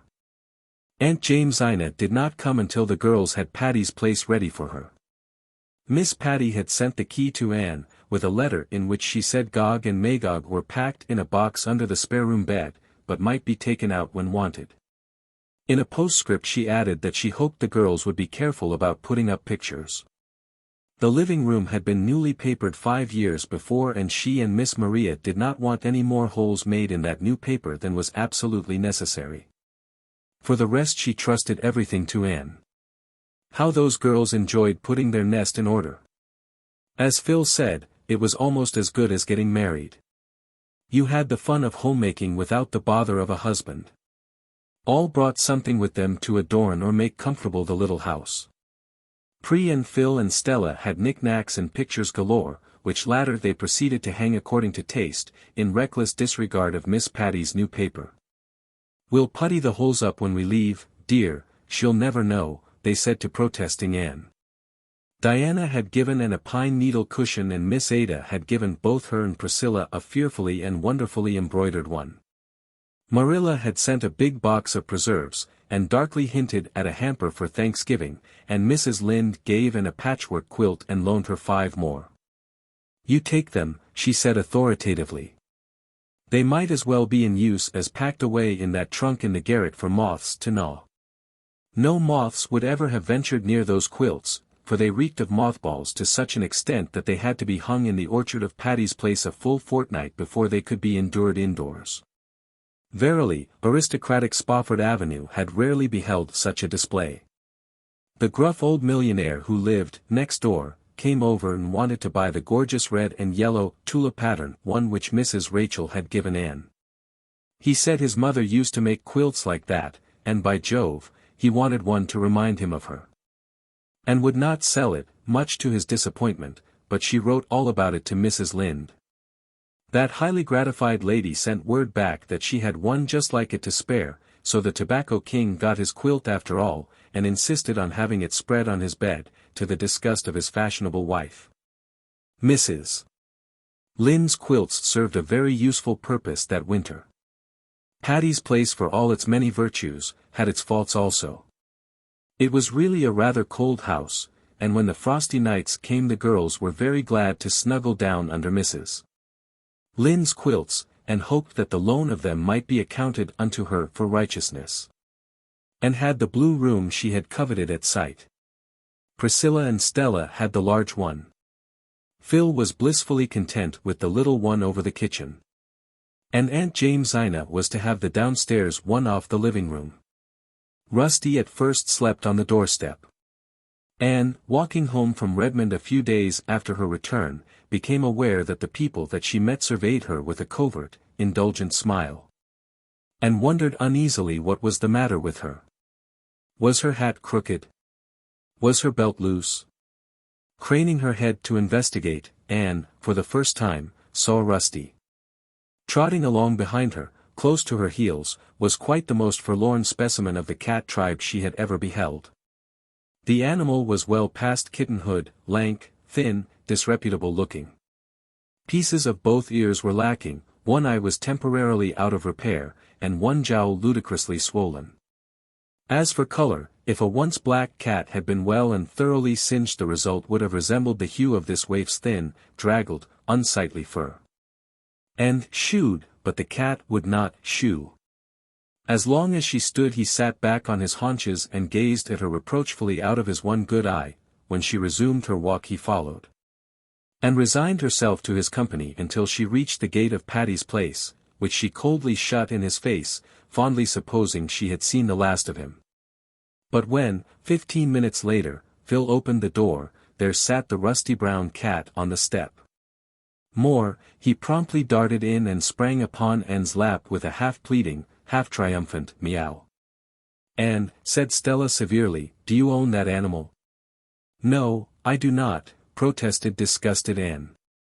"The creature followed me home from somewhere. I couldn't get rid of him." "Ugh, get down.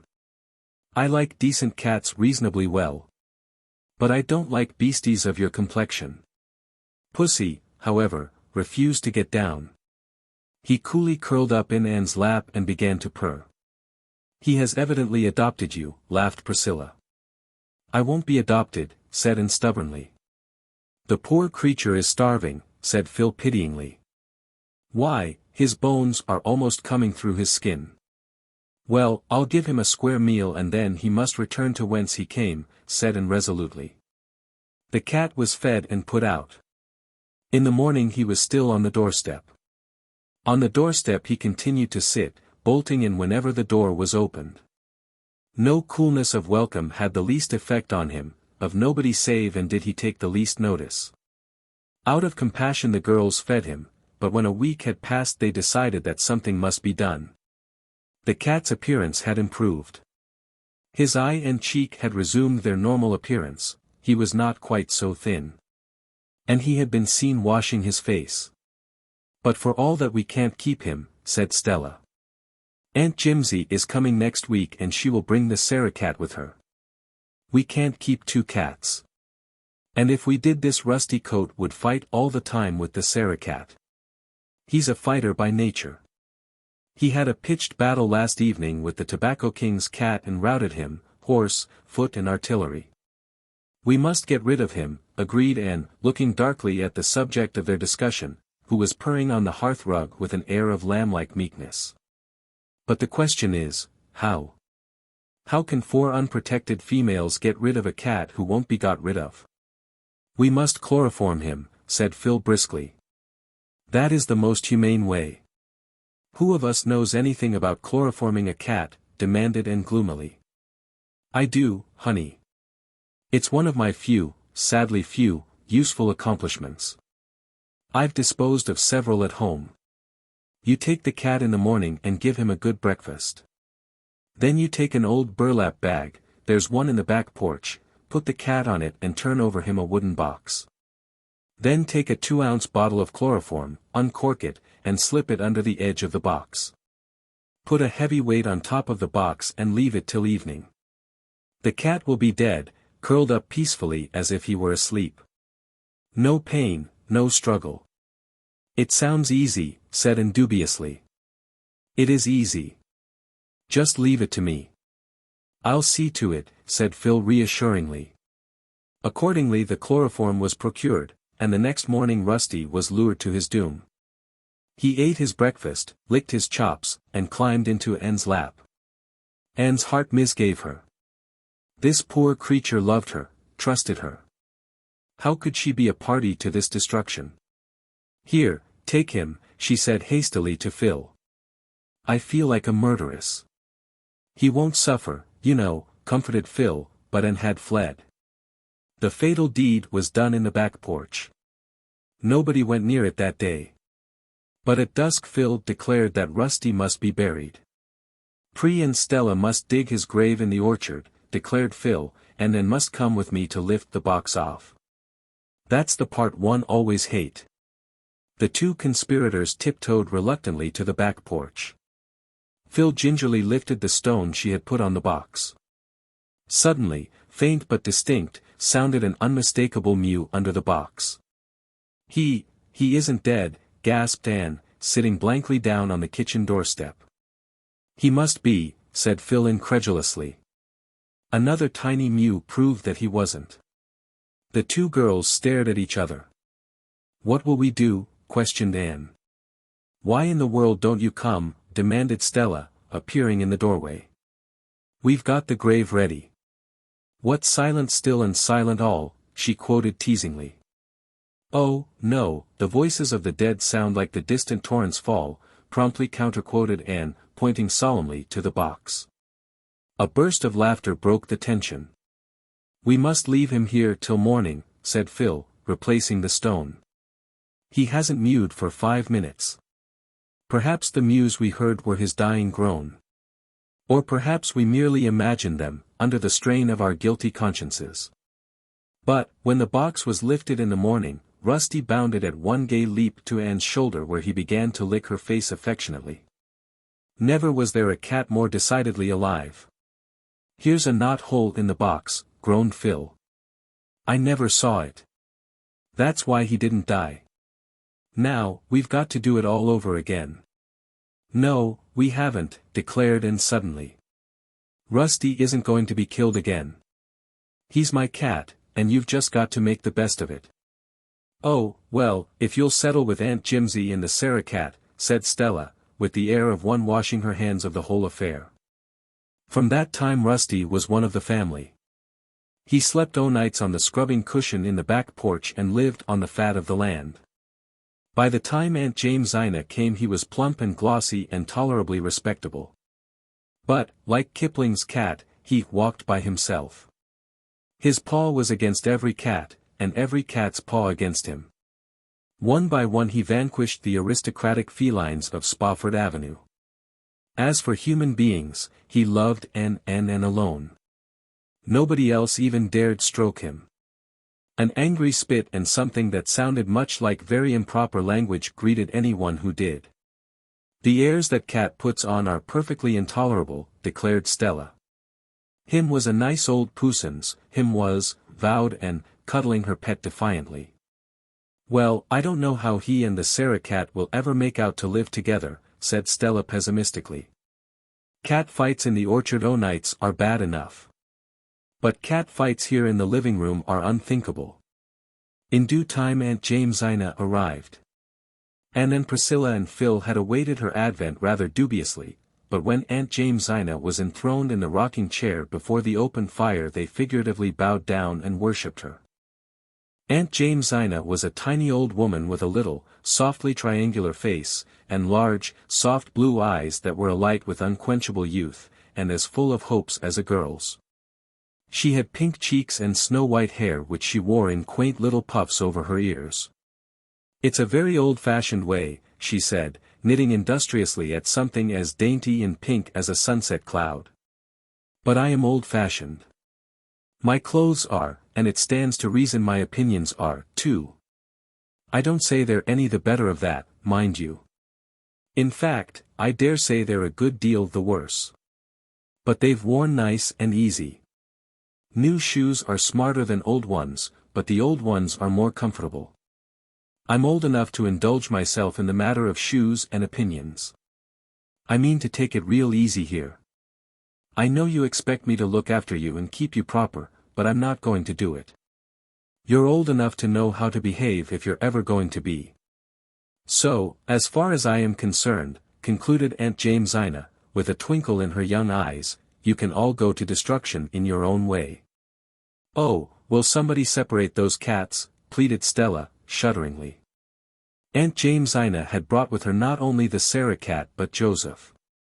Joseph, she explained, had belonged to a dear friend of hers who had gone to live in Vancouver. She couldn't take Joseph with her, so she begged me to take him. I really couldn't refuse. He's a beautiful cat, that is, his disposition is beautiful. She called him Joseph because his coat is of many colors. It certainly was. Joseph, as the disgusted Stella said, looked like a walking ragbag. It was impossible to say what his ground color was. His legs were white with black spots on them. His back was gray with a huge patch of yellow on one side and a black patch on the other. His tail was yellow with a gray tip. One ear was black and one yellow. A black patch over one eye gave him a fearfully rakish look. In reality he was meek and inoffensive, of a sociable disposition.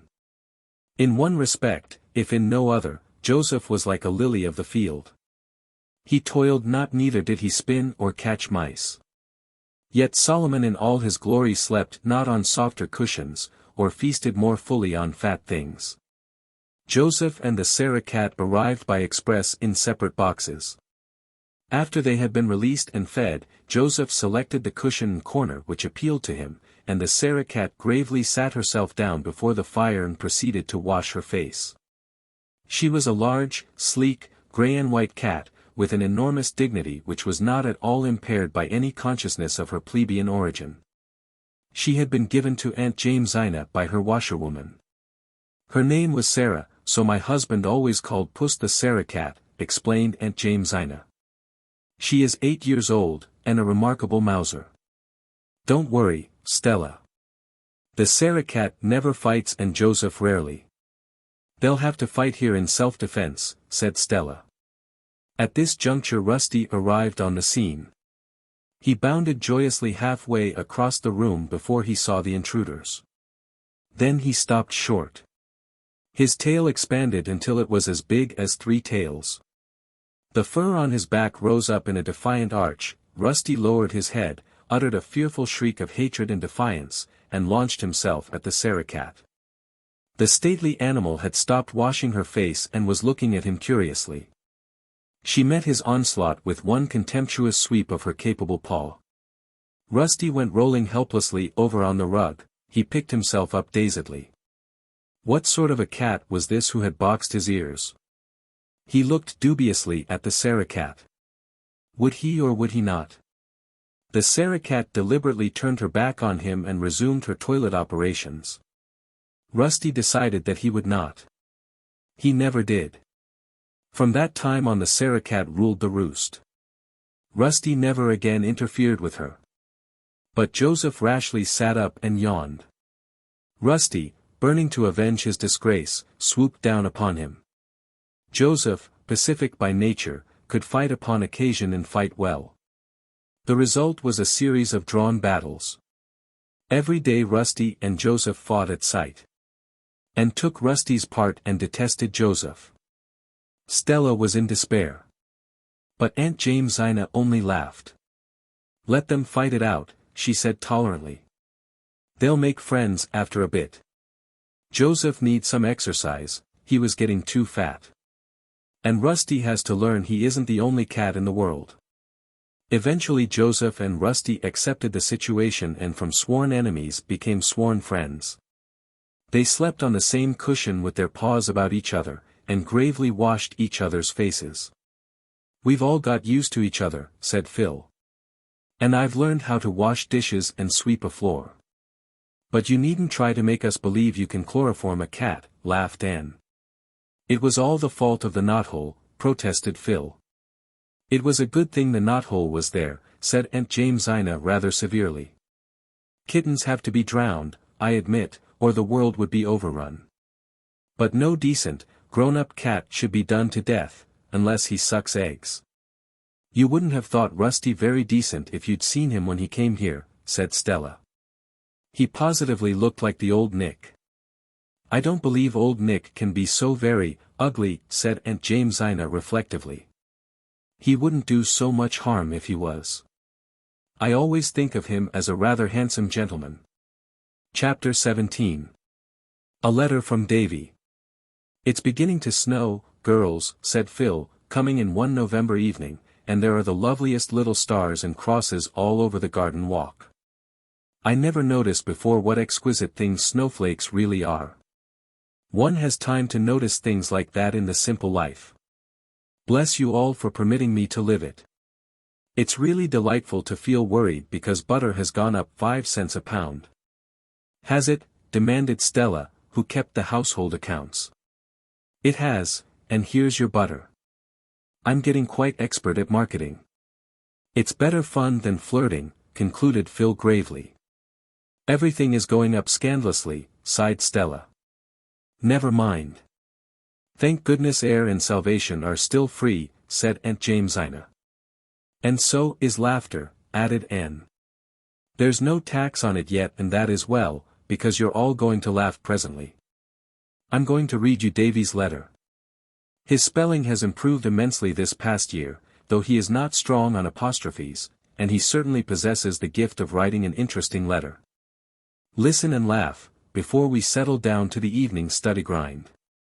Dear Anne, ran Davy's letter, I take my pen to tell you that we are all pretty well and hope this will find you the same. It's snowing some today and Marilla says the old woman in the sky is shaking her feather beds. Is the old woman in the sky God's wife, Anne? I want to know. Mrs. Lynde has been real sick but she is better now. She fell down the cellar stairs last week. When she fell she grabbed hold of the shelf with all the milk pails and stew pans on it, and it gave way and went down with her and made a splendid crash. Marilla thought it was an earthquake at first. One of the stew pans was all dinged up and Mrs. Lynde strained her ribs. The doctor came and gave her medicine to rub on her ribs but she didn't understand him and took it all inside instead. The doctor said it was a wonder it didn't kill her but it didn't and it cured her ribs and Mrs. Lynde says doctors don't know much anyhow. But we couldn't fix up the stew pan. Marilla had to throw it out. Thanksgiving was last week. There was no school and we had a great dinner. I ate mince pie and roast turkey and fruit cake and donuts and cheese and jam and chocolate cake. Marilla said I'd die but I didn't. Dora had earache after it, only it wasn't in her ears, it was in her stomach. I didn't have earache anywhere. Our new teacher is a man. He does things for jokes. Last week he made all us third-class boys write a composition on what kind of a wife we'd like to have and the girls on what kind of a husband. He laughed fit to kill when he read them. This was mine. I thought you'd like to see it. The kind of a wife I'd like to have. She must have good manners and get my meals on time and do what I tell her and always be very polite to me. She must be 15 years old. She must be good to the poor and keep her house tidy and be good-tempered and go to church regularly. She must be very handsome and have curly hair. If I get a wife that is just what I like, he'll be an awful good husband to her. I think a woman ought to be awful good to her husband. Some poor women haven't any husbands. The end. I was at Mrs. Isaac Wright's funeral at White Sands last week. The husband of the corpse felt real sorry. Mrs. Lynde says Mrs. Wright's grandfather stole a sheep but Marilla says we mustn't speak ill of the dead. Why mustn't we, Anne? I want to know. It's pretty safe, ain't it? Mrs. Lynde was awful mad the other day because I asked her if she was alive in Noah's time. I didn't mean to hurt her feelings. I just wanted to know. Was she, Anne?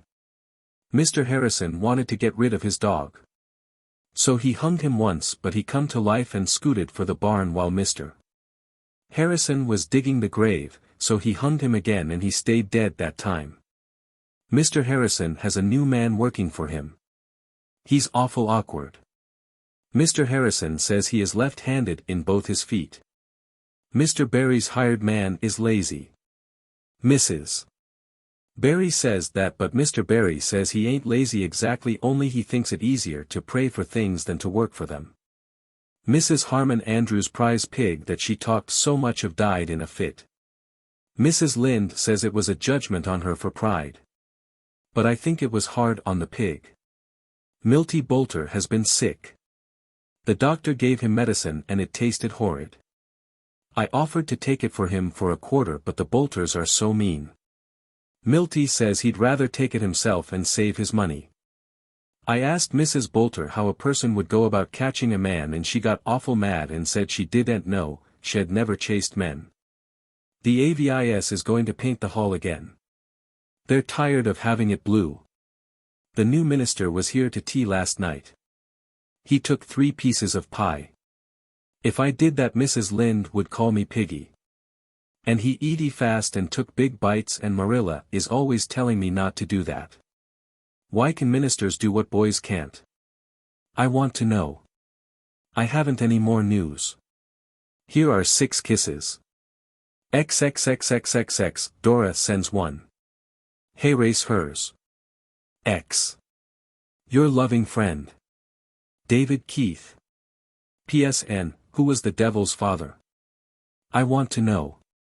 Chapter 18. Miss Josephine remembers the Ann girl. When Christmas holidays came, the girls of Patty's Place scattered to their respective homes, but Aunt Jamesina elected to stay where she was. I couldn't go to any of the places I've been invited and take those 3 cats, she said. And I'm not going to leave the poor creatures here alone for nearly 3 weeks. If we had any decent neighbors who would feed them I might, but there's nothing except millionaires on this street. So I'll stay here and keep Patty's Place warm for you. And went home with the usual joyous anticipations, which were not wholly fulfilled. She found Avonlea in the grip of such an early, cold, and stormy winter as even the oldest inhabitant could not recall. Green Gables was literally hemmed in by huge drifts. Almost every day of that ill-starred vacation it stormed fiercely, and even on fine days it drifted unceasingly. No sooner were the roads broken than they filled in again. It was almost impossible to stir out. The AVIS tried, on 3 evenings, to have a party in honor of the college students, and on each evening the storm was so wild that nobody could go, so they gave up the attempt in despair. Anne, despite her love of and loyalty to Green Gables, could not help thinking longingly of Patty's Place, its cozy open fire, Aunt Jamesina's mirthful eyes, the 3 cats, the merry chatter of the girls. The pleasantness of Friday evenings when college friends dropped in to talk of grave and gay. And was lonely. Diana, during the whole of the holidays, was imprisoned at home with a bad attack of bronchitis. She could not come to Green Gables, and it was rarely and could get to Orchard Slope, for the old way through the haunted wood was impassable with drifts, and the long way over the frozen lake of Shining Waters was almost as bad. Ruby Gillis was sleeping in the white-heaped graveyard, Jane Andrews was teaching a school on western prairies. Gilbert, to be sure, was still faithful, and waded up to Green Gables every possible evening. But Gilbert's visits were not what they once were. And almost dreaded them. It was very disconcerting to look up in the midst of a sudden silence and find Gilbert's hazel eyes fixed upon her with a quite unmistakable expression in their grave depths. And it was still more disconcerting to find herself blushing hotly and uncomfortably under his gaze, just as if, well, it was very embarrassing. And wished herself back at Patty's Place, where there was always somebody else about to take the edge off a delicate situation. At Green Gables Marilla went promptly to Mrs. Lynde's domain when Gilbert came and insisted on taking the twins with her. The significance of this was unmistakable, and was in a helpless fury over it. Davy, however, was perfectly happy. He reveled in getting out in the morning and shoveling out the paths to the well and henhouse. He gloried in the Christmastide delicacies which Marilla and Mrs. Lynde vied with each other in preparing for Anne, and he was reading an enthralling tale, in a school library book.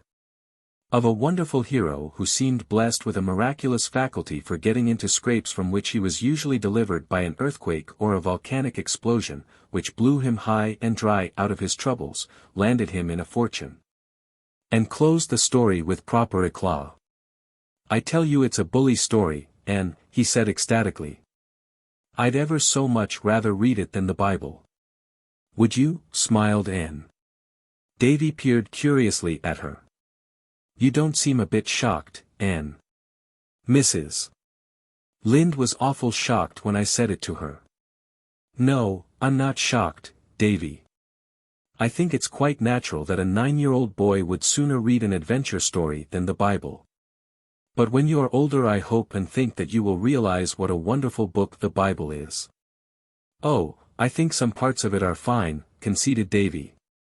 That story about Joseph now, it's bully. But if I'd been Joseph I wouldn't have forgive the brothers.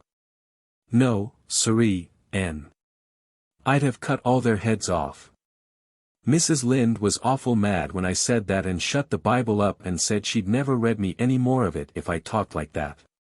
So I don't talk now when she reads it Sunday afternoons, I just think things and say them to Milty Boulter next day in school. I told Milty the story about Elisha and the bears and it scared him so he's never made fun of Mr. Harrison's bald head once. Are there any bears on P.E. Island, Anne? I want to know. Not nowadays, said Anne, absently, as the wind blew a scud of snow against the window. Oh, dear, will it ever stop storming? God knows, said Davy airily, preparing to resume his reading. Anne was shocked this time. Davy, she exclaimed reproachfully. Mrs. Lynde says that, protested Davy. One night last week Marilla said, will Ludovic Speed and Theodora Dix ever get married, and Mrs. Lynde said, God knows, just like that. Well, it wasn't right for her to say it, said Anne, promptly deciding upon which horn of this dilemma to impale herself. It isn't right for anybody to take that name in vain or speak it lightly, Davy. Don't ever do it again. Not if I say it slow and solemn, like the minister, queried Davy gravely. No, not even then. Well, I won't. Ludovic Speed and Theodora Dix live in Middle Grafton and Mrs. Rachel says he has been courting her for 100 years. Won't they soon be too old to get married, Anne? I hope Gilbert won't court you that long. When are you going to be married, Anne? Mrs. Lynde says it's a sure thing. Mrs. Lynde is a, began Anne hotly, then stopped. Awful old gossip, completed Davy calmly. That's what everyone calls her. But is it a sure thing, Anne? I want to know. You're a very silly little boy, Davy, said Anne, stalking haughtily out of the room. The kitchen was deserted and she sat down by the window in the fast-falling wintry twilight. The sun had set and the wind had died down. A pale chilly moon looked out behind a bank of purple clouds in the west. The sky faded out, but the strip of yellow along the western horizon grew brighter and fiercer, as if all the stray gleams of light were concentrating in one spot. The distant hills, rimmed with priest-like firs, stood out in dark distinctness against it. And looked across the still, white fields, cold and lifeless in the harsh light of that grim sunset, and sighed. She was very lonely. And she was sad at heart, for she was wondering if she would be able to return to Redmond next year. It did not seem likely. The only scholarship possible in the sophomore year was a very small affair. She would not take Marilla's money. And there seemed little prospect of being able to earn enough in the summer vacation. I suppose I'll just have to drop out next year, she thought drearily, and teach a district school again until I earn enough to finish my course. And by that time all my old class will have graduated and Patty's place will be out of the question. But there. I'm not going to be a coward. I'm thankful I can earn my way through if necessary. Here's Mr. Harrison waiting up the lane, announced Davy, running out. I hope he's brought the mail. It's 3 days since we got it. I want to see what them pesky grits are doing. I'm a conservative, Anne. And I tell you, you have to keep your eye on them grits. Mr. Harrison had brought the mail, and merry letters from Stella and Priscilla and Phil soon dissipated Anne's blues. Aunt Jamesina, too, had written, saying that she was keeping the hearth fire alight, and that the cats were all well, and the house plants doing fine. The weather has been real cold, she wrote, so I let the cat sleep in the house, Rusty and Joseph on the sofa in the living room, and the Sarah cat on the foot of my bed. It's real company to hear her purring when I wake up in the night and think of my poor daughter in the foreign field. If it was anywhere but in India I wouldn't worry, but they say the snakes out there are terrible. It takes all the Sarah cats' purring to drive away the thought of those snakes. I have enough faith for everything but the snakes. I can't think why Providence ever made them. Sometimes I don't think he did. I'm inclined to believe the old Harry had a hand in making them. And had left a thin, typewritten communication till the last, thinking it unimportant. When she had read it she sat very still, with tears in her eyes. "What is the matter, Anne?" asked Marilla. "Miss Josephine Barry is dead," said Anne, in a low tone. "So she has gone at last," said Marilla. "Well, she has been sick for over a year, and the Barrys have been expecting to hear of her death any time. It is well she is at rest for she has suffered dreadfully, Anne. She was always kind to you. She has been kind to the last, Marilla. This letter is from her lawyer. She has left me $1,000 in her will." "Gracious, ain't that an awful lot of money," exclaimed Davy. "She's the woman you and Diana lit on when you jumped into the spare room bed, ain't she? Diana told me that story. Is that why she left you so much?" "Hush, Davy," said Anne gently. She slipped away to the porch gable with a full heart, leaving Marilla and Mrs. Lynde to talk over the news to their heart's content. "Do you suppose Anne will ever get married now?" speculated Davy anxiously. "When Dorcas Sloane got married last summer she said if she'd had enough money to live on she'd never have been bothered with a man, but even a widower with 8 children was better than living with a sister-in-law." "Davy Keith, do hold your tongue," said Mrs. Rachel severely. "The way you talk is scandalous for a small boy, that's what." Chapter 19. An Interlude. "To think that this is my 20th birthday, and that I've left my teens behind me forever," said Anne, who was curled up on the hearthrug with Rusty in her lap, to Aunt Jamesina who was reading in her pet chair. They were alone in the living room. Stella and Priscilla had gone to a committee meeting and Phil was upstairs adorning herself for a party. "I suppose you feel kind of sorry," said Aunt Jamesina. "The teens are such a nice part of life. I'm glad I've never gone out of them myself." Anne laughed. "You never will, Auntie. You'll be 18 when you should be 100. "Yes, I'm sorry, and a little dissatisfied as well. Miss Stacy told me long ago that by the time I was 20 my character would be formed, for good or evil. I don't feel that it's what it should be. It's full of flaws." "So's everybody's," said Aunt Jamesina cheerfully. "Mine's cracked in 100 places." "Your Miss Stacy likely meant that when you are 20 your character would have got its permanent bent in one direction or t'other, and would go on developing in that line. Don't worry over it, Anne. Do your duty by God and your neighbor and yourself, and have a good time. That's my philosophy and it's always worked pretty well. Where's Phil off to tonight?" "She's going to a dance, and she's got the sweetest dress for it, creamy yellow silk and cobwebby lace. It just suits those brown tints of hers." "There's magic in the words silk and lace, isn't there?" said Aunt Jamesina. "The very sound of them makes me feel like skipping off to a dance. And yellow silk. It makes one think of a dress of sunshine. I always wanted a yellow silk dress, but first my mother and then my husband wouldn't hear of it. The very first thing I'm going to do when I get to heaven is to get a yellow silk dress." Amid Anne's peal of laughter Phil came downstairs, trailing clouds of glory, and surveyed herself in the long oval mirror on the wall. "A flattering looking glass is a promoter of amiability," she said. "The one in my room does certainly make me green. Do I look pretty nice, Anne?" "Do you really know how pretty you are, Phil?" asked Anne, in honest admiration. "Of course I do. What are looking glasses and men for?" "That wasn't what I meant. Are all my ends tucked in? Is my skirt straight?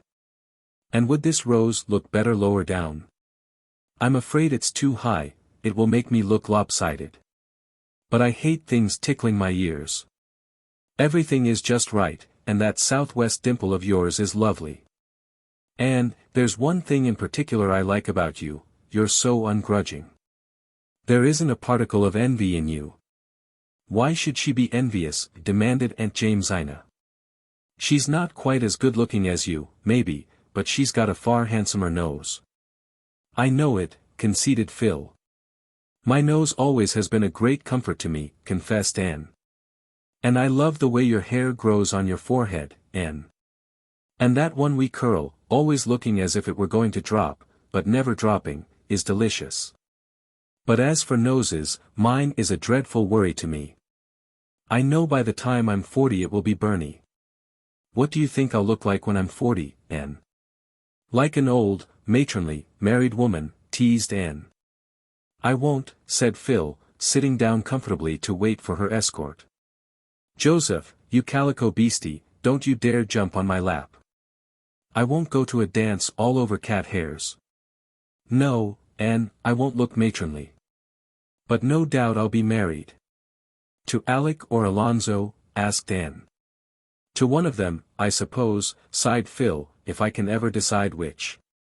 It shouldn't be hard to decide, scolded Aunt Jamesina. I was born a seesaw auntie, and nothing can ever prevent me from teetering. You ought to be more level-headed, Philippa.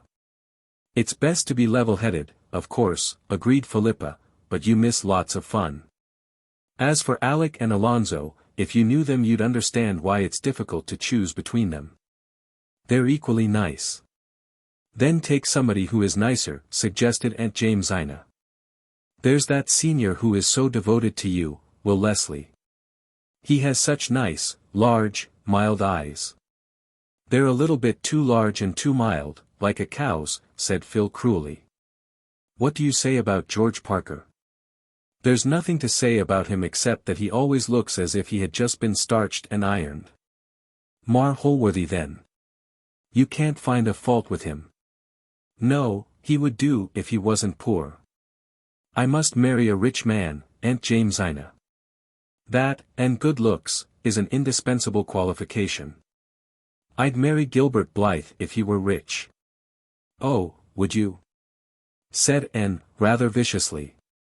We don't like that idea a little bit, although we don't want Gilbert ourselves. Oh, no, mocked Phil.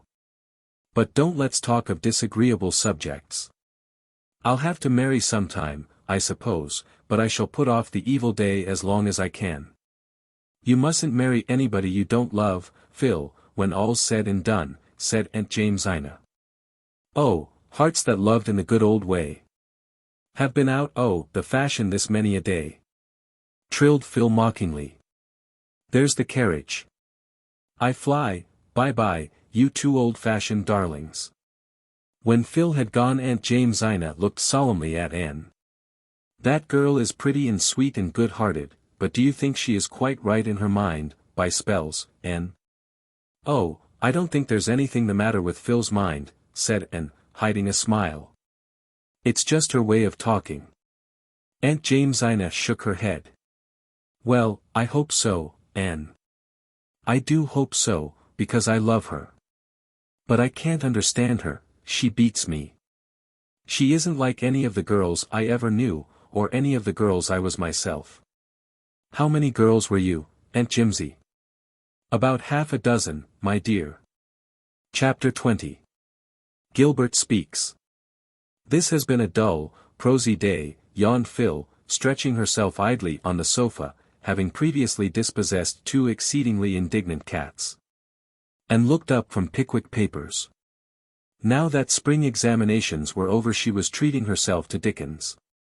It has been a prosy day for us, she said thoughtfully, but to some people it has been a wonderful day. Someone has been rapturously happy in it. Perhaps a great deed has been done somewhere today, or a great poem written, or a great man born. And some heart has been broken, Phil. Why did you spoil your pretty thought by tagging that last sentence on, honey, grumbled Phil. I don't like to think of broken hearts, or anything unpleasant. Do you think you'll be able to shirk unpleasant things all your life, Phil? Dear me, no. Am I not up against them now? You don't call Alec and Alonzo pleasant things, do you, when they simply plague my life out? You never take anything seriously, Phil. Why should I? There are enough folks who do. The world needs people like me, and, just to amuse it. It would be a terrible place if everybody were intellectual and serious and in deep, deadly earnest. My mission is, as Josiah Allen says, to charm and allure. Confess now. Hasn't life at Patty's Place been really much brighter and pleasanter this past winter because I've been here to leaven you? Yes, it has, owned Anne. And you all love me, even Aunt Jamesina, who thinks I'm stark mad. So why should I try to be different? Oh, dear, I'm so sleepy. I was awake until 1 last night, reading a harrowing ghost story. I read it in bed, and after I had finished it, do you suppose I could get out of bed to put the light out? No. And if Stella had not fortunately come in late, that lamp would have burned good and bright till morning. When I heard Stella, I called her in, explained my predicament, and got her to put out the light. If I had got out myself to do it, I knew something would grab me by the feet when I was getting in again. By the way, Anne, has Aunt Jamesina decided what to do this summer? Yes, she's going to stay here. I know she's doing it for the sake of those blessed cats, although she says it's too much trouble to open her own house, and she hates visiting. What are you reading? Pickwick. That's a book that always makes me hungry, said Phil. There's so much good eating in it. The characters seem always to be reveling on ham and eggs and milk punch. I generally go on a cupboard rummage after reading Pickwick. The mere thought reminds me that I'm starving. Is there any tidbit in the pantry, Queen Anne? I made a lemon pie this morning. You may have a piece of it. Phil dashed out to the pantry and then betook herself to the orchard in company with Rusty. It was a moist, pleasantly odorous night in early spring. The snow was not quite all gone from the park, a little dingy bank of it yet lay under the pines of the harbor road, screened from the influence of April suns. It kept the harbor road muddy, and chilled the evening air. But grass was growing green in sheltered spots, and Gilbert had found some pale, sweet arbutus in a hidden corner. He came up from the park, his hands full of it. And was sitting on the big gray boulder in the orchard looking at the poem of a bare, birchen bough hanging against the pale red sunset with the very perfection of grace. She was building a castle in air, a wondrous mansion whose sunlit courts and stately halls were steeped in Araby's perfume, and where she reigned queen and chatelaine. She frowned as she saw Gilbert coming through the orchard. Of late she had managed not to be left alone with Gilbert. But he had caught her fairly now, and even Rusty had deserted her. Gilbert sat down beside her on the boulder and held out his mayflowers. "Don't these remind you of home and our old schoolday picnics, Anne?" And took them and buried her face in them. "I'm in Mr. Silas Sloane's barrens this very minute," she said rapturously. "I suppose you will be there in reality in a few days?" "No, not for a fortnight. I'm going to visit with Phil in Bolingbroke before I go home." "You'll be in Avonlea before I will." "No, I shall not be in Avonlea at all this summer, Anne. I've been offered a job in the Daily News office and I'm going to take it." "Oh," said Anne vaguely. She wondered what a whole Avonlea summer would be like without Gilbert. Somehow she did not like the prospect. "Well," she concluded flatly, "it is a good thing for you, of course." "Yes, I've been hoping I would get it. It will help me out next year." "You mustn't work too hard," said Anne, without any very clear idea of what she was saying. She wished desperately that Phil would come out. "You've studied very constantly this winter. Isn't this a delightful evening? Do you know, I found a cluster of white violets under that old twisted tree over there today. I felt as if I had discovered a gold mine." "You are always discovering gold mines," said Gilbert, also absently. "Let us go and see if we can find some more," suggested Anne eagerly. "I'll call Phil, Anne." "Never mind Phil and the violets just now, Anne," said Gilbert quietly, taking her hand in a clasp from which she could not free it. There is something I want to say to you. Oh, don't say it, cried Anne, pleadingly. Don't, please, Gilbert. I must. Things can't go on like this any longer. Anne, I love you. You know I do. I can't tell you how much. Will you promise me that someday you'll be my wife? I can't, said Anne miserably. Oh, Gilbert, you've spoiled everything. Don't you care for me at all? Gilbert asked after a very dreadful pause, during which Anne had not dared to look up. Not in that way. I do care a great deal for you as a friend. But I don't love you, Gilbert. But can't you give me some hope that you will, yet? No, I can't, exclaimed Anne desperately. I never can love you, in that way, Gilbert. You must never speak of this to me again. There was another pause, so long and so dreadful that Anne was driven at last to look up. Gilbert's face was white to the lips. And his eyes, but Anne shuddered and looked away. There was nothing romantic about this. Must proposals be either grotesque or horrible? Could she ever forget Gilbert's face? Is there anybody else? He asked at last in a low voice. No, said Anne eagerly. I don't care for anyone like that, and I like you better than anybody else in the world, Gilbert. And we must go on being friends, Gilbert. Gilbert gave a bitter little laugh. Friends. Your friendship can't satisfy me, Anne. I want your love, and you tell me I can never have that. I'm sorry. Forgive me, Gilbert, was all Anne could say. Where were all the gracious and graceful speeches wherewith, in imagination, she had been wont to dismiss rejected suitors? Gilbert released her hand gently. There isn't anything to forgive. There have been times when I thought you did care. I've deceived myself, that's all. Goodbye, Anne. And got herself to her room, sat down on her window seat behind the pines, and cried bitterly. She felt as if something incalculably precious had gone out of her life. It was Gilbert's friendship, of course. Oh, why must she lose it after this fashion? What is the matter, honey? Asked Phil, coming in through the moonlit gloom. And did not answer. At that moment she wished Phil were 1,000 miles away. I suppose you've gone and refused Gilbert Blythe. You are an idiot, and Shirley. Do you call it idiotic to refuse to marry a man I don't love? Said Anne coldly, goaded to reply. You don't know love when you see it. You've tricked something out with your imagination that you think love, and you expect the real thing to look like that. There, that's the first sensible thing I've ever said in my life. I wonder how I managed it. Phil, pleaded Anne, please go away and leave me alone for a little while. My world has tumbled into pieces.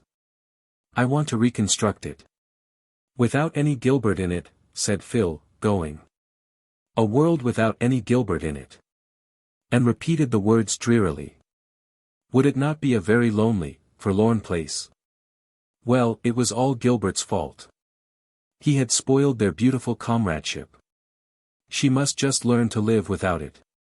Chapter 21. Roses of Yesterday. The fortnight Anne spent in Bolingbroke was a very pleasant one, with a little undercurrent of vague pain and dissatisfaction running through it whenever she thought about Gilbert. There was not, however, much time to think about him. Mount Holly, the beautiful old Gordon homestead, was a very gay place, overrun by Phil's friends of both sexes. There was quite a bewildering succession of drives, dances, picnics and boating parties, all expressively lumped together by Phil under the head of jamborees. Alec and Alonzo were so constantly on hand that Anne wondered if they ever did anything but dance attendance on that will-o'-the-wisp of a Phil. They were both nice, manly fellows, but Anne would not be drawn into any opinion as to which was the nicer. And I depended so on you to help me make up my mind which of them I should promise to marry, mourned Phil. You must do that for yourself. You are quite expert at making up your mind as to whom other people should marry, retorted Anne, rather caustically. Oh, that's a very different thing, said Phil, truly. But the sweetest incident of Anne's sojourn in Bolingbroke was the visit to her birthplace, the little shabby yellow house in an out-of-the-way street she had so often dreamed about. She looked at it with delighted eyes, as she and Phil turned in at the gate. "It's almost exactly as I've pictured it," she said.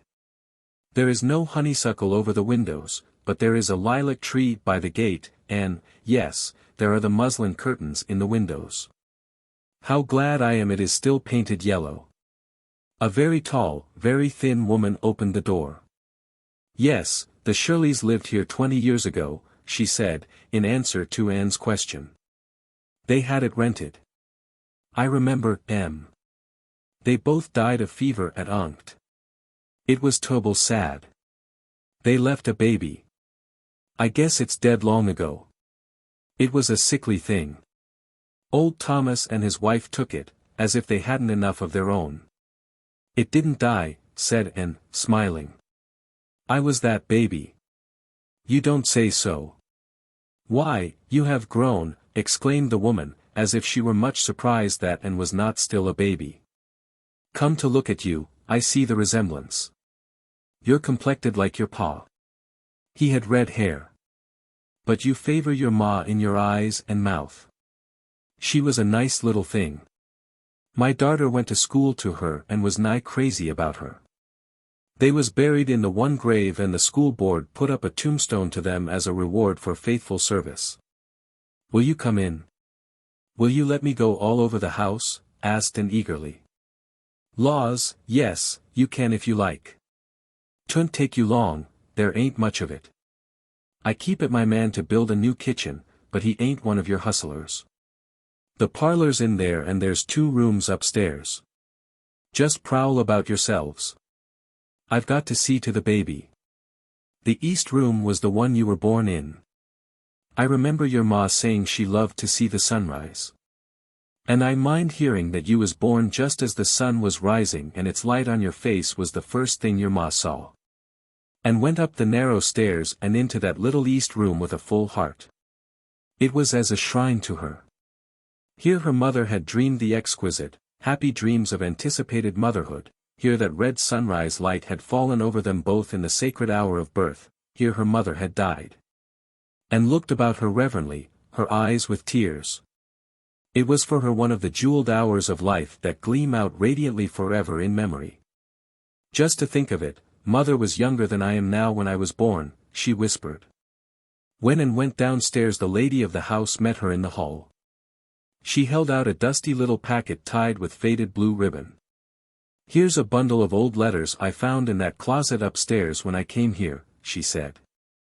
"I dunno what they are, I never bothered to look in, but the address on the top one is Miss Bertha Willis, and that was your ma's maiden name. You can take if you'd keer to have M." "Oh, thank you," cried Anne, clasping the packet rapturously. "That was all that was in the house," said her hostess. "The furniture was all sold to pay the doctor bills, and Mrs. Thomas got your ma's clothes and little things. I reckon they didn't last long among that drove of Thomas youngsters.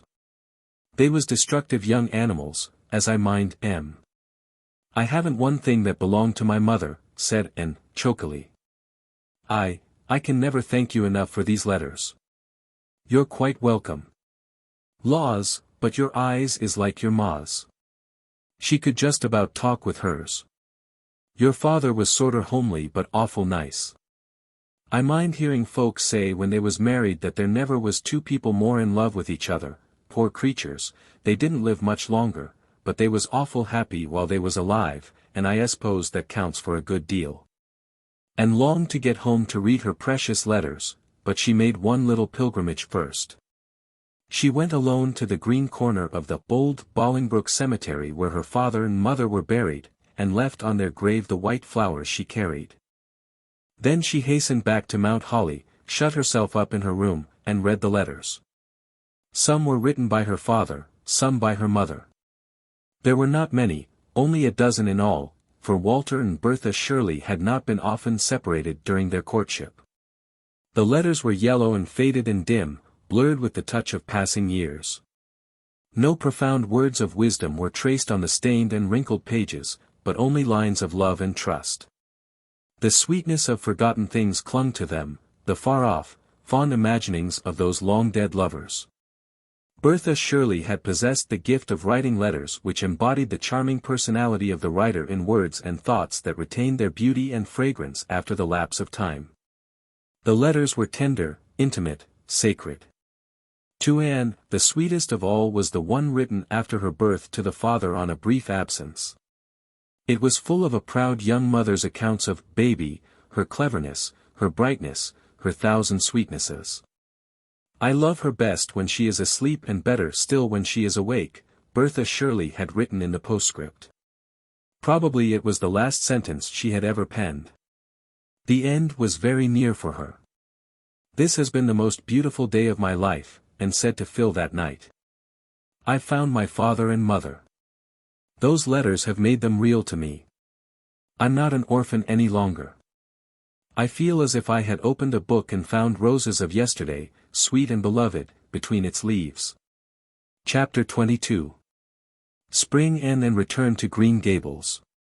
The firelight shadows were dancing over the kitchen walls at Green Gables, for the spring evening was chilly. Through the open east window drifted in the subtly sweet voices of the night.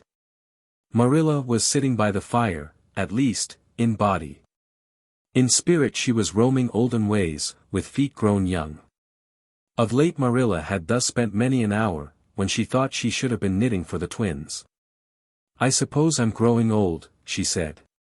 Yet Marilla had changed but little in the past 9 years, save to grow something thinner, and even more angular. There was a little more gray in the hair that was still twisted up in the same hard knot, with 2 hairpins, were they the same hairpins, still stuck through it. But her expression was very different. The something about the mouth which had hinted at a sense of humor had developed wonderfully, her eyes were gentler and milder, her smile more frequent and tender.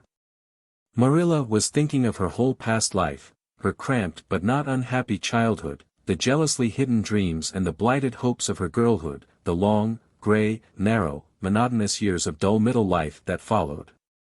And the coming of Anne, the vivid, imaginative, impetuous child with her heart of love, and her world of fancy, bringing with her color and warmth and radiance, until the wilderness of existence had blossomed like the rose.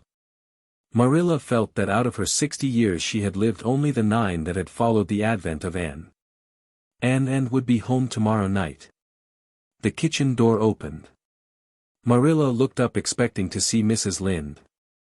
And stood before her, tall and starry-eyed, with her hands full of mayflowers and violets. "And Shirley," exclaimed Marilla. For once in her life she was surprised out of her reserve. She caught her girl in her arms and crushed her and her flowers against her heart, kissing the bright hair and sweet face warmly. "I never looked for you till tomorrow night. How did you get from Carmody?" "Walked, dearest of Marillas. Haven't I done it a score of times in the Queen's days? The mailman is to bring my trunk tomorrow. I just got homesick all at once, and came a day earlier. And oh, I've had such a lovely walk in the May twilight. I stopped by the Barrens and picked these mayflowers. I came through Violet Vale. It's just a big bowlful of violets now, the dear, sky-tinted things. Smell them, Marilla, drink them in." Marilla sniffed obligingly, but she was more interested in and than in drinking violets.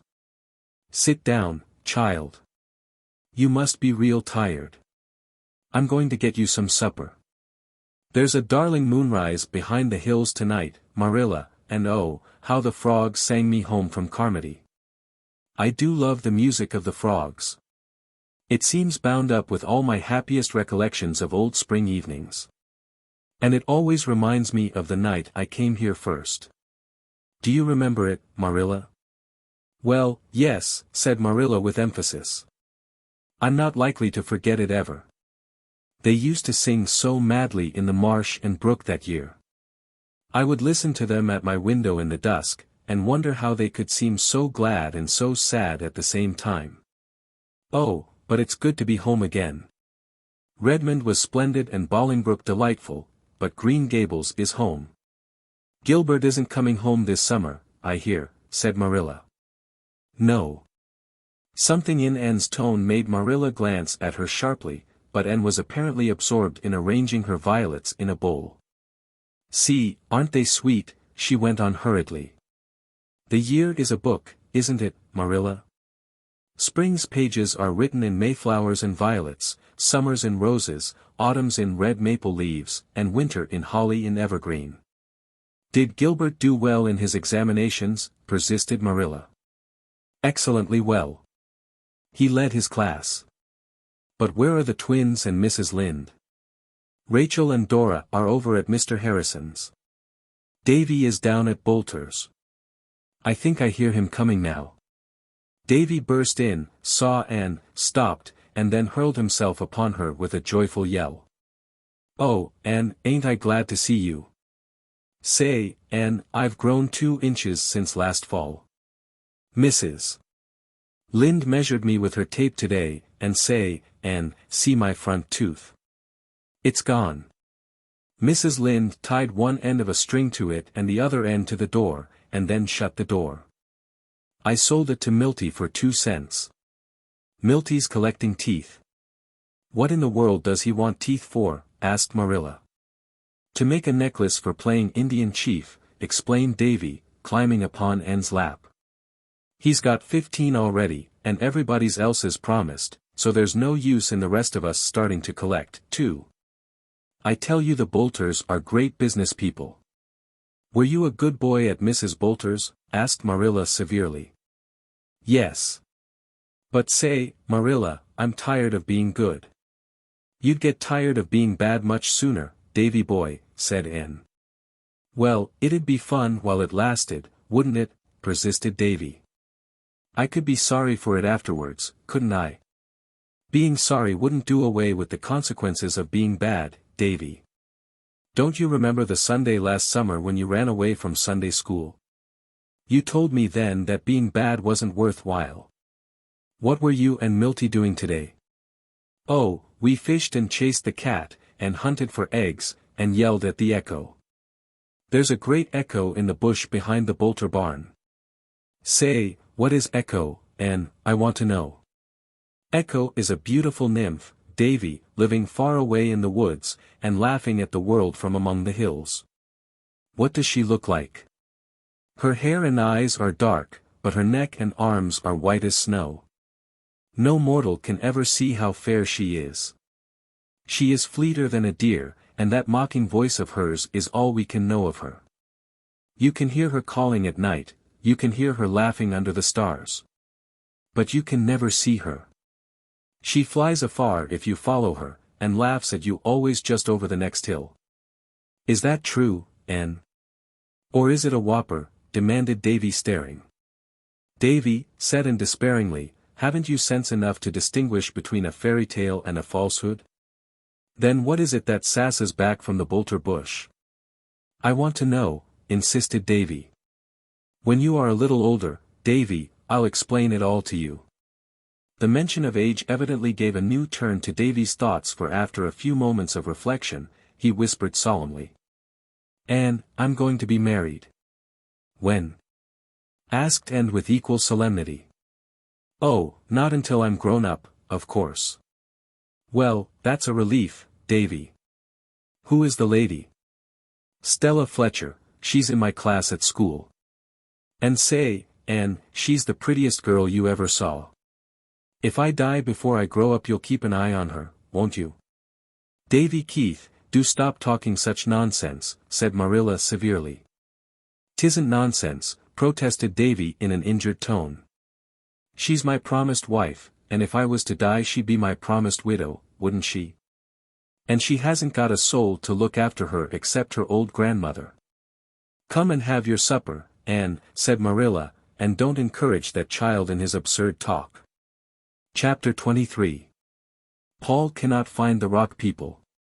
Life was very pleasant in Avonlea that summer, although Anne, amid all her vacation joys, was haunted by a sense of something gone which should be there. She would not admit, even in her inmost reflections, that this was caused by Gilbert's absence. But when she had to walk home alone from prayer meetings and AVS Powwows, while Diana and Fred, and many other gay couples, loitered along the dusky, starlit country roads, there was a queer, lonely ache in her heart which she could not explain away. Gilbert did not even write to her, as she thought he might have done. She knew he wrote to Diana occasionally, but she would not inquire about him, and Diana, supposing that and heard from him, volunteered no information. Gilbert's mother, who was a gay, frank, light-hearted lady, but not overburdened with tact, had a very embarrassing habit of asking Anne, always in a painfully distinct voice and always in the presence of a crowd, if she had heard from Gilbert lately. Poor Anne could only blush horribly and murmur, not very lately, which was taken by all, Mrs. Blythe included, to be merely a maidenly evasion. Apart from this, Anne enjoyed her summer. Priscilla came for a merry visit in June. And, when she had gone, Mr. and Mrs. Irving, Paul and Charlotta the Fourth came home for July and August. Echo Lodge was the scene of gaieties once more, and the echoes over the river were kept busy mimicking the laughter that rang in the old garden behind the spruces. Miss Lavendar had not changed, except to grow even sweeter and prettier. Paul adored her, and the companionship between them was beautiful to see. "But I don't call her mother just by itself," he explained to Anne. "You see, that name belongs just to my own little mother, and I can't give it to anyone else. You know, teacher. But I call her Mother Lavendar, and I love her next best to father.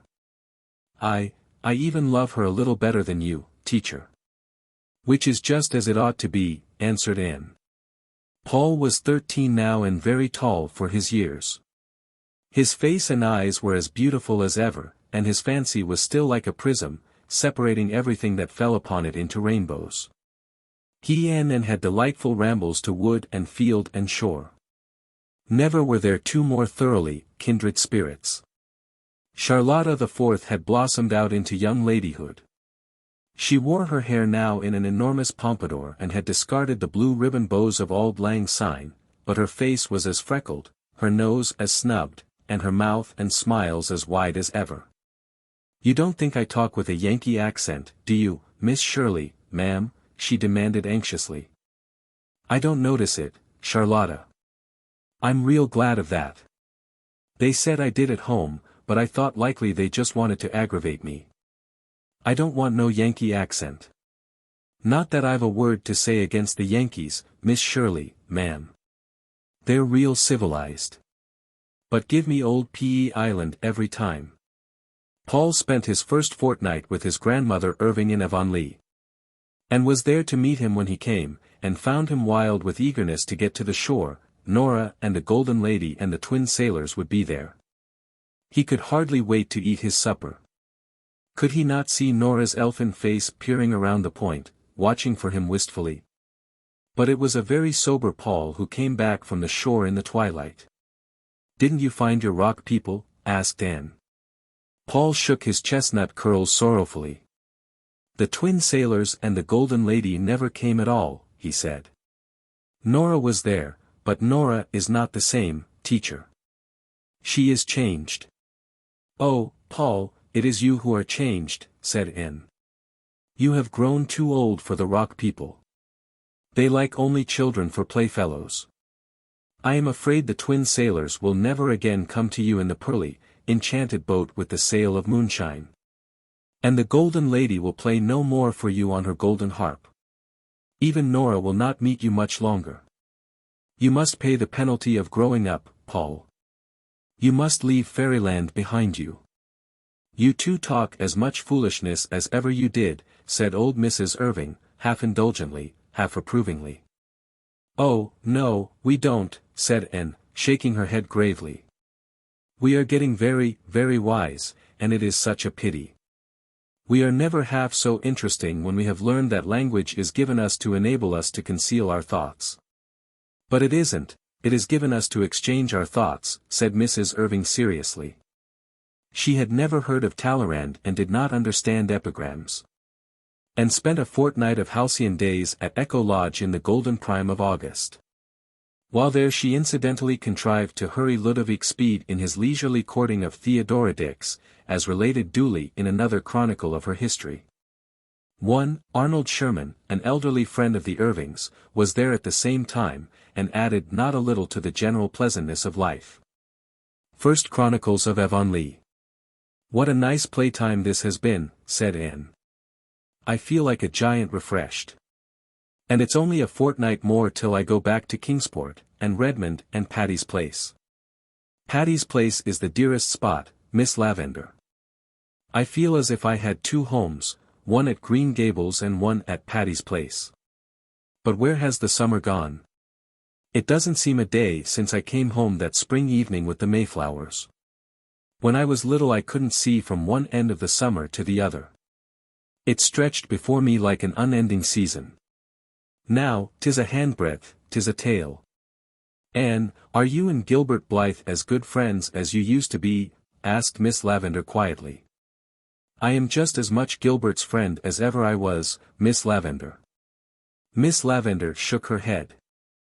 "I see something's gone wrong, Anne. I'm going to be impertinent and ask what.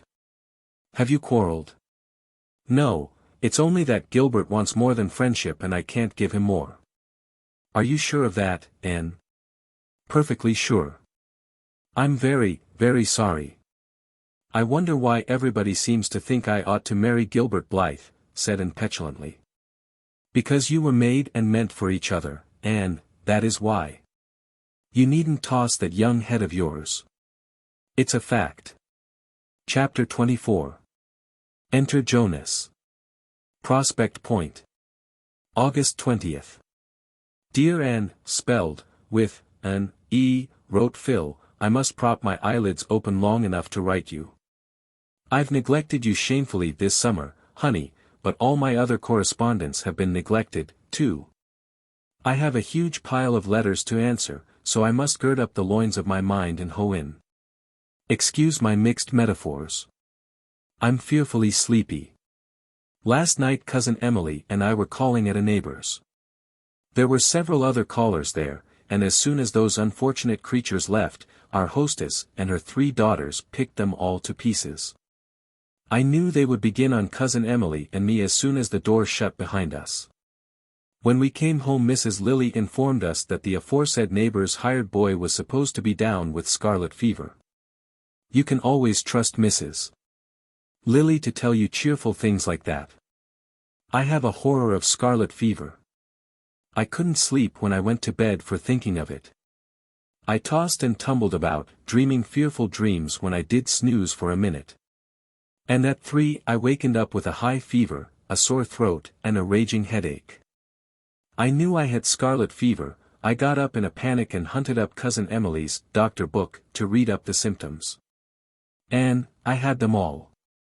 So I went back to bed, and knowing the worst, slept like a top the rest of the night. Though why a top should sleep sounder than anything else I never could understand. But this morning I was quite well, so it couldn't have been the fever. I suppose if I did catch it last night it couldn't have developed so soon. I can remember that in daytime, but at 3 o'clock at night I never can be logical.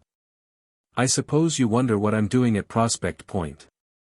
Well, I always like to spend a month of summer at the shore, and Father insists that I come to his second cousin Emily's select boarding house at Prospect Point. So a fortnight ago I came as usual. And as usual old Uncle Mark Miller brought me from the station with his ancient buggy and what he calls his generous purpose horse. He is a nice old man and gave me a handful of pink peppermints.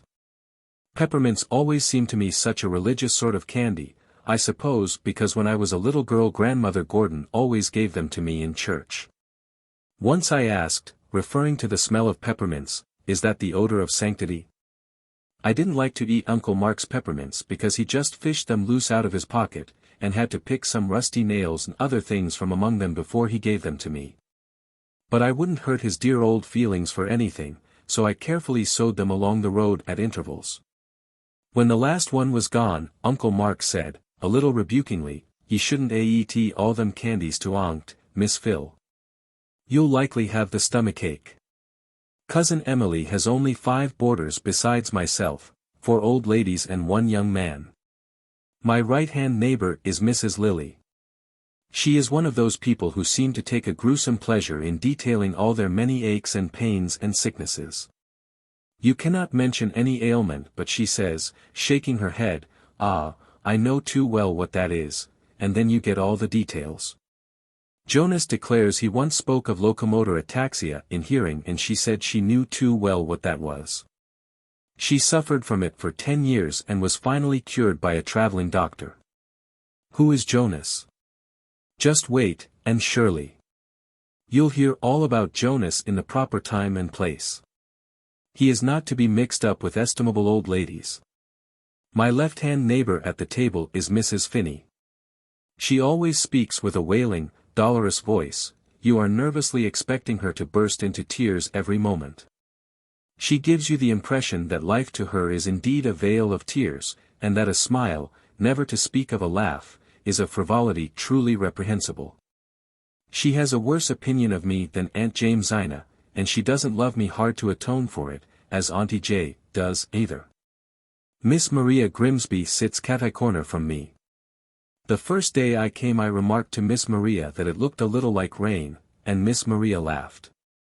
I said the road from the station was very pretty, and Miss Maria laughed. I said there seemed to be a few mosquitoes left yet, and Miss Maria laughed. I said that Prospect Point was as beautiful as ever, and Miss Maria laughed. If I were to say to Miss Maria, my father has hanged himself, my mother has taken poison, my brother is in the penitentiary, and I am in the last stages of consumption, Miss Maria would laugh. She can't help it, she was born so. But is very sad and awful. The fifth old lady is Mrs. Grant. She is a sweet old thing, but she never says anything but good of anybody and so she is a very uninteresting conversationalist. And now for Jonas, N. That first day I came I saw a young man sitting opposite me at the table, smiling at me as if he had known me from my cradle. I knew, for Uncle Mark had told me, that his name was Jonas Blake, that he was a theological student from St. Columbia, and that he had taken charge of the Point Prospect Mission Church for the summer.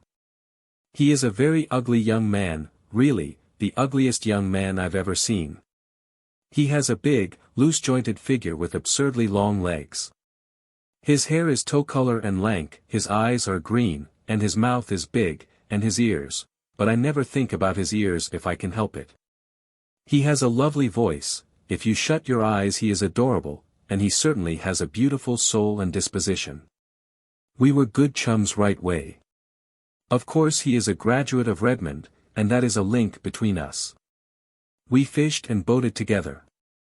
And we walked on the sands by moonlight. He didn't look so homely by moonlight and oh, he was nice. Niceness fairly exhaled from him. The old ladies, except Mrs. Grant, don't approve of Jonas, because he laughs and jokes, and because he evidently likes the society of frivolous me better than theirs. Somehow, and I don't want him to think me frivolous. This is ridiculous. Why should I care what a tow-haired person called Jonas, whom I never saw before thinks of me? Last Sunday Jonas preached in the village church. I went, of course, but I couldn't realize that Jonas was going to preach. The fact that he was a minister, or going to be one, persisted in seeming a huge joke to me. Well, Jonas preached. And, by the time he had preached 10 minutes, I felt so small and insignificant that I thought I must be invisible to the naked eye. Jonas never said a word about women and he never looked at me. But I realized then and there what a pitiful, frivolous, small-souled little butterfly I was, and how horribly different I must be from Jonas' ideal woman. She would be grand and strong and noble.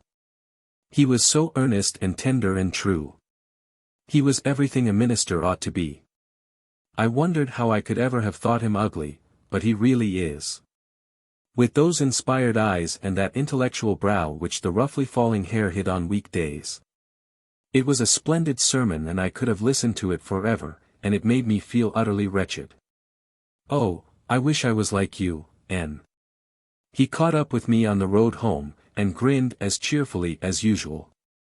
But his grin could never deceive me again. I had seen the real Jonas. I wondered if he could ever see the real Phil, whom nobody, not even you, Anne, has ever seen yet. Jonas, I said, I forgot to call him Mr. Blake. Wasn't it dreadful? But there are times when things like that don't matter. Jonas, you were born to be a minister. You couldn't be anything else. No, I couldn't, he said soberly. I tried to be something else for a long time. I didn't want to be a minister. But I came to see at last that it was the work given me to do, and God helping me, I shall try to do it. His voice was low and reverent. I thought that he would do his work and do it well and nobly, and happy the woman fitted by nature and training to help him do it. She would be no feather, blown about by every fickle wind of fancy. She would always know what hat to put on. Probably she would have only one. Ministers never have much money. But she wouldn't mind having one hat or none at all, because she would have Jonas. And Shirley, don't you dare to say or hint or think that I've fallen in love with Mr. Blake. Could I care for a lank, poor, ugly theologue, named Jonas? As Uncle Mark says, it's impossible, and what's more it's improbable. Good night. Phil. P.S. It is impossible, but I am horribly afraid it's true. I'm happy and wretched and scared. He can never care for me, I know. Do you think I could ever develop into a passable minister's wife, Anne? And would they expect me to lead in prayer? P.G. Chapter 25. Enter Prince Charming. I'm contrasting the claims of indoors and out, said Anne, looking from the window of Patty's Place to the distant pines of the park. I've an afternoon to spend in sweet doing nothing, Aunt Jimsy. Shall I spend it here where there is a cozy fire, a plate full of delicious russets, 3 purring and harmonious cats, and 2 impeccable china dogs with green noses? Or shall I go to the park, where there is the lure of grey woods and of grey water lapping on the harbor rocks?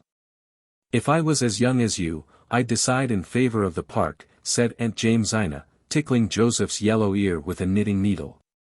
I thought that you claimed to be as young as any of us, Auntie, teased Anne. Yes, in my soul. But I'll admit my legs aren't as young as yours. You go and get some fresh air, Anne. You look pale lately. I think I'll go to the park, said Anne restlessly. I don't feel like tame domestic joys today. I want to feel alone and free and wild. The park will be empty, for everyone will be at the football match. Why didn't you go to it? Nobody asked me, sir, she said, at least, nobody but that horrid little Dan Ranger. I wouldn't go anywhere with him, but rather than hurt his poor little tender feelings I said I wasn't going to the game at all. I don't mind. I'm not in the mood for football today somehow. You go and get some fresh air, repeated Aunt Jamesina, but take your umbrella, for I believe it's going to rain. I've rheumatism in my leg. Only old people should have rheumatism, Auntie. Anybody is liable to rheumatism in her legs, Anne. It's only old people who should have rheumatism in their souls, though. Thank goodness, I never have. When you get rheumatism in your soul you might as well go and pick out your coffin. It was November, the month of crimson sunsets, parting birds, deep, sad hymns of the sea, passionate wind songs in the pines. And roamed through the pineland alleys in the park and, as she said, let that great sweeping wind blow the fogs out of her soul. And was not wont to be troubled with soul fog. But, somehow, since her return to Redmond for this 3rd year, life had not mirrored her spirit back to her with its old, perfect, sparkling clearness. Outwardly, existence at Patty's Place was the same pleasant round of work and study and recreation that it had always been. On Friday evenings the big, fire-lighted living room was crowded by callers and echoed to endless jest and laughter, while Aunt Jamesina smiled beamingly on them all. The Jonas of Phil's letter came often, running up from St. Columbia on the early train and departing on the late. He was a general favorite at Patty's Place, though Aunt Jamesina shook her head and opined that divinity students were not what they used to be. He's very nice, my dear, she told Phil, but ministers ought to be graver and more dignified. Can't a man laugh and be a Christian still? Demanded Phil. Oh, men, yes. But I was speaking of ministers, my dear, said Aunt Jamesina rebukingly. And you shouldn't flirt so with Mr. Blake, you really shouldn't. I'm not flirting with him, protested Phil. Nobody believed her, except Anne. The others thought she was amusing herself as usual, and told her roundly that she was behaving very badly. Mr. Blake isn't of the Alec and Alonzo type, Phil, said Stella severely. He takes things seriously. You may break his heart. Do you really think I could? Asked Phil. I'd love to think so. Philippa Gordon. I never thought you were utterly unfeeling. The idea of you saying you'd love to break a man's heart. I didn't say so, honey. Quote me correctly. I said I'd like to think I could break it. I would like to know I had the power to do it. I don't understand you, Phil. You are leading that man on deliberately, and you know you don't mean anything by it. I mean to make him ask me to marry him if I can, said Phil calmly. I give you up, said Stella hopelessly. Gilbert came occasionally on Friday evenings. He seemed always in good spirits, and held his own in the jests and repartee that flew about. He neither sought nor avoided Anne. When circumstances brought them in contact he talked to her pleasantly and courteously, as to any newly made acquaintance. The old camaraderie was gone entirely. And felt it keenly. But she told herself she was very glad and thankful that Gilbert had got so completely over his disappointment in regard to her. She had really been afraid, that April evening in the orchard, that she had hurt him terribly and that the wound would be long in healing. Now she saw that she need not have worried. Men have died and the worms have eaten them but not for love. Gilbert evidently was in no danger of immediate dissolution. He was enjoying life, and he was full of ambition and zest.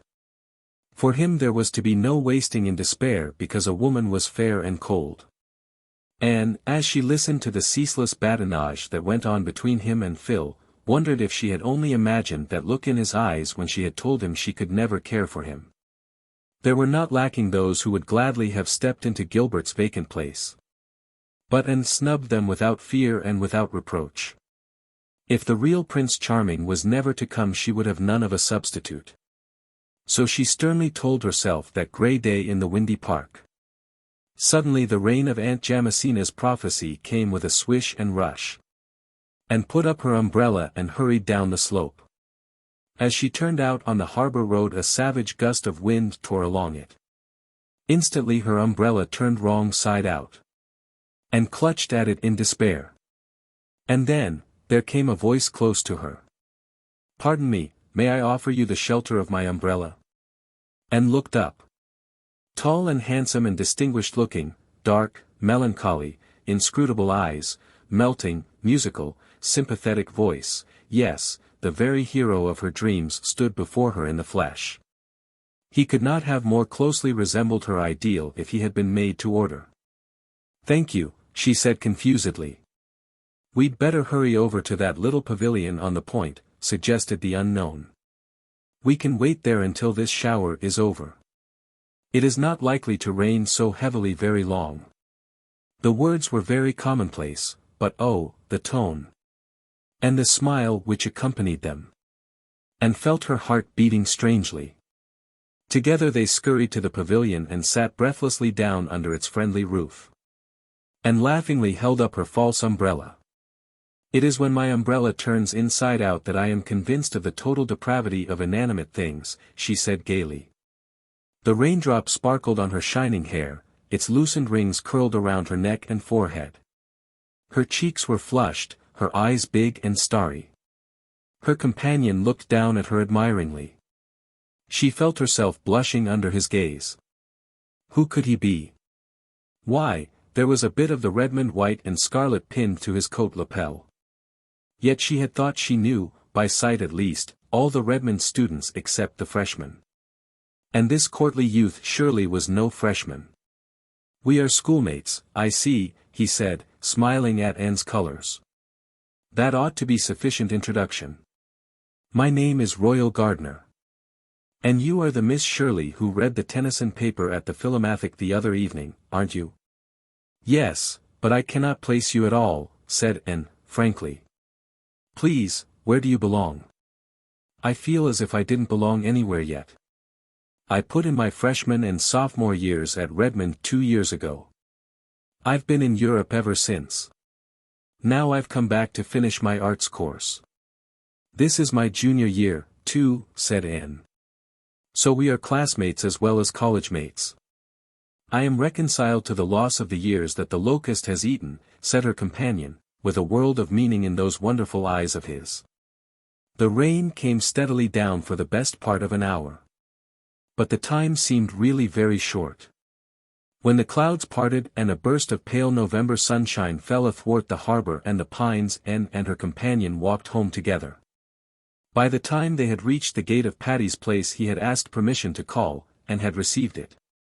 And went in with cheeks of flame and her heart beating to her fingertips.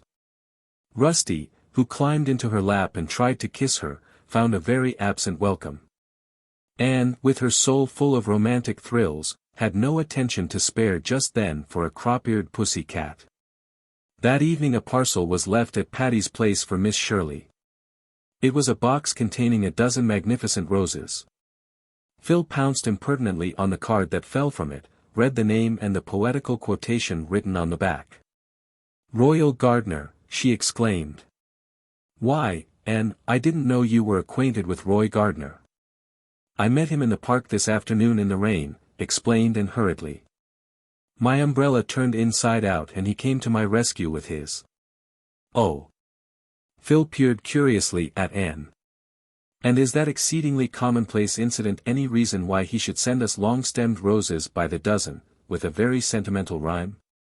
Or why we should blush divinest rosy red when we look at his card? Anne, thy face betrayeth thee. Don't talk nonsense, Phil. Do you know Mr. Gardner? I've met his 2 sisters, and I know of him. So does everybody worthwhile in Kingsport. The Gardners are among the richest, bluest, of blue noses. Roy is adorably handsome and clever. 2 years ago his mother's health failed and he had to leave college and go abroad with her. His father is dead. He must have been greatly disappointed to have to give up his class, but they say he was perfectly sweet about it. Fee, fi, fo, fum, Anne. I smell romance. Almost do I envy you, but not quite.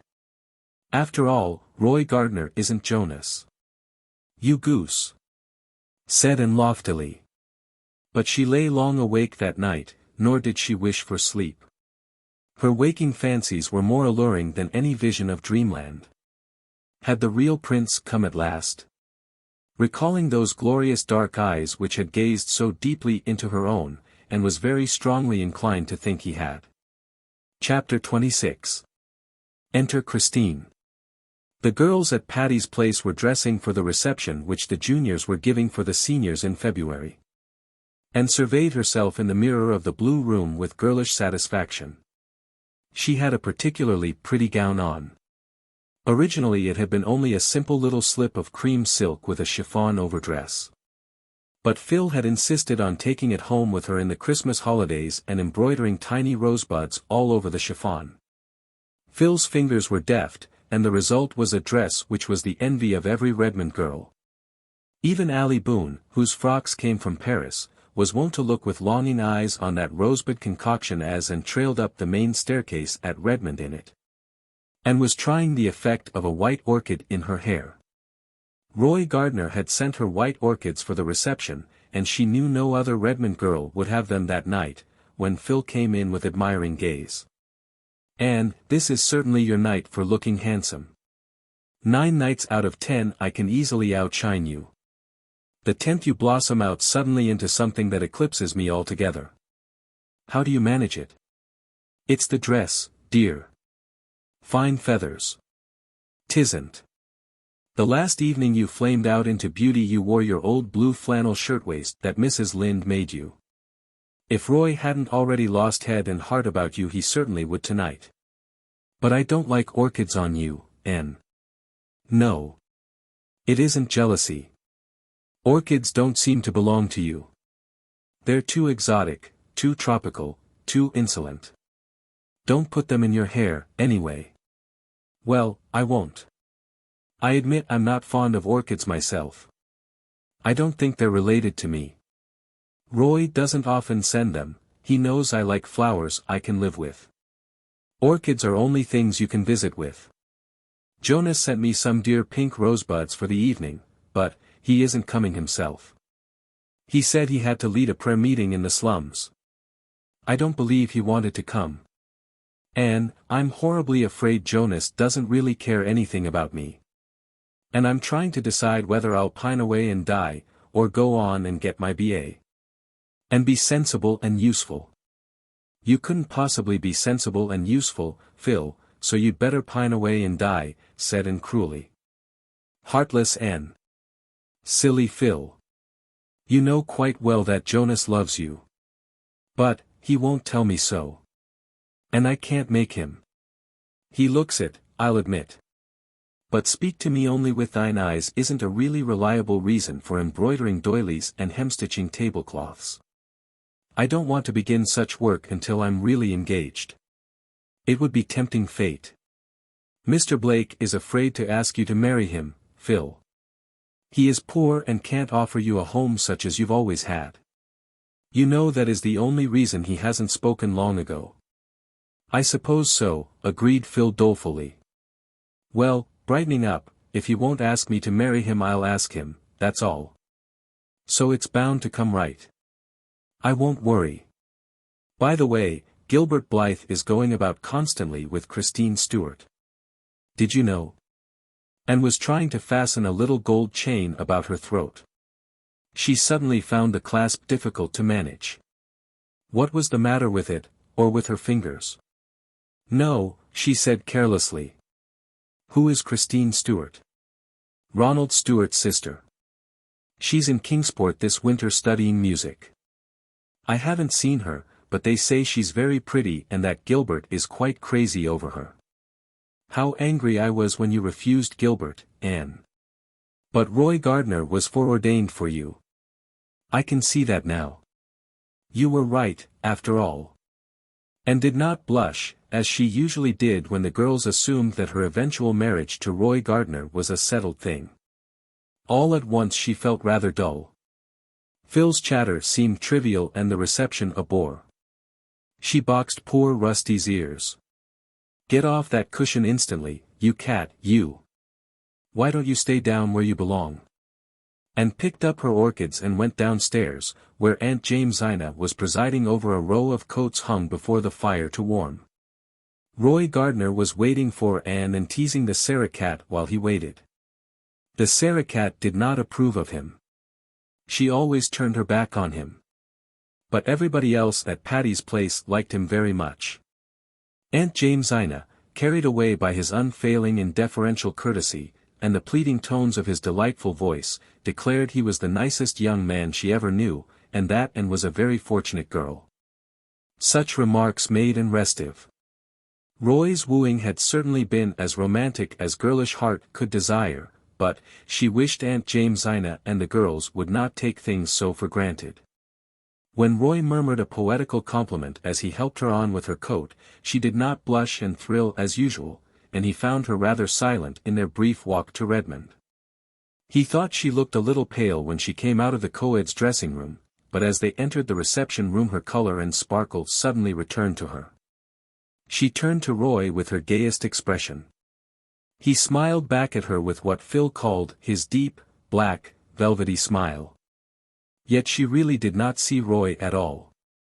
She was acutely conscious that Gilbert was standing under the palms just across the room talking to a girl who must be Christine Stewart. She was very handsome, in the stately style destined to become rather massive in middle life. A tall girl, with large dark blue eyes, ivory outlines, and a gloss of darkness on her smooth hair. She looks just as I've always wanted to look, thought Anne miserably. Rose-leaf complexion, starry violet eyes, raven hair, yes, she has them all. It's a wonder her name isn't Cordelia Fitzgerald into the bargain. But I don't believe her figure is as good as mine, and her nose certainly isn't. and felt a little comforted by this conclusion. Chapter 27. Mutual Confidences. March came in that winter like the meekest and mildest of lambs, bringing days that were crisp and golden and tingling, each followed by a frosty pink twilight which gradually lost itself in an elfland of moonshine. Over the girls at Patty's Place was falling the shadow of April examinations. They were studying hard, even Phil had settled down to text and notebooks with a doggedness not to be expected of her. "I'm going to take the Johnson Scholarship in mathematics," she announced calmly. "I could take the one in Greek easily, but I'd rather take the mathematical one because I want to prove to Jonas that I'm really enormously clever." "Jonas likes you better for your big brown eyes and your crooked smile than for all the brains you carry under your curls," said Anne. "When I was a girl it wasn't considered ladylike to know anything about mathematics," said Aunt Jamesina. "But times have changed. I don't know that it's all for the better." "Can you cook, Phil?" "No, I never cooked anything in my life except a gingerbread and it was a failure, flat in the middle and hilly round the edges. You know the kind. But, Auntie, when I begin in good earnest to learn to cook, don't you think the brains that enable me to win a mathematical scholarship will also enable me to learn cooking just as well?" "Maybe," said Aunt Jamesina cautiously. "I am not decrying the higher education of women. My daughter is an M.A. She can cook, too. But I taught her to cook before I let a college professor teach her mathematics." In mid-March came a letter from Miss Patty Spofford, saying that she and Miss Maria had decided to remain abroad for another year. "So you may have Patty's Place next winter, too," she wrote. "Maria and I are going to run over Egypt. I want to see the Sphinx once before I die. Fancy those two dames running over Egypt. I wonder if they'll look up at the Sphinx and knit," laughed Priscilla. "I'm so glad we can keep Patty's Place for another year," said Stella. "I was afraid they'd come back. And then our jolly little nest here would be broken up, and we poor callow nestlings thrown out on the cruel world of boarding houses again." "I'm off for a tramp in the park," announced Phil, tossing her book aside. "I think when I am 80 I'll be glad I went for a walk in the park tonight." "What do you mean?" asked Anne. "Come with me and I'll tell you, honey." They captured in their ramble all the mysteries and magics of a March evening. Very still and mild it was, wrapped in a great, white, brooding silence, a silence which was yet threaded through with many little silvery sounds which you could hear if you hearkened as much with your soul as your ears. The girls wandered down a long pineland aisle that seemed to lead right out into the heart of a deep red, overflowing winter sunset. "I'd go home and write a poem this blessed minute if I only knew how," declared Phil, pausing in an open space where a rosy light was staining the green tips of the pines. "It's all so wonderful here, this great, white stillness, and those dark trees that always seem to be thinking. 'The woods were God's first temples,'" quoted Anne softly. "One can't help feeling reverent and adoring in such a place. I always feel so near him when I walk among the pines."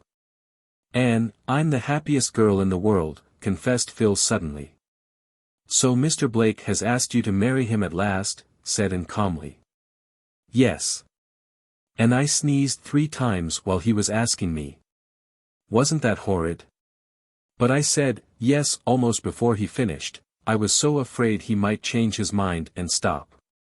I'm besottedly happy. I couldn't really believe before that Jonas would ever care for frivolous me." "Phil, you're not really frivolous," said Anne gravely. "Way down underneath that frivolous exterior of yours you've got a dear, loyal, womanly little soul. Why do you hide it so?" "I can't help it, Queen Anne. You are right, I'm not frivolous at heart. But there's a sort of frivolous skin over my soul and I can't take it off. As Mrs. Poyser says, I'd have to be hatched over again and hatched different before I could change it. But Jonas knows the real me and loves me, frivolity and all. And I love him. I never was so surprised in my life as I was when I found out I loved him. I'd never thought it possible to fall in love with an ugly man. Fancy me coming down to one solitary beau. And one named Jonas.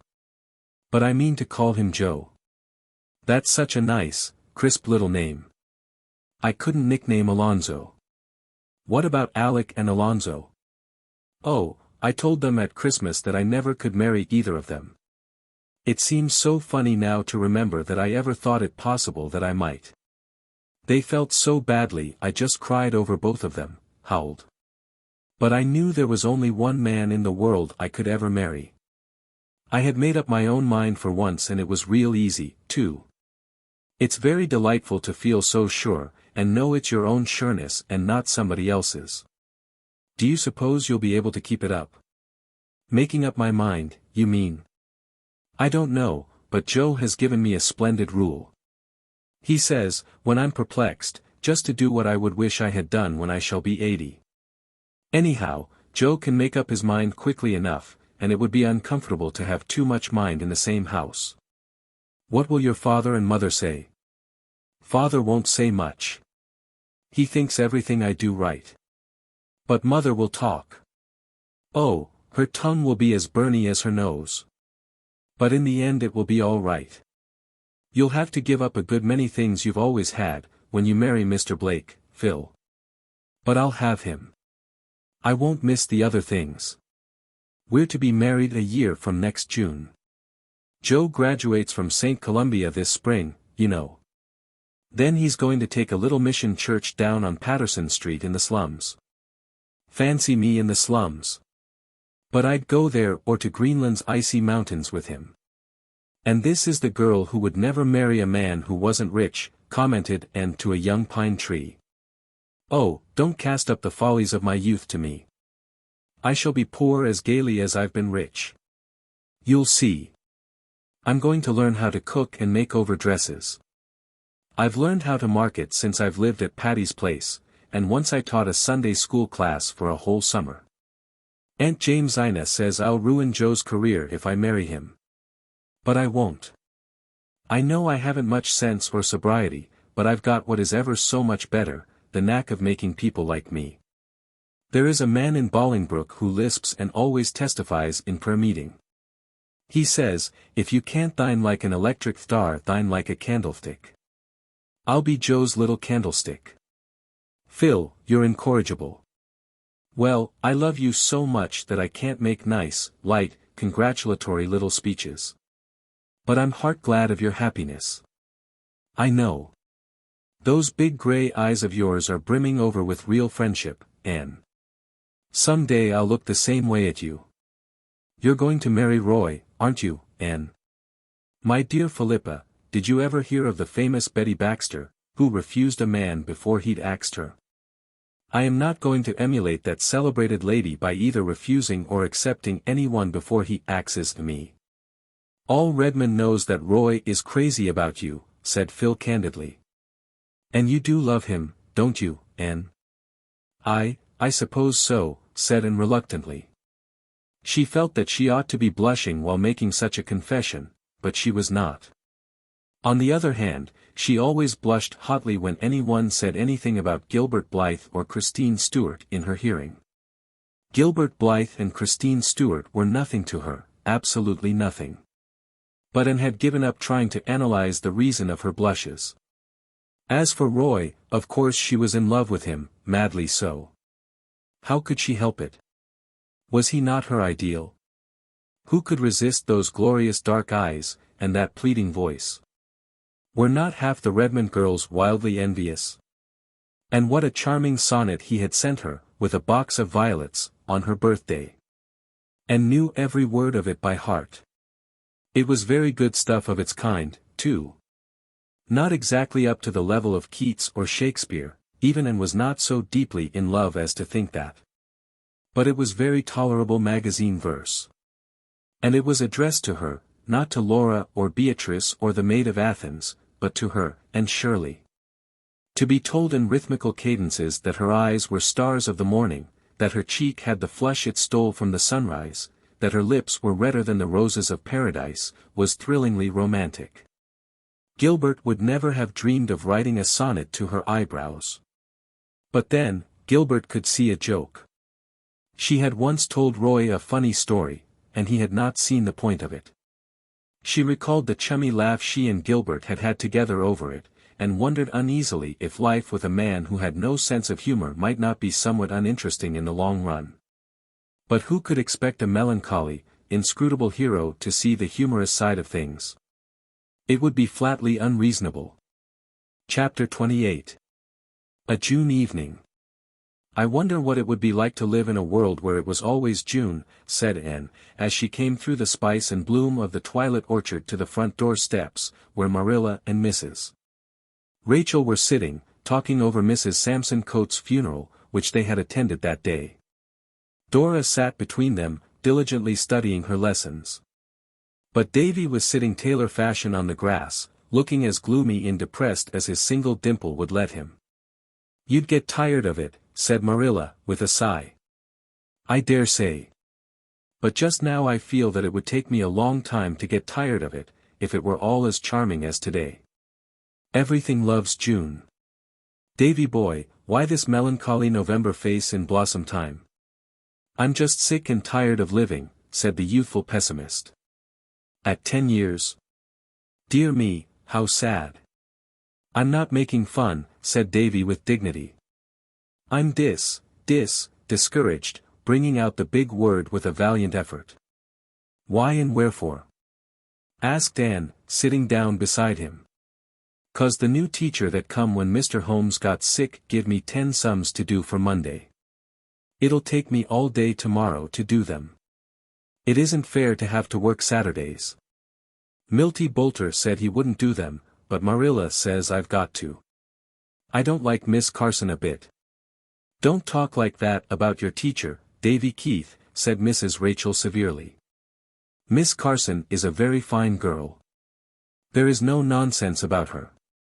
"That doesn't sound very attractive," laughed Anne. "I like people to have a little nonsense about them. But I'm inclined to have a better opinion of Miss Carson than you have. I saw her in prayer meeting last night, and she has a pair of eyes that can't always look sensible. Now, Davy boy, take heart of grace.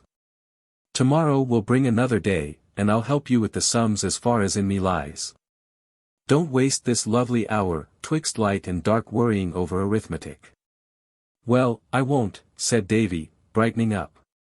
"If you help me with the sums I'll have them done in time to go fishing with Milty. I wish old Aunt Atossa's funeral was tomorrow instead of today. I wanted to go to it, 'cause Milty said his mother said Aunt Atossa would be sure to rise up in her coffin and say sarcastic things to the folks that come to see her buried. But Marilla said she didn't." "Poor Atossa laid in her coffin peaceful enough," said Mrs. Lynde solemnly. "I never saw her look so pleasant before, that's what." "Well, there weren't many tears shed over her, poor old soul. The Alicia Wrights are thankful to be rid of her, and I can't say I blame them a mite. It seems to me a most dreadful thing to go out of the world and not leave one person behind you who is sorry you are gone," said Anne, shuddering. "Nobody except her parents ever loved poor Atossa, that's certain, not even her husband," averred Mrs. Lynde. "She was his 4th wife. He'd sort of got into the habit of marrying. He only lived a few years after he married her. The doctor said he died of dyspepsia, but I shall always maintain that he died of Atossa's tongue, that's what. Poor soul, she always knew everything about her neighbors, but she never was very well acquainted with herself. Well, she's gone anyhow. And I suppose the next excitement will be Diana's wedding. It seems funny and horrible to think of Diana's being married," sighed Anne, hugging her knees and looking through the gap in the haunted wood to the light that was shining in Diana's room. "I don't see what's horrible about it, when she's doing so well," said Mrs. Lynde emphatically. "Fred Wright has a fine farm and he is a model young man. He certainly isn't the wild, dashing, wicked, young man Diana once wanted to marry," smiled Anne. "Fred is extremely good. That's just what he ought to be. Would you want Diana to marry a wicked man? Or marry one yourself?" "Oh, no. I wouldn't want to marry anybody who was wicked, but I think I'd like it if he could be wicked and wouldn't. Now, Fred is hopelessly good. You'll have more sense some day, I hope," said Marilla. Marilla spoke rather bitterly. She was grievously disappointed. She knew and had refused Gilbert Blythe. Avonlea gossip buzzed over the fact, which had leaked out, nobody knew how. Perhaps Charlie Sloane had guessed and told his guesses for truth. Perhaps Diana had betrayed it to Fred and Fred had been indiscreet. At all events it was known, Mrs. Blythe no longer asked Anne, in public or private, if she had heard lately from Gilbert, but passed her by with a frosty bow. Anne, who had always liked Gilbert's merry, young-hearted mother, was grieved in secret over this. Marilla said nothing, but Mrs. Lynde gave and many exasperated digs about it, until fresh gossip reached that worthy lady, through the medium of moody Spurgeon Macpherson's mother, that Anne had another beau at college, who was rich and handsome and good all in one. After that Mrs. Rachel held her tongue, though she still wished in her inmost heart that Anne had accepted Gilbert. Riches were all very well, but even Mrs. Rachel, practical soul though she was, did not consider them the one essential. If Anne liked the handsome unknown better than Gilbert there was nothing more to be said, but Mrs. Rachel was dreadfully afraid that Anne was going to make the mistake of marrying for money. Marilla knew Anne too well to fear this. But she felt that something in the universal scheme of things had gone sadly awry. What is to be, will be, said Mrs. Rachel gloomily, and what isn't to be happens sometimes. I can't help believing it's going to happen in Anne's case, if Providence doesn't interfere, that's what. Mrs. Rachel sighed. She was afraid Providence wouldn't interfere, and she didn't dare to. Anne had wandered down to the Dryad's Bubble and was curled up among the ferns at the root of the big white birch where she and Gilbert had so often sat in summers gone by. He had gone into the newspaper office again when college closed, and Avonlea seemed very dull without him. He never wrote to her, and missed the letters that never came. To be sure, Roy wrote twice a week. His letters were exquisite compositions which would have read beautifully in a memoir or biography. Anne felt herself more deeply in love with him than ever when she read them. But her heart never gave the queer, quick, painful bound at sight of his letters which it had given one day when Mrs. Hiram Sloane had handed her out an envelope addressed in Gilbert's black, upright handwriting. Anne had hurried home to the east gable and opened it eagerly, to find a typewritten copy of some college society report, only that and nothing more. Anne flung the harmless screed across her room and sat down to write an especially nice epistle to Roy. Diana was to be married in 5 more days. The gray house at Orchard Slope was in a turmoil of baking and brewing and boiling and stewing, for there was to be a big, old-timey wedding. Anne, of course, was to be bridesmaid, as had been arranged when they were 12 years old, and Gilbert was coming from Kingsport to be best man. Anne was enjoying the excitement of the various preparations, but under it all she carried a little heartache. She was, in a sense, losing her dear old chum. Diana's new home would be 2 miles from Green Gables, and the old constant companionship could never be theirs again. Anne looked up at Diana's light and thought how it had beaconed to her for many years. But soon it would shine through the summer twilights no more. 2 big, painful tears welled up in her gray eyes. Oh, she thought, how horrible it is that people have to grow up, and marry, and change. Chapter 29. Diana's Wedding. After all, the only real roses are the pink ones, said Anne, as she tied white ribbon around Diana's bouquet in the westward-looking gable at Orchard Slope. They are the flowers of love and faith. Diana was standing nervously in the middle of the room, arrayed in her bridal white, her black curls frosted over with the film of her wedding veil. Anne had draped that veil, in accordance with the sentimental compact of years before. It's all pretty much as I used to imagine it long ago, when I wept over your inevitable marriage and our consequent parting, she laughed. You are the bride of my dreams, Diana, with the lovely misty veil, and I am your bridesmaid. But, alas! I haven't the puffed sleeves, though these short lace ones are even prettier. Neither is my heart wholly breaking nor do I exactly hate Fred. We are not really parting, Anne, protested Diana. I'm not going far away. We'll love each other just as much as ever. We've always kept that oath of friendship we swore long ago, haven't we? Yes. We've kept it faithfully. We've had a beautiful friendship, Diana. We've never marred it by one quarrel or coolness or unkind word, and I hope it will always be so. But things can't be quite the same after this. You'll have other interests. I'll just be on the outside. But, such is life, as Mrs. Rachel says. Mrs. Rachel has given you one of her beloved knitted quilts of the tobacco stripe pattern, and she says when I am married she'll give me one, too. The mean thing about your getting married is that I won't be able to be your bridesmaid, lamented Diana. I'm to be Phil's bridesmaid next June, when she marries Mr.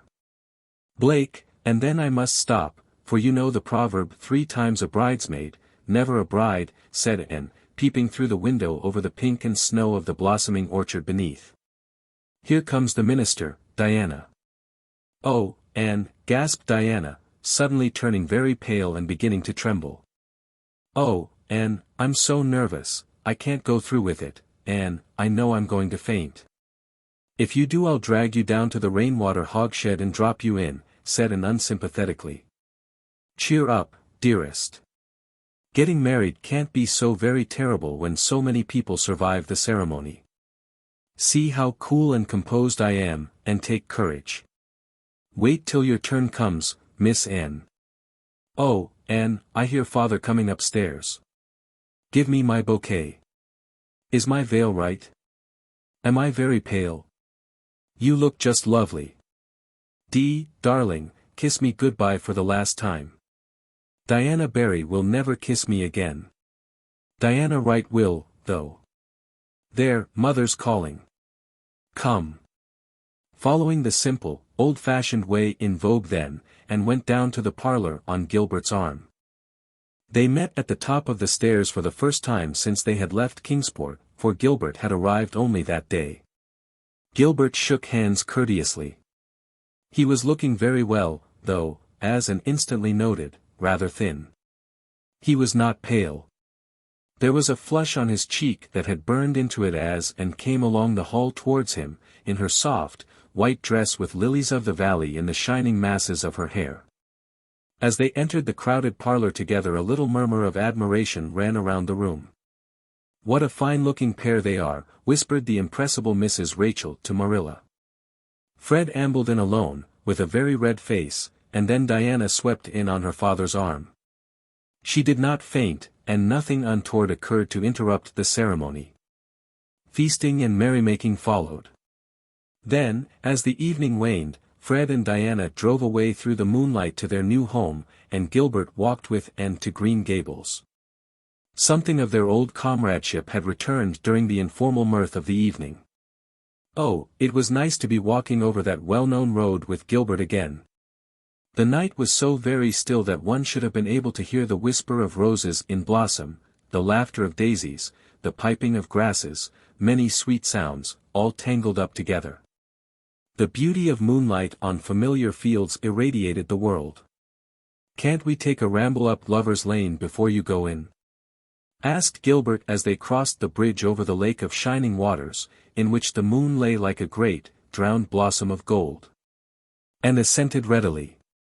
Lover's Lane was a veritable path in a fairyland that night, a shimmering, mysterious place, full of wizardry in the white-woven enchantment of moonlight.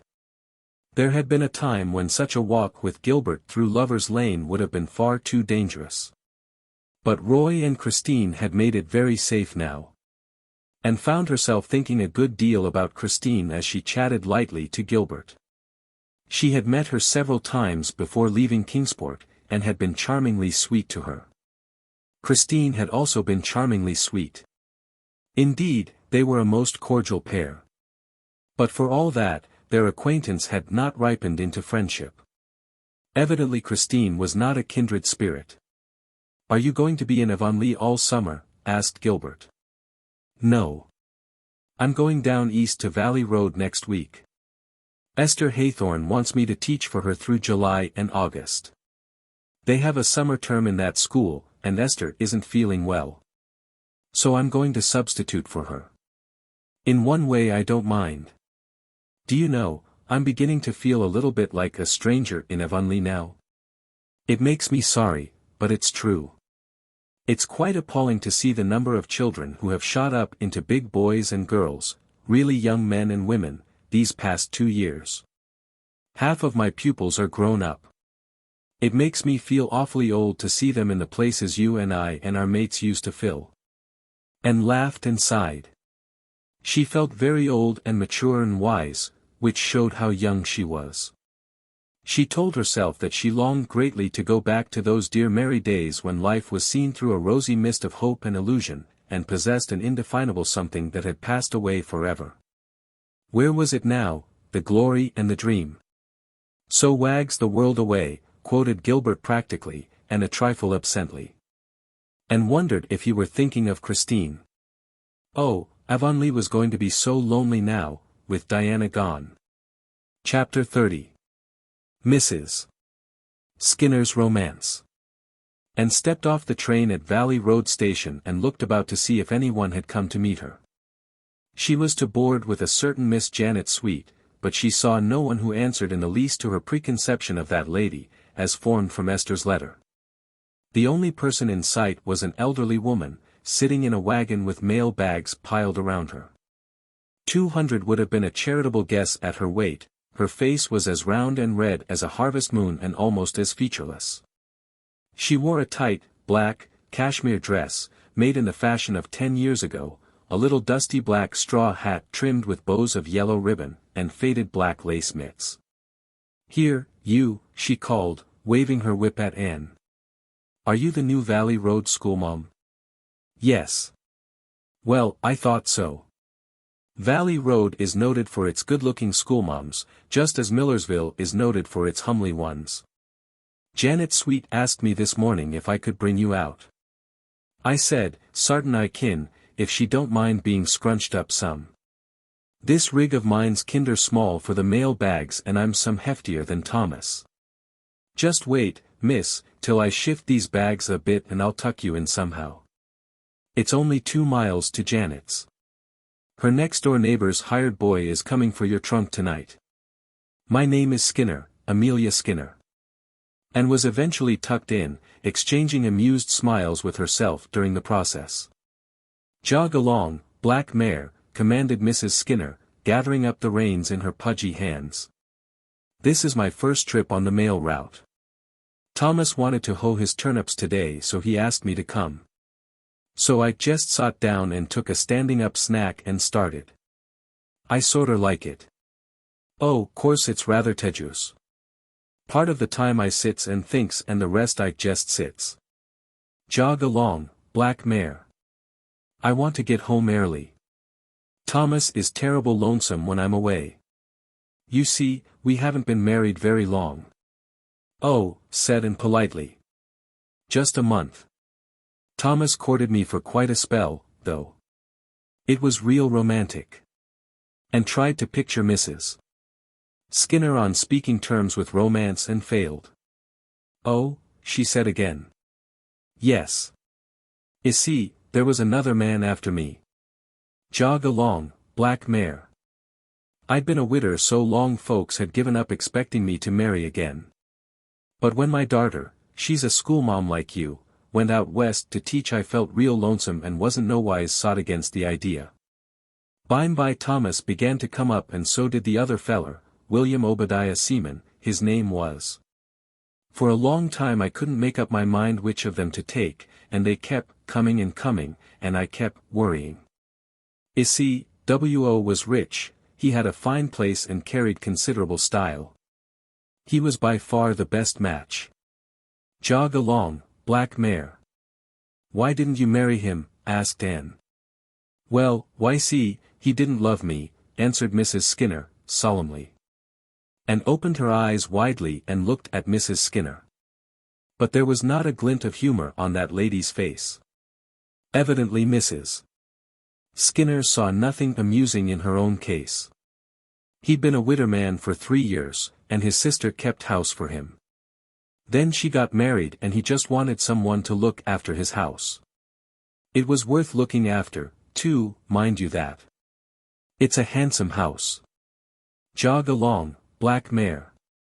As for Thomas, he was poor, and if his house didn't leak in dry weather it was about all that could be said for it, though it looks kind of picturesque. But, why see, I loved Thomas, and I didn't care 1 red cent for W.O. So I argued it out with myself.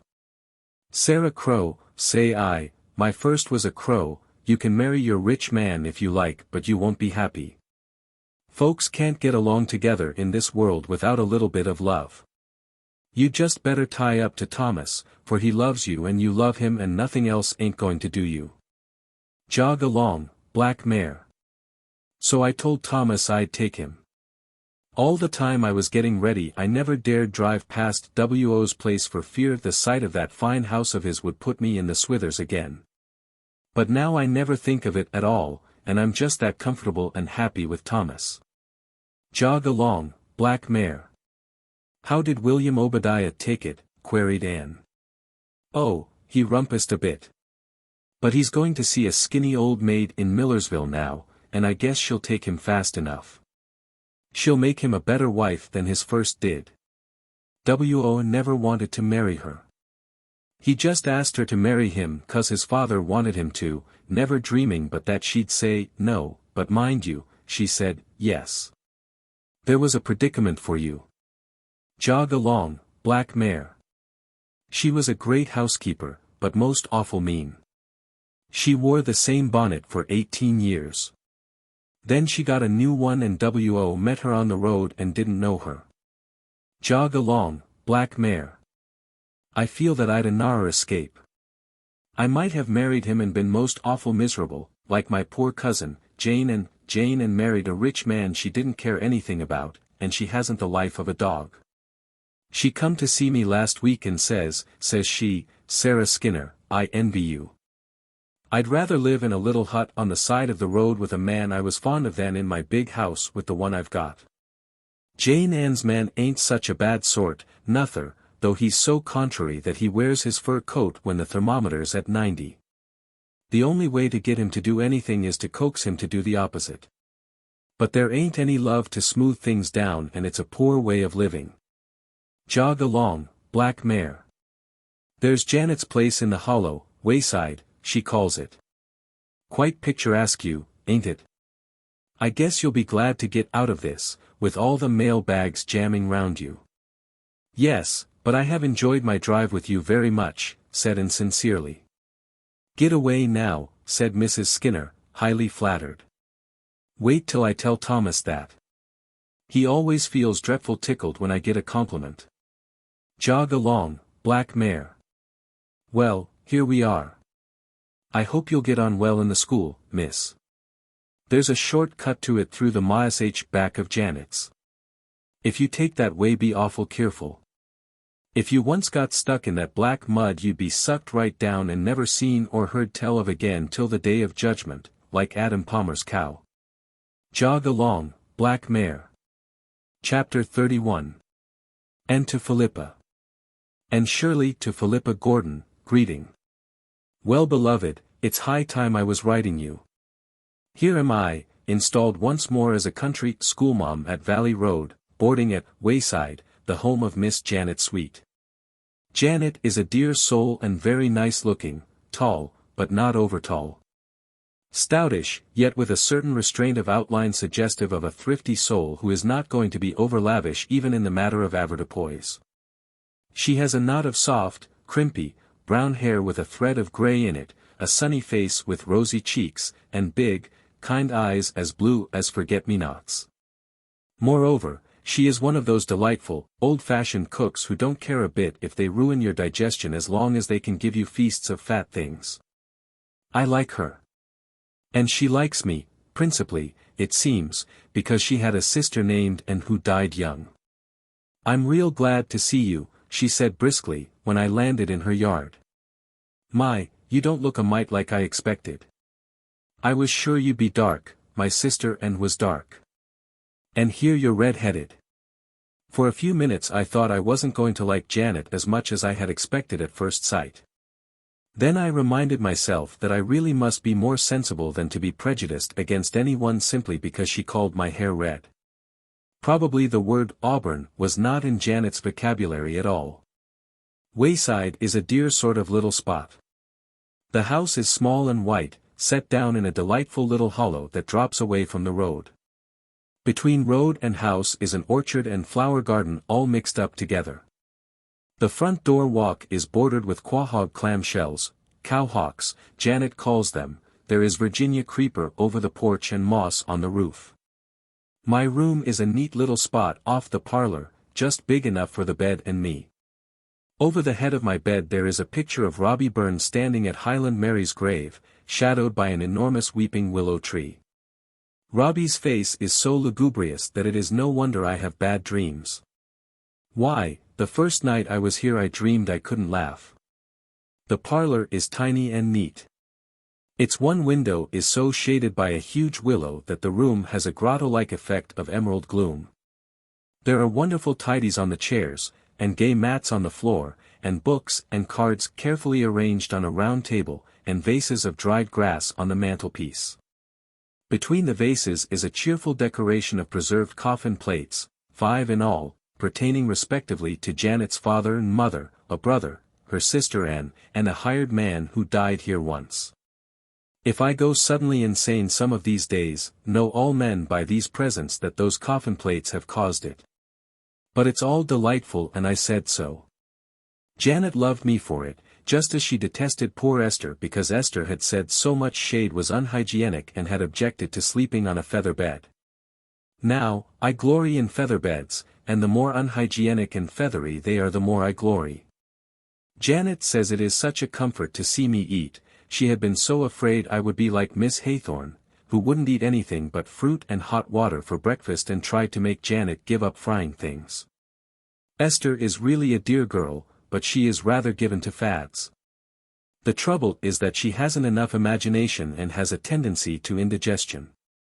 Janet told me I could have the use of the parlor when any young men called. I don't think there are many to call.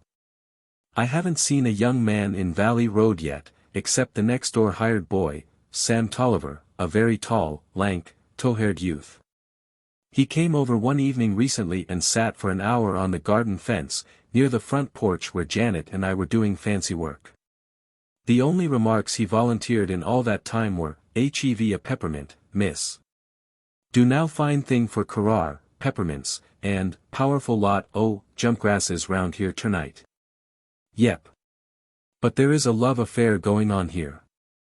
It seems to be my fortune to be mixed up, more or less actively, with elderly love affairs. Mr. and Mrs. Irving always say that I brought about their marriage. Mrs. Stephen Clark of Carmody persists in being most grateful to me for a suggestion which somebody else would probably have made if I hadn't. I do really think, though, that Ludovic Speed would never have got any further along than placid courtship if I had not helped him and Theodora Dix out. In the present affair I am only a passive spectator. I've tried once to help things along and made an awful mess of it.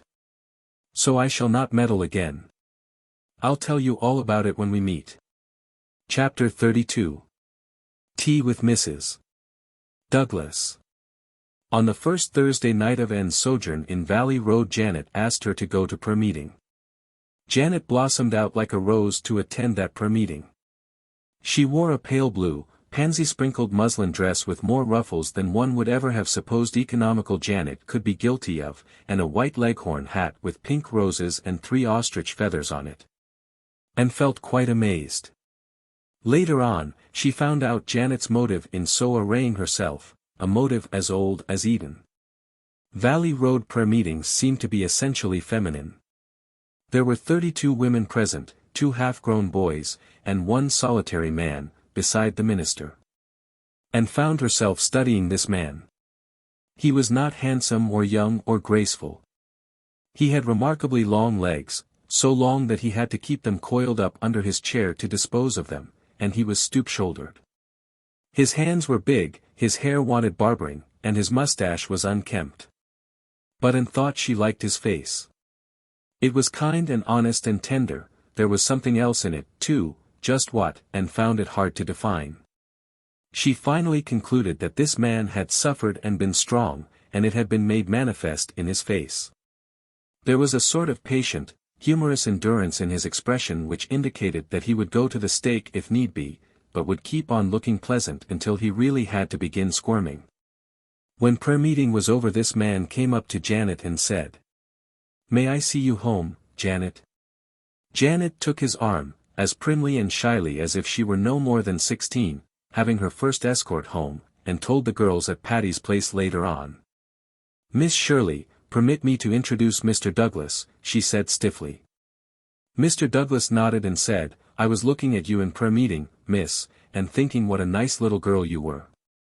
Such a speech from 99 people out of 100 would have annoyed and bitterly, but the way in which Mr. Douglas said it made her feel that she had received a very real and pleasing compliment. She smiled appreciatively at him and dropped obligingly behind on the moonlit road. So Janet had a beau. And was delighted. Janet would make a paragon of a wife, cheery, economical, tolerant, and a very queen of cooks.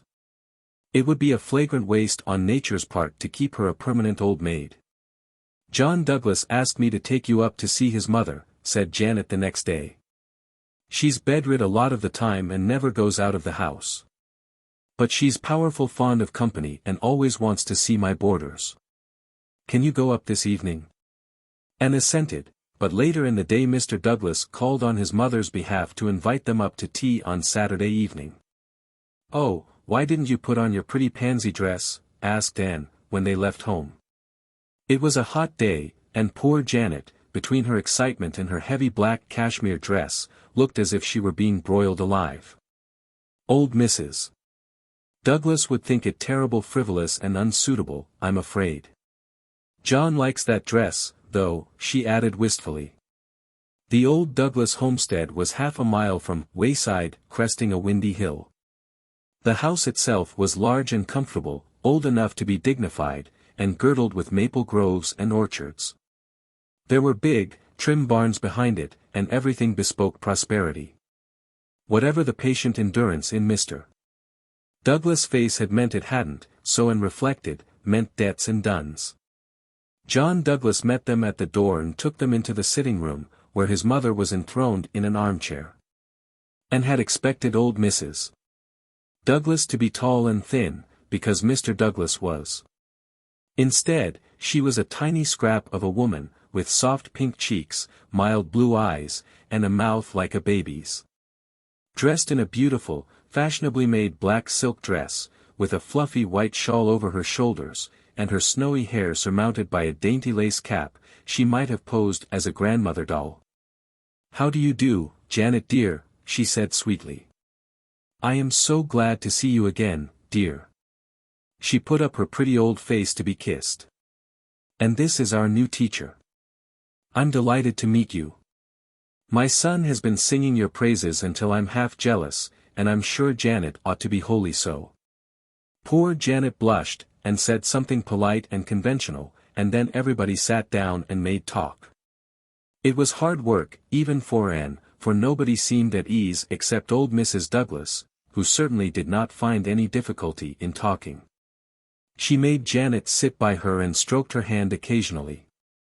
Janet sat and smiled, looking horribly uncomfortable in her hideous dress, and John Douglas sat without smiling. At the tea table Mrs. Douglas gracefully asked Janet to pour the tea. Janet turned redder than ever but did it. And wrote a description of that meal to Stella. "We had cold tongue and chicken and strawberry preserves, lemon pie and tarts and chocolate cake and raisin cookies and pound cake and fruit cake, and a few other things, including more pie, caramel pie, I think it was. After I had eaten twice as much as was good for me, Mrs. Douglas sighed and said she feared she had nothing to tempt my appetite. I'm afraid dear Janet's cooking has spoiled you for any other," she said sweetly. "Of course nobody in Valley Road aspires to rival her. Won't you have another piece of pie, Miss Shirley? You haven't eaten anything." "Stella, I had eaten a helping of tongue and one of chicken, 3 biscuits, a generous allowance of preserves, a piece of pie, a tart, and a square of chocolate cake. After tea Mrs. Douglas smiled benevolently and told John to take dear Janet out into the garden and get her some roses. "Miss Shirley will keep me company while you are out, won't you?" she said plaintively. She settled down in her armchair with a sigh. I am a very frail old woman, Miss Shirley. For over 20 years I've been a great sufferer. For 20 long, weary years I've been dying by inches. How painful, said Anne, trying to be sympathetic and succeeding only in feeling idiotic. There have been scores of nights when they've thought I could never live to see the dawn, went on Mrs. Douglas solemnly. Nobody knows what I've gone through, nobody can know but myself. Well, it can't last very much longer now. My weary pilgrimage will soon be over, Miss Shirley. It is a great comfort to me that John will have such a good wife to look after him when his mother is gone, a great comfort, Miss Shirley. Janet is a lovely woman, said Anne warmly. Lovely.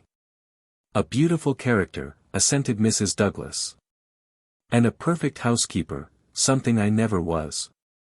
My health would not permit it, Miss Shirley. I am indeed thankful that John has made such a wise choice. I hope and believe that he will be happy.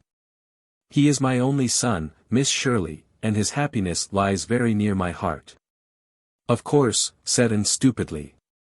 For the first time in her life she was stupid. Yet she could not imagine why. She seemed to have absolutely nothing to say to this sweet, smiling, angelic old lady who was patting her hand so kindly. Come and see me soon again, dear Janet, said Mrs. Douglas lovingly, when they left. You don't come half often enough. But then I suppose John will be bringing you here to stay all the time one of these days. Anne, happening to glance at John Douglas, as his mother spoke, gave a positive start of dismay. He looked as a tortured man might look when his tormentors gave the rack the last turn of possible endurance. She felt sure he must be ill and hurried poor blushing Janet away. Isn't old Mrs. Douglas a sweet woman? Asked Janet, as they went down the road. Answered Anne absently. She was wondering why John Douglas had looked so. She's been a terrible sufferer, said Janet feelingly. She takes terrible spells. It keeps John all worried up. He's scared to leave home for fear his mother will take a spell and nobody there but the hired girl. Chapter 33. He just kept coming and coming. 3 days later Anne came home from school and found Janet crying. Tears and Janet seemed so incongruous that Anne was honestly alarmed. Oh, what is the matter? She cried anxiously. I'm 40 today, sobbed Janet. Well, you were nearly that yesterday and it didn't hurt, comforted Anne, trying not to smile. But, went on Janet with a big gulp, John Douglas won't ask me to marry him.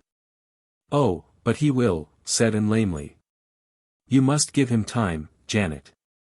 Time, said Janet with indescribable scorn. He has had 20 years. How much time does he want? Do you mean that John Douglas has been coming to see you for 20 years? He has. And he has never so much as mentioned marriage to me. And I don't believe he ever will now. I've never said a word to a mortal about it, but it seems to me I've just got to talk it out with someone at last or go crazy. John Douglas begun to go with me 20 years ago, before Mother died. Well, he kept coming and coming, and after a spell I begun making quilts and things, but he never said anything about getting married, only just kept coming and coming. There wasn't anything I could do. Mother died when we'd been going together for 8 years. I thought he maybe would speak out then, seeing as I was left alone in the world. He was real kind and feeling, and did everything he could for me, but he never said marry. And that's the way it has been going on ever since. People blame me for it. They say I won't marry him because his mother is so sickly and I don't want the bother of waiting on her. Why, I'd love to wait on John's mother. But I let them think so. I'd rather they'd blame me than pity me. It's so dreadful humiliating that John won't ask me. And why won't he? Seems to me if I only knew his reason I wouldn't mind it so much. Perhaps his mother doesn't want him to marry anybody, suggested Anne. Oh, she does. She's told me time and again that she'd love to see John settled before her time comes. She's always giving him hints, you heard her yourself the other day. I thought I'd gone through the floor. It's beyond me, said Anne helplessly. She thought of Ludovic's speed. But the cases were not parallel. John Douglas was not a man of Ludovic's type. You should show more spirit, Janet, she went on resolutely. Why didn't you send him about his business long ago? I couldn't, said poor Janet pathetically. You see, Anne, I've always been awful fond of John. He might just as well keep coming as not, for there was never anybody else I'd want, so it didn't matter. But it might have made him speak out like a man, urged Anne. Janet shook her head. No, I guess not. I was afraid to try, anyway, for fear he'd think I meant it and just go. I suppose I'm a poor-spirited creature, but that is how I feel. And I can't help it. Oh, you could help it, Janet. It isn't too late yet. Take a firm stand. Let that man know you are not going to endure his shilly-shallying any longer. I'll back you up. I dunno, said Janet hopelessly. I dunno if I could ever get up enough spunk. Things have drifted so long. But I'll think it over. And felt that she was disappointed in John Douglas. She had liked him so well, and she had not thought him the sort of man who would play fast and loose with a woman's feelings for 20 years.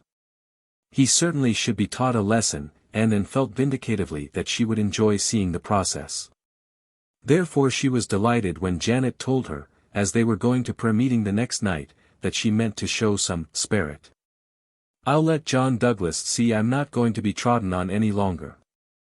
You are perfectly right, said Anne emphatically. When prayer meeting was over, John Douglas came up with his usual request. Janet looked frightened but resolute. No, thank you, she said icily. I know the road home pretty well alone. I ought to, seeing I've been traveling it for 40 years. So you needn't trouble yourself, Mr. Douglas. And was looking at John Douglas. And, in that brilliant moonlight, she saw the last twist of the rack again. Without a word he turned and strode down the road. Stop! Stop! And called wildly after him, not caring in the least for the other dumbfounded onlookers. Mr. Douglas, stop! Come back! John Douglas stopped, but he did not come back. And flew down the road, caught his arm and fairly dragged him back to Janet. You must come back, she said imploringly. It's all a mistake, Mr. Douglas, all my fault. I made Janet do it. She didn't want to, but it's all right now, isn't it, Janet? Without a word Janet took his arm and walked away. And followed them meekly home and slipped in by the back door. Well, you are a nice person to back me up, said Janet sarcastically. I couldn't help it, Janet, said Anne repentantly. I just felt as if I had stood by and seen murder done. I had to run after him. Oh, I'm just as glad you did. When I saw John Douglas making off down that road I just felt as if every little bit of joy and happiness that was left in my life was going with him. It was an awful feeling. Did he ask you why you did it? Asked Anne. No, he never said a word about it, replied Janet dully. Chapter 34. John Douglas speaks at last. And was not without a feeble hope that something might come of it after all. But nothing did. John Douglas came and took Janet driving, and walked home from prayer meeting with her, as he had been doing for 20 years, and as he seemed likely to do for 20 years more. The summer waned. And taught her school and wrote letters and studied a little. Her walks to and from school were pleasant. She always went by way of the swamp. It was a lovely place, a boggy soil, green with the greenest of mossy hillocks. A silvery brook meandered through it and spruces stood erectly, their boughs a trail with grey-green mosses, their roots overgrown with all sorts of woodland lovelinesses. Nevertheless, Anne found life in Valley Road a little monotonous. To be sure, there was one diverting incident. She had not seen the lank, tow-headed Samuel of the Peppermints since the evening of his call, save for chance meetings on the road. But one warm August night he appeared, and solemnly seated himself on the rustic bench by the porch. He wore his usual working habiliments, consisting of varipatched trousers, a blue jean shirt, out at the elbows, and a ragged straw hat. He was chewing a straw and he kept on chewing it while he looked solemnly at Anne. Anne laid her book aside with a sigh and took up her doily. Conversation with Sam was really out of the question. After a long silence Sam suddenly spoke. "I'm leaving over there," he said abruptly, waving his straw in the direction of the neighboring house. "Oh, are you?" said Anne politely.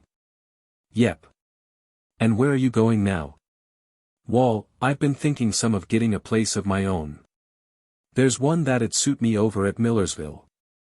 But if I rents it I'll want a woman."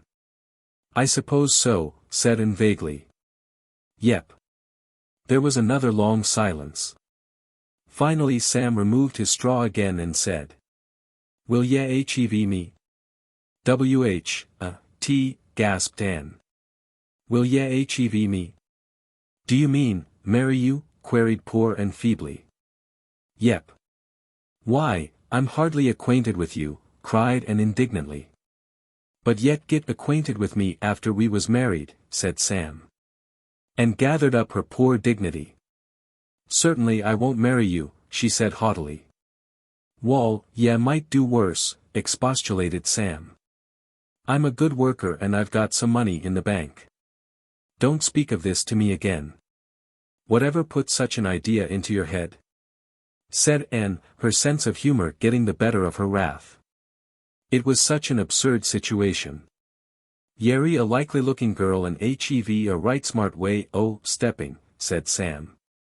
"I don't want no lazy woman. Think it over. I won't change my mind yet a while. Wall, I must be getting. Gotter milk the cows." Anne's illusions concerning proposals had suffered so much of late years that there were few of them left. So she could laugh wholeheartedly over this one, not feeling any secret sting. She mimicked poor Sam to Janet that night, and both of them laughed immoderately over his plunge into sentiment. One afternoon, when Anne's sojourn in Valley Road was drawing to a close, Alec Ward came driving down to Wayside, in hot haste for Janet. "They want you at the Douglas place quick," he said. "I really believe old Mrs. Douglas is going to die at last, after pretending to do it for 20 years. Janet ran to get her hat. And asked if Mrs. Douglas was worse than usual. "She's not half as bad," said Alec solemnly, "and that's what makes me think it's serious. Other times she'd be screaming and throwing herself all over the place. This time she's lying still and mum. When Mrs. Douglas is mum she is pretty sick, you bet." "You don't like old Mrs. Douglas?" said Anne curiously. "I like cats as is cats." "I don't like cats as is women," was Alec's cryptic reply. Janet came home in the twilight. "Mrs. Douglas is dead," she said wearily. "She died soon after I got there. She just spoke to me once, 'I suppose you'll marry John now,' she said. It cut me to the heart, Anne. To think John's own mother thought I wouldn't marry him because of her. I couldn't say a word either, there were other women there. I was thankful John had gone out." Janet began to cry drearily. But Anne brewed her a hot drink of ginger tea to her comforting. To be sure, and discovered later on that she had used white pepper instead of ginger, but Janet never knew the difference. The evening after the funeral Janet and Anne were sitting on the front porch steps at sunset. The wind had fallen asleep in the pinelands and lurid sheets of heat lightning flickered across the northern skies. Janet wore her ugly black dress and looked her very worst, her eyes and nose red from crying. They talked little, for Janet seemed faintly to resent Anne's efforts to cheer her up. She plainly preferred to be miserable. Suddenly the gate latch clicked and John Douglas strode into the garden. He walked towards them straight over the geranium bed. Janet stood up. So did Anne. Anne was a tall girl and wore a white dress, but John Douglas did not see her. "Janet," he said, "will you marry me?" The words burst out as if they had been wanting to be said for 20 years and must be uttered now, before anything else. Janet's face was so red from crying that it couldn't turn any redder, so it turned a most unbecoming purple. "Why didn't you ask me before?" she said slowly. "I couldn't. She made me promise not to, Mother made me promise not to. 19 years ago she took a terrible spell. We thought she couldn't live through it. She implored me to promise not to ask you to marry me while she was alive. I didn't want to promise such a thing, even though we all thought she couldn't live very long. The doctor only gave her 6 months. But she begged it on her knees, sick and suffering. I had to promise." "What had your mother against me?" cried Janet. "Nothing, nothing. She just didn't want another woman, any woman, there while she was living. She said if I didn't promise she'd die right there and I'd have killed her. So I promised. And she's held me to that promise ever since, though I've gone on my knees to her in my turn to beg her to let me off." "Why didn't you tell me this?" asked Janet chokingly. "If I'd only known. Why didn't you just tell me?" "She made me promise I wouldn't tell a soul," said John hoarsely. "She swore me to it on the Bible, Janet. I'd never have done it if I'd dreamed it was to be for so long. Janet, you'll never know what I've suffered these 19 years.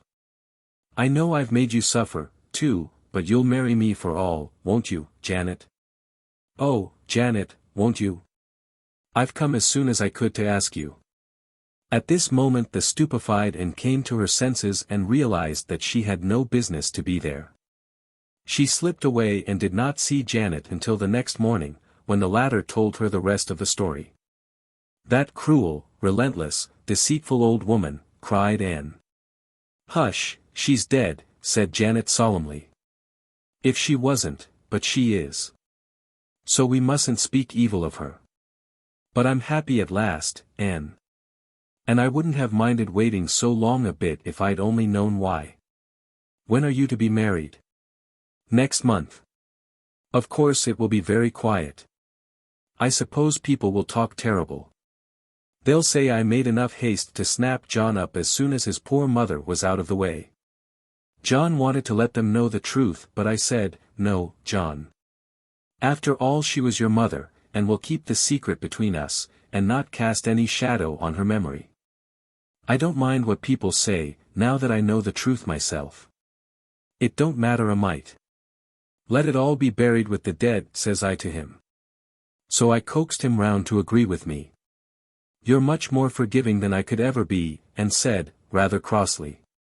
You'll feel differently about a good many things when you get to be my age, said Janet tolerantly. That's one of the things we learn as we grow older, how to forgive. It comes easier at 40 than it did at 20. Chapter 35. The last Redmond year opens. Here we are, all back again, nicely sunburned and rejoicing as a strong man to run a race, said Phil, sitting down on a suitcase with a sigh of pleasure. Isn't it jolly to see this dear old Patty's Place again, and Auntie, and the cats? Rusty has lost another piece of ear, hasn't he? Rusty would be the nicest cat in the world if he had no ears at all, declared Anne loyally from her trunk, while Rusty writhed about her lap in a frenzy of welcome. Aren't you glad to see us back, Auntie? Demanded Phil. Yes. But I wish you'd tidy things up, said Aunt Jamesina plaintively, looking at the wilderness of trunks and suitcases by which the 4 laughing, chattering girls were surrounded. You can talk just as well later on. Work first and then play used to be my motto when I was a girl. Oh, we've just reversed that in this generation, Auntie. Our motto is play your play and then dig in. You can do your work so much better if you've had a good bout of play first. If you are going to marry a minister, said Aunt Jamesina, picking up Joseph and her knitting and resigning herself to the inevitable with the charming grace that made her the queen of housemothers. You will have to give up such expressions as dig in.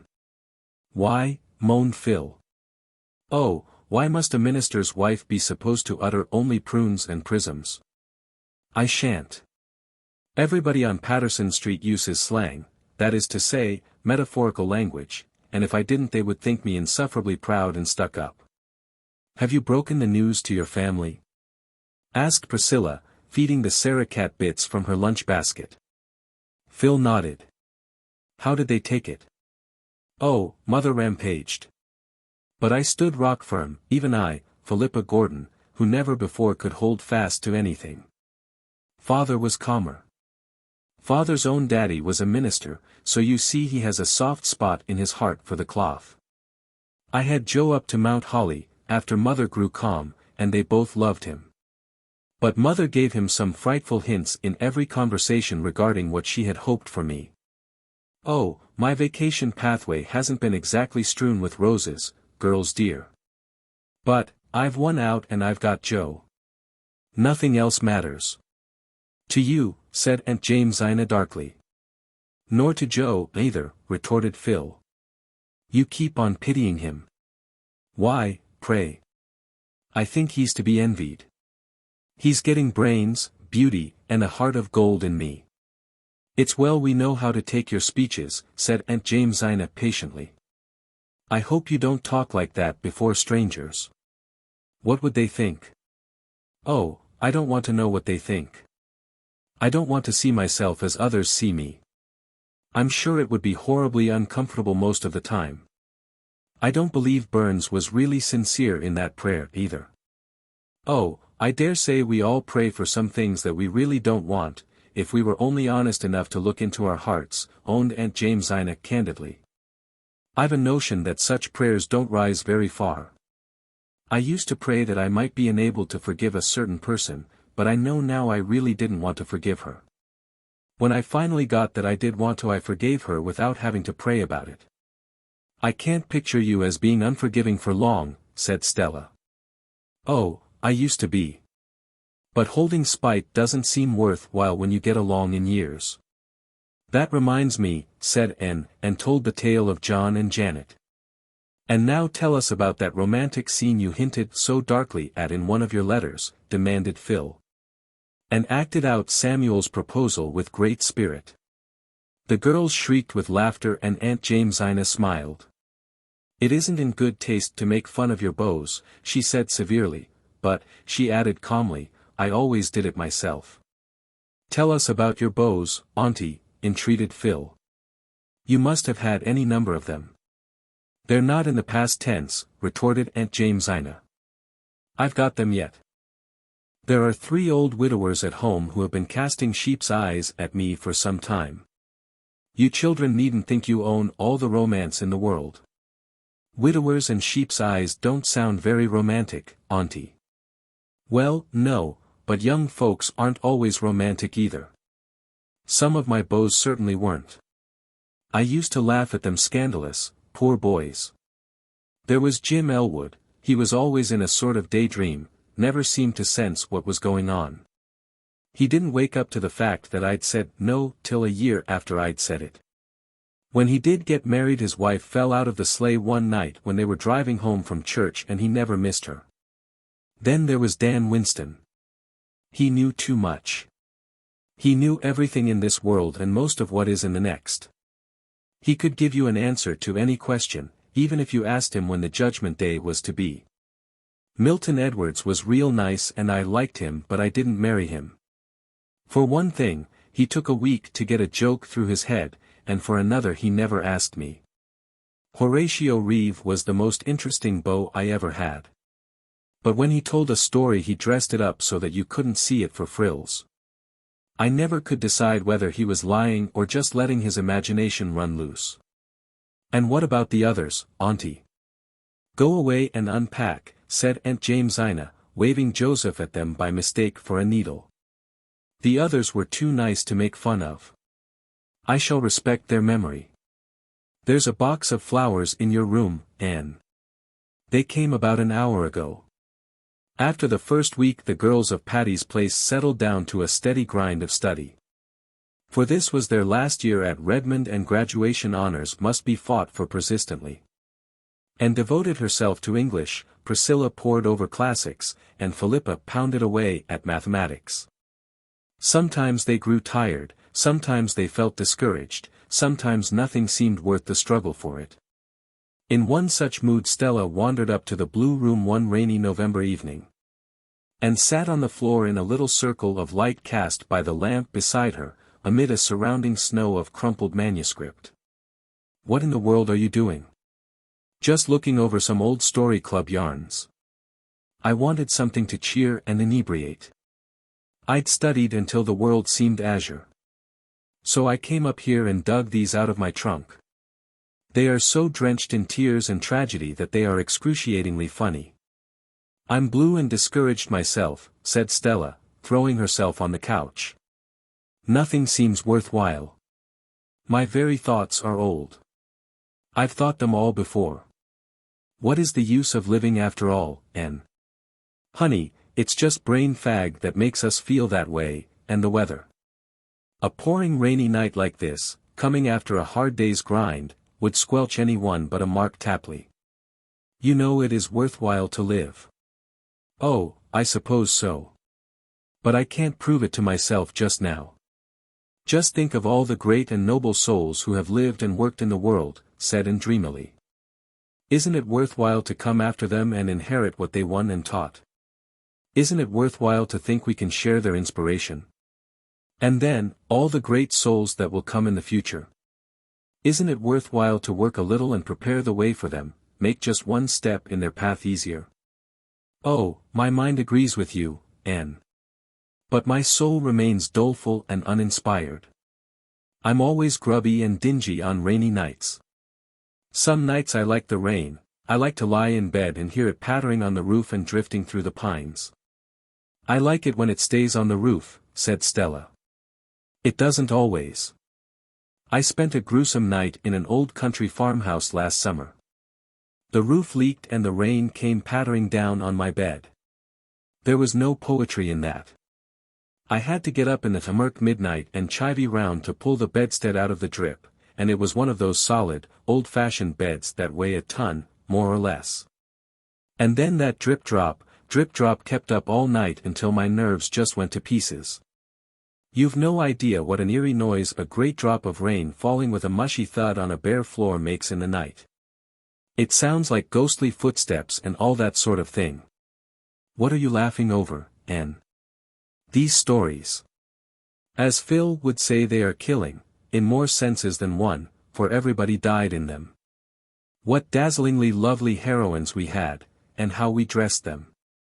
Silks, satins, velvets, jewels, laces, they never wore anything else. Here is one of Jane Andrews' stories depicting her heroine as sleeping in a beautiful white satin nightdress trimmed with seed pearls. Go on, said Stella. I begin to feel that life is worth living as long as there's a laugh in it. Here's one I wrote. My heroine is disporting herself at a ball, glittering from head to foot with large diamonds of the first water. But what booted beauty or rich attire? The paths of glory lead but to the grave. They must either be murdered or die of a broken heart. There was no escape for them. Let me read some of your stories. Well, here's my masterpiece. Note its cheerful title, My Graves. I shed quarts of tears while writing it, and the other girls shed gallons while I read it. Jane Andrews' mother scolded her frightfully because she had so many handkerchiefs in the wash that week.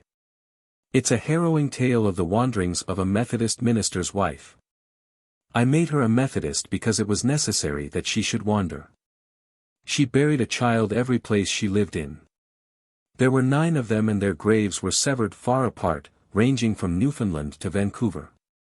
I described the children, pictured their several deathbeds, and detailed their tombstones and epitaphs. I had intended to bury the whole 9, but when I had disposed of 8 my invention of horrors gave out and I permitted the 9th to live as a hopeless cripple. While Stella read my graves, punctuating its tragic paragraphs with chuckles. And Rusty slept the sleep of a just cat who has been out all night curled up on a Jane Andrews tale of a beautiful maiden of 15 who went to nurse in a leper colony, of course dying of the loathsome disease finally, and glanced over the other manuscripts and recalled the old days at Avonlea school when the members of the story club, sitting under the spruce trees or down among the ferns by the brook, had written them. What fun they had had! How the sunshine and mirth of those olden summers returned as she read. Not all the glory that was Greece or the grandeur that was Rome could weave such wizardry as those funny, tearful tales of the story club. among the manuscripts and found one written on sheets of wrapping paper. A wave of laughter filled her gray eyes as she recalled the time and place of its genesis. It was the sketch she had written the day she fell through the roof of the Cobb Duck House on the Tory Road. And glanced over it, then fell to reading it intently. It was a little dialogue between asters and sweet peas, wild canaries in the lilac bush, and the guardian spirit of the garden. After she had read it, she sat, staring into space, and when Stella had gone she smoothed out the crumpled manuscript. "I believe I will," she said resolutely. Chapter 36. The Gardener's Call. "Here is a letter with an Indian stamp for you, Aunt Jimsy," said Phil. "Here are 3 for Stella, and 2 for Pri, and a glorious fat one for me from Joe. There's nothing for you, Anne, except a circular." Nobody noticed Anne's flush as she took the thin letter Phil tossed her carelessly. But a few minutes later Phil looked up to see a transfigured Anne. "Honey, what good thing has happened?" "The youth's friend has accepted a little sketch I sent them a fortnight ago," said Anne, trying hard to speak as if she were accustomed to having sketches accepted every mail, but not quite succeeding. "And Shirley! How glorious! What was it? When is it to be published? Did they pay you for it?"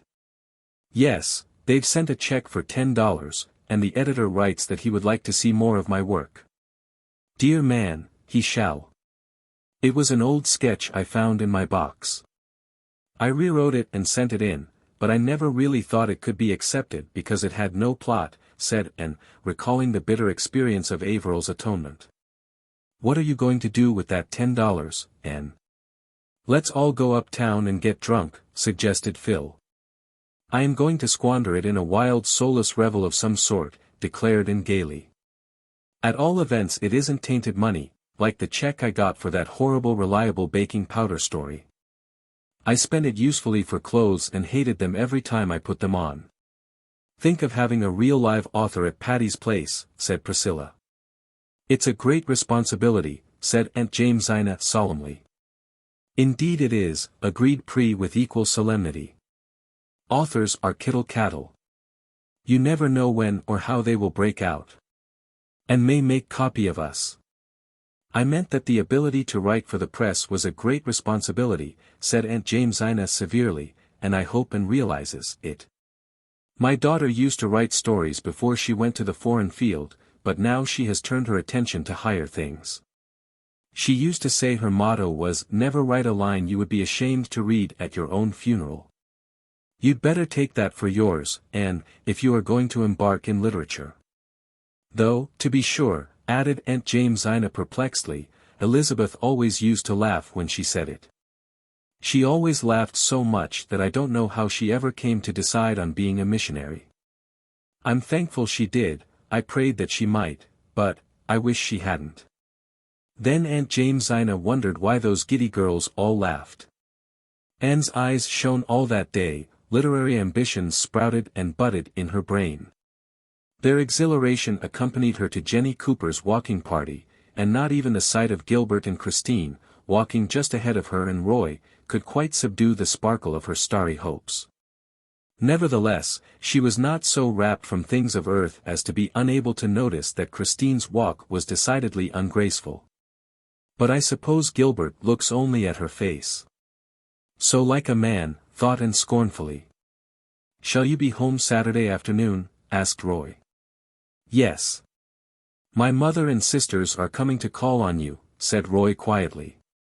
Something went over Anne which might be described as a thrill, but it was hardly a pleasant one.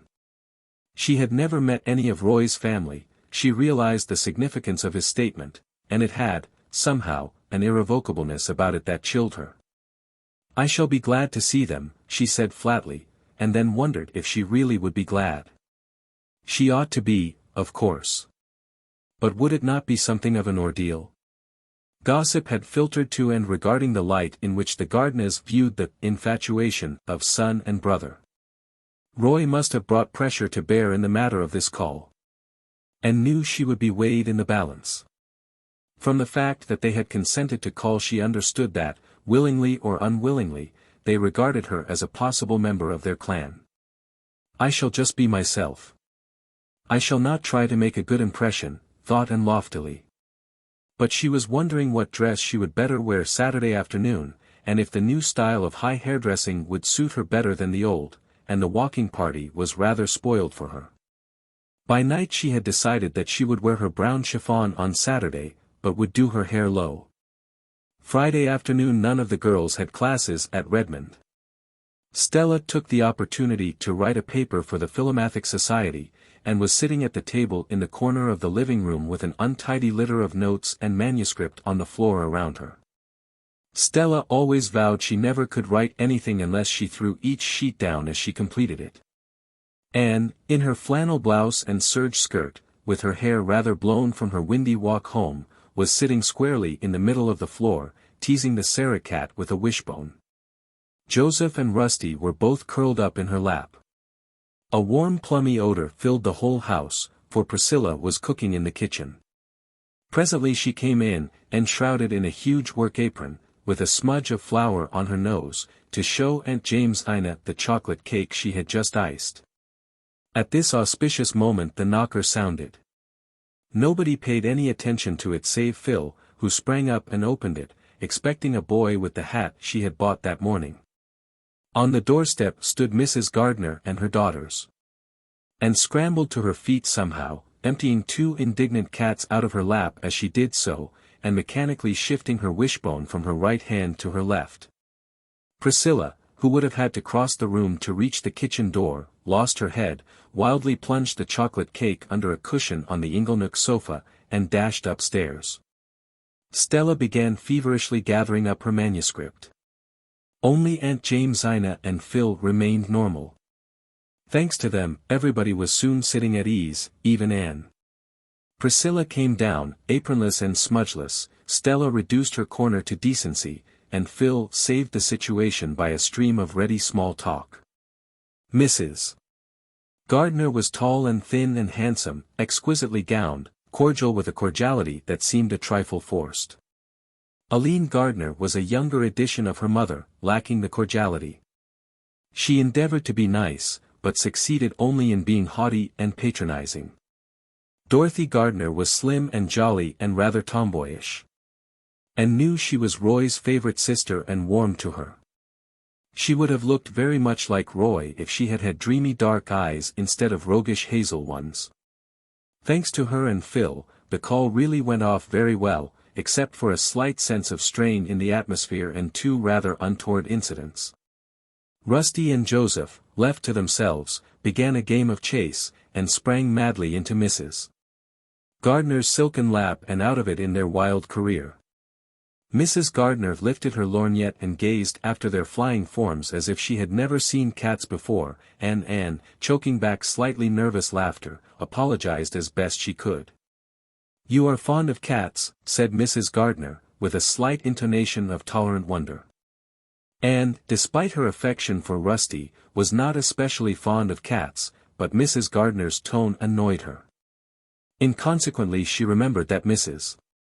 John Blythe was so fond of cats that she kept as many as her husband would allow. "They are adorable animals, aren't they?" she said wickedly.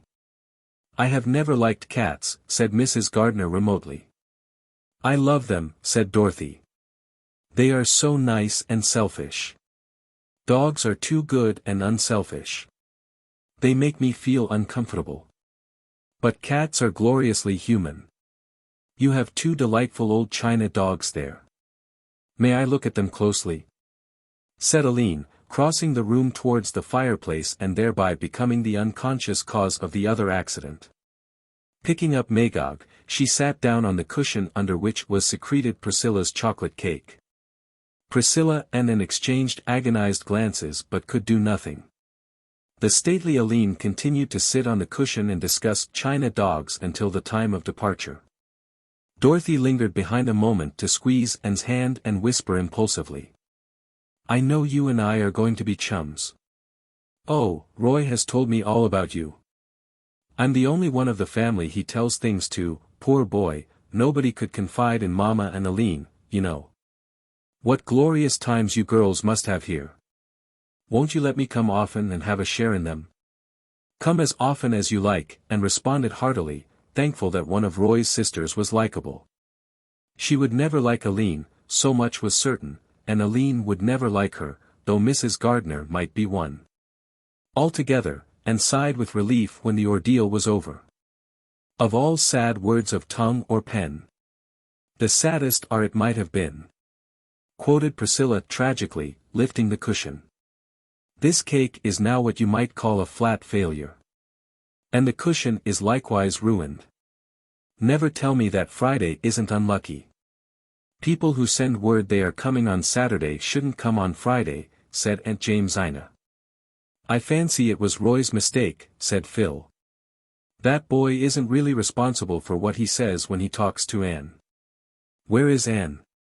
Anne had gone upstairs. She felt oddly like crying. But she made herself laugh instead. Rusty and Joseph had been too awful. And Dorothy was a dear. Chapter 37. Full-fledged BAs. I wish I were dead, or that it were tomorrow night, groaned Phil. If you live long enough both wishes will come true, said Anne calmly. It's easy for you to be serene. You're at home in philosophy. I'm not, and when I think of that horrible paper tomorrow I quail. If I should fail in it, what would Joe say? You won't fail.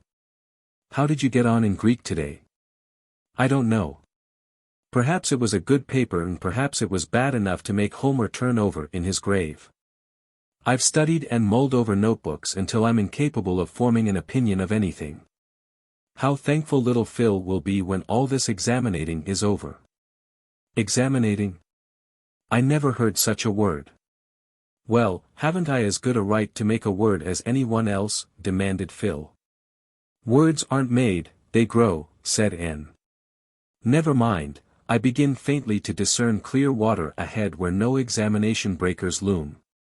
Girls, can you realize that our Redmond life is almost over? I can't, said Anne, sorrowfully. It seems just yesterday that Pri and I were alone in that crowd of freshmen at Redmond. And now we are seniors in our final examinations. Potent, wise, and reverend seniors, quoted Phil. Do you suppose we really are any wiser than when we came to Redmond? You don't act as if you were by times, said Aunt Jamesina severely. Oh, Aunt Jimsy, haven't we been pretty good girls, take us by and large, these 3 winters you've mothered us, pleaded Phil. You've been 4 of the dearest, sweetest, goodest girls that ever went together through college, averred Aunt Jamesina, who never spoiled a compliment by misplaced economy. But I mistrust you haven't any too much sense yet. It's not to be expected, of course. Experience teaches sense. You can't learn it in a college course. You've been to college 4 years and I never was, but I know heaps more than you do, young ladies. There are lots of things that never go by rule. There's a powerful pile of knowledge that you never get at college. There are heaps of things you never learn at school. Quoted Stella. Have you learned anything at Redmond except dead languages and geometry and such trash? Queried Aunt Jamesina. Oh, yes. I think we have, Auntie, protested Anne. We've learned the truth of what Professor Woodley told us last Philomathic, said Phil. He said, humor is the spiciest condiment in the feast of existence.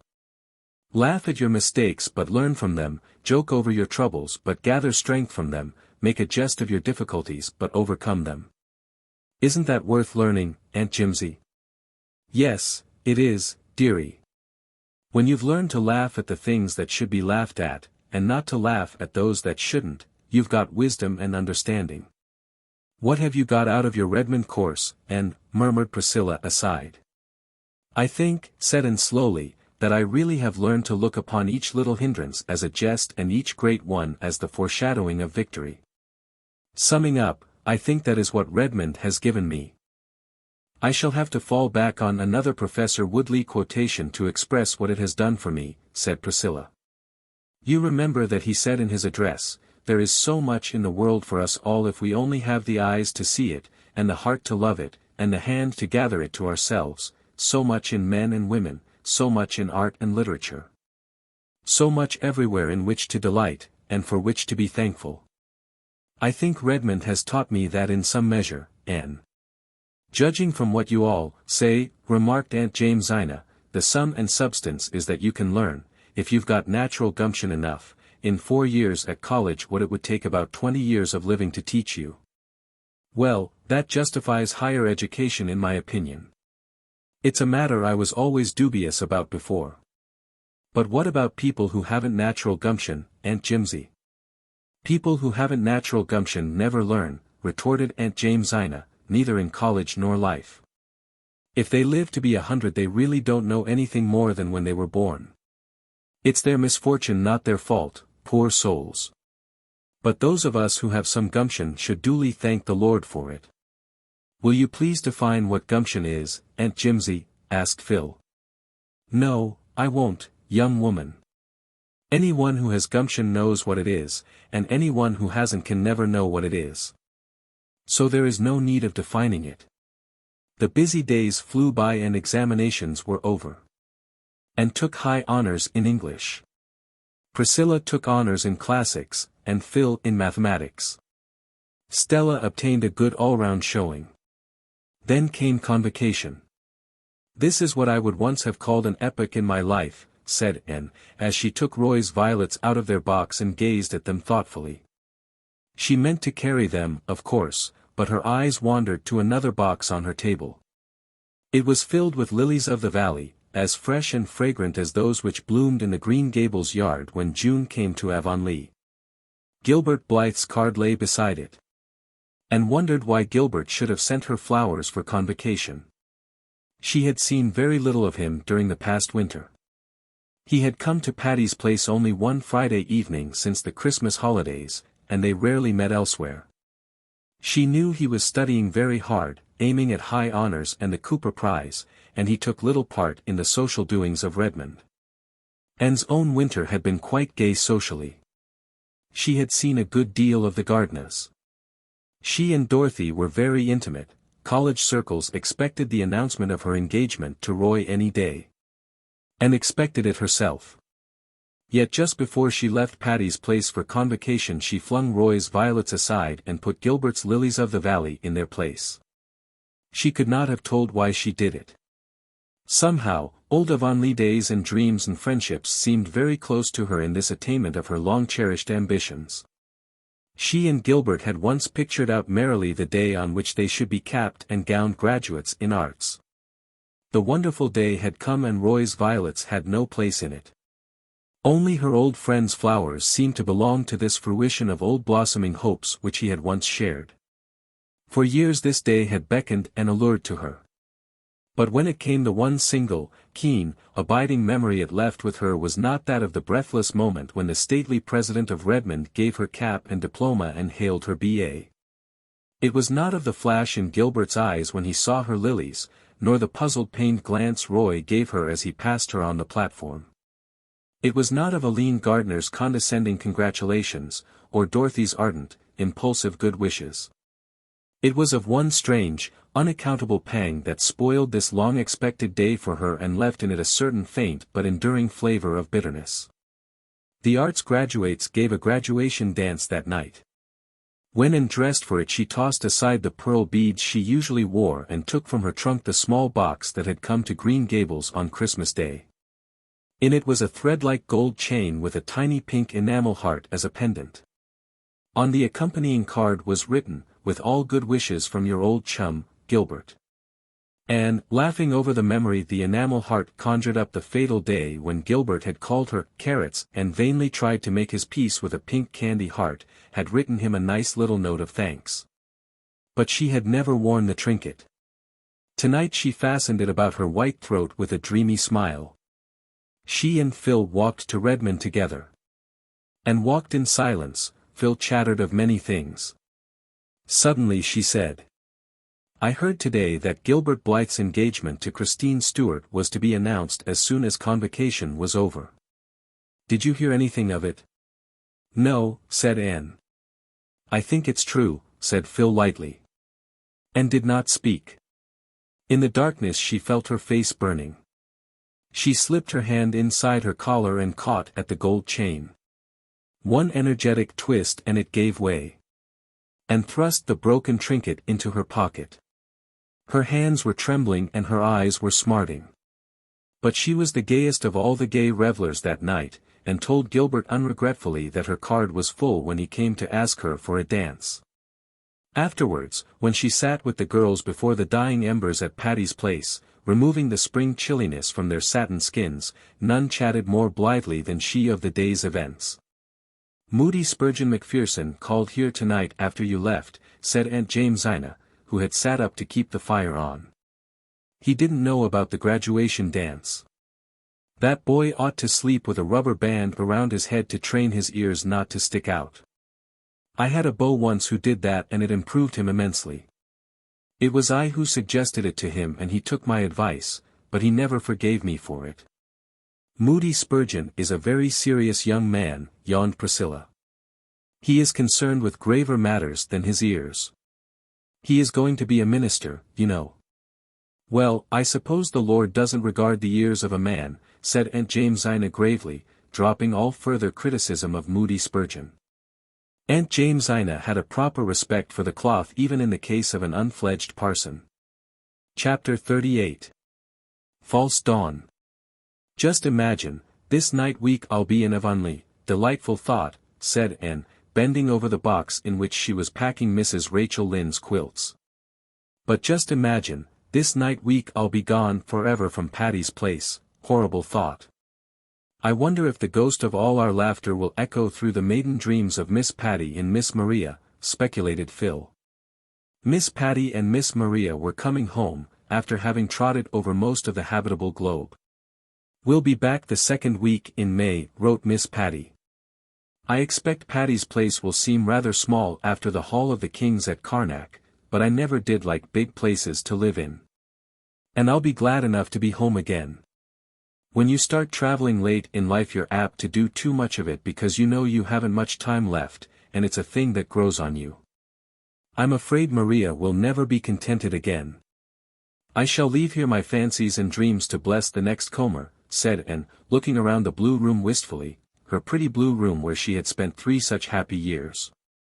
She had knelt at its window to pray and had bent from it to watch the sunset behind the pines. She had heard the autumn raindrops beating against it and had welcomed the spring robins at its sill. She wondered if old dreams could haunt rooms, if, when one left forever the room where she had joyed and suffered and laughed and wept, something of her, intangible and invisible, yet none the less real, did not remain behind like a voiceful memory. "I think," said Phil, "that a room where one dreams and grieves and rejoices and lives becomes inseparably connected with those processes and acquires a personality of its own. I am sure if I came into this room 50 years from now it would say, Anne, and to me, 'What nice times we've had here, honey. What chats and jokes and good chummy jamborees. Oh, dear me. I'm to marry Joe in June and I know I will be rapturously happy. But just now I feel as if I wanted this lovely Redmond life to go on forever. I'm unreasonable enough just now to wish that, too," admitted Anne. "No matter what deeper joys may come to us later on we'll never again have just the same delightful, irresponsible existence we've had here. It's over forever, Phil." "What are you going to do with Rusty?" asked Phil, as that privileged pussy padded into the room. "I am going to take him home with me and Joseph and the Sarah cat," announced Aunt Jamesina, following Rusty. "It would be a shame to separate those cats now that they have learned to live together. It's a hard lesson for cats and humans to learn." "I'm sorry to part with Rusty," said Anne regretfully, "but it would be no use to take him to Green Gables. Marilla detests cats, and Davy would tease his life out. Besides, I don't suppose I'll be home very long. I've been offered the principalship of the Summerside High School." "Are you going to accept it?" asked Phil. I haven't decided yet," answered Anne, with a confused flush. Phil nodded understandingly. Naturally Anne's plans could not be settled until Roy had spoken. He would soon, there was no doubt of that. And there was no doubt that Anne would say, yes, when he said, will you please? Anne herself regarded the state of affairs with a seldom ruffled complacency. She was deeply in love with Roy. True, it was not just what she had imagined love to be. But was anything in life, Anne asked herself wearily, like one's imagination of it? It was the old diamond disillusion of childhood repeated, the same disappointment she had felt when she had first seen the chill sparkle instead of the purple splendor she had anticipated. That's not my idea of a diamond, she had said. But Roy was a dear fellow and they would be very happy together, even if some indefinable zest was missing out of life. When Roy came down that evening and asked Anne to walk in the park, everyone at Patty's Place knew what he had come to say. And everyone knew, or thought they knew, what Anne's answer would be. Anne is a very fortunate girl, said Aunt Jamesina. I suppose so, said Stella, shrugging her shoulders. Roy is a nice fellow and all that. But there's really nothing in him. That sounds very like a jealous remark, Stella Maynard, said Aunt Jamesina rebukingly. It does, but I am not jealous, said Stella calmly. I love Anne and I like Roy. Everybody says she is making a brilliant match, and even Mrs. Gardner thinks her charming now. It all sounds as if it were made in heaven, but I have my doubts. Make the most of that, Aunt Jamesina. Roy asked Anne to marry him in the little pavilion on the harbor shore where they had talked on the rainy day of their first meeting. And thought it very romantic that he should have chosen that spot. And his proposal was as beautifully worded as if he had copied it, as one of Ruby Gillis' lovers had done, out of a deportment of courtship and marriage. The whole effect was quite flawless. And it was also sincere. There was no doubt that Roy meant what he said. There was no false note to jar the symphony. Anne felt that she ought to be thrilling from head to foot. But she wasn't, she was horribly cool. When Roy paused for his answer she opened her lips to say her fateful yes. And then, she found herself trembling as if she were reeling back from a precipice.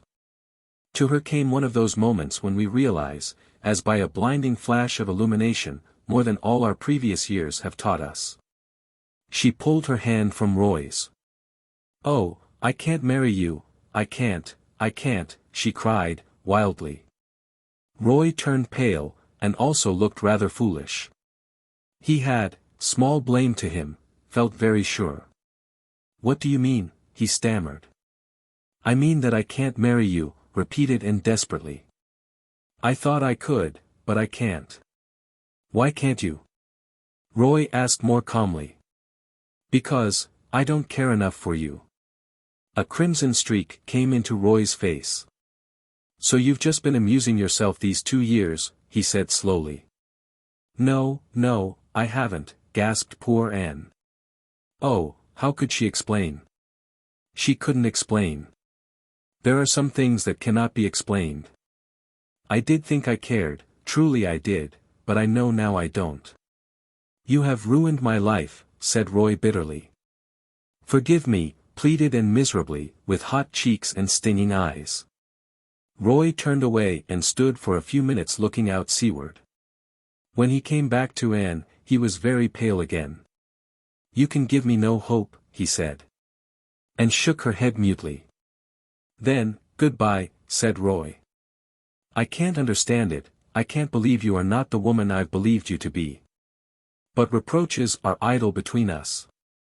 You are the only woman I can ever love. I thank you for your friendship, at least. Goodbye, Anne. Goodbye, faltered Anne. When Roy had gone she sat for a long time in the pavilion, watching a white mist creeping subtly and remorselessly landward up the harbor. It was her hour of humiliation and self-contempt and shame.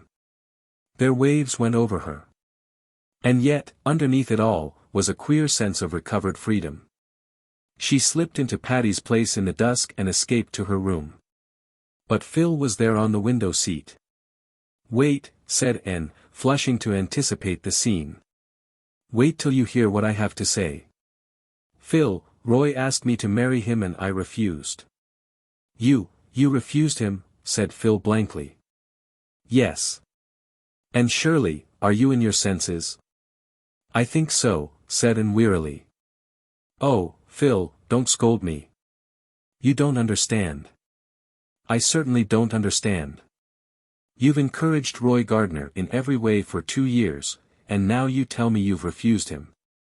Then you've just been flirting scandalously with him. Anne, I couldn't have believed it of you." "I wasn't flirting with him, I honestly thought I cared up to the last minute, and then, well, I just knew I never could marry him." "I suppose," said Phil cruelly, "that you intended to marry him for his money, and then your better self rose up and prevented you." "I didn't. I never thought about his money." "Oh, I can't explain it to you any more than I could to him." "Well, I certainly think you have treated Roy shamefully," said Phil in exasperation. "He's handsome and clever and rich and good. What more do you want?" "I want someone who belongs in my life." "He doesn't." I was swept off my feet at first by his good looks and knack of paying romantic compliments, and later on I thought I must be in love because he was my dark-eyed ideal. "I am bad enough for not knowing my own mind, but you are worse," said Phil. "I do know my own mind," protested Anne. "The trouble is, my mind changes and then I have to get acquainted with it all over again." "Well, I suppose there is no use in saying anything to you." "There is no need, Phil. I'm in the dust. This has spoiled everything backwards. I can never think of Redmond days without recalling the humiliation of this evening. Roy despises me, and you despise me, and I despise myself." "You poor darling," said Phil, melting. "Just come here and let me comfort you. I've no right to scold you.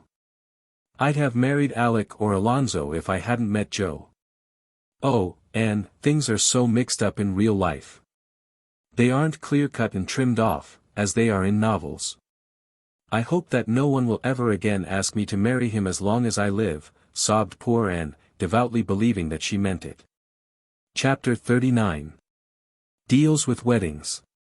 Anne felt that life partook of the nature of an anticlimax during the first few weeks after her return to Green Gables. She missed the merry comradeship of Patty's Place. She had dreamed some brilliant dreams during the past winter and now they lay in the dust around her. In her present mood of self-disgust, she could not immediately begin dreaming again. And she discovered that, while solitude with dreams is glorious, solitude without them has few charms. She had not seen Roy again after their painful parting in the park pavilion, but Dorothy came to see her before she left Kingsport. "I'm awfully sorry you won't marry Roy," she said. "I did want you for a sister. But you are quite right. He would bore you to death. I love him, and he is a dear sweet boy, but really he isn't a bit interesting. He looks as if he ought to be, but he isn't. This won't spoil our friendship, will it, Dorothy?" Anne had asked wistfully. "No, indeed. You're too good to lose. If I can't have you for a sister I mean to keep you as a chum anyway. And don't fret over Roy. He is feeling terribly just now, I have to listen to his outpourings every day, but he'll get over it. He always does." "Oh, always," said Anne with a slight change of voice. "So he has got over it before?" "Dear me, yes," said Dorothy frankly. "Twice before. And he raved to me just the same both times. Not that the others actually refused him, they simply announced their engagements to someone else. Of course, when he met you he vowed to me that he had never really loved before, that the previous affairs had been merely boyish fancies. But I don't think you need worry." And decided not to worry. Her feelings were a mixture of relief and resentment. Roy had certainly told her she was the only one he had ever loved. No doubt he believed it. But it was a comfort to feel that she had not, in all likelihood, ruined his life. There were other goddesses, and Roy, according to Dorothy, must needs be worshipping at some shrine. Nevertheless, life was stripped of several more illusions, and then began to think drearily that it seemed rather bare. She came down from the porch gable on the evening of her return with a sorrowful face. "What has happened to the old Snow Queen, Marilla?" "Oh, I knew you'd feel bad over that," said Marilla. "I felt bad myself. That tree was there ever since I was a young girl. It blew down in the big gale we had in March. It was rotten at the core. I'll miss it so," grieved Anne. "The porch gable doesn't seem the same room without it. I'll never look from its window again without a sense of loss. And oh, I never came home to Green Gables before that Diana wasn't here to welcome me." "Diana has something else to think of just now," said Mrs. Lynde significantly. "Well, tell me all the Avonlea news," said Anne, sitting down on the porch steps, where the evening sunshine fell over her hair in a fine golden rain. "There isn't much news except what we've wrote you," said Mrs. Lynde. "I suppose you haven't heard that Simon Fletcher broke his leg last week. It's a great thing for his family. They're getting 100 things done that they've always wanted to do but couldn't as long as he was about, the old crank." "He came of an aggravating family," remarked Marilla. "Aggravating? Well, rather. His mother used to get up in prayer meeting and tell all her children's shortcomings and ask prayers for them. Course it made them mad, and worse than ever." "You haven't told Anne the news about Jane," suggested Marilla. "Oh, Jane," sniffed Mrs. Lynde. "Well," she conceded grudgingly, "Jane Andrews is home from the West, came last week, and she's going to be married to a Winnipeg millionaire. You may be sure Mrs. Harmon lost no time in telling it far and wide." "Dear old Jane, I'm so glad," said Anne heartily. "She deserves the good things of life." "Oh, I ain't saying anything against Jane. She's a nice enough girl.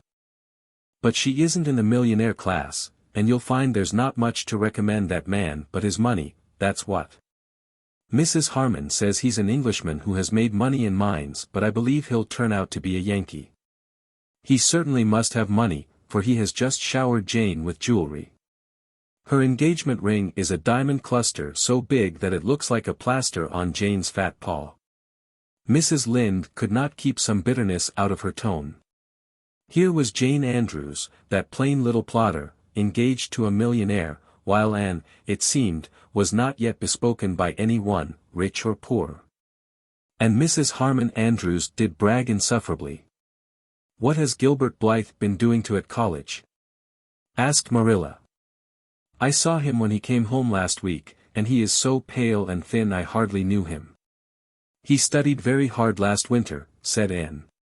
"You know he took high honors in classics and the Cooper Prize. It hasn't been taken for 5 years. So I think he's rather run down. We're all a little tired." "Anyhow, you're a B.A. and Jane Andrews isn't and never will be," said Mrs. Lynde, with gloomy satisfaction. A few evenings later Anne went down to see Jane, but the latter was away in Charlottetown, getting sewing done, Mrs. Harmon informed Anne proudly. Of course an Avonlea dressmaker wouldn't do for Jane under the circumstances. "I've heard something very nice about Jane," said Anne.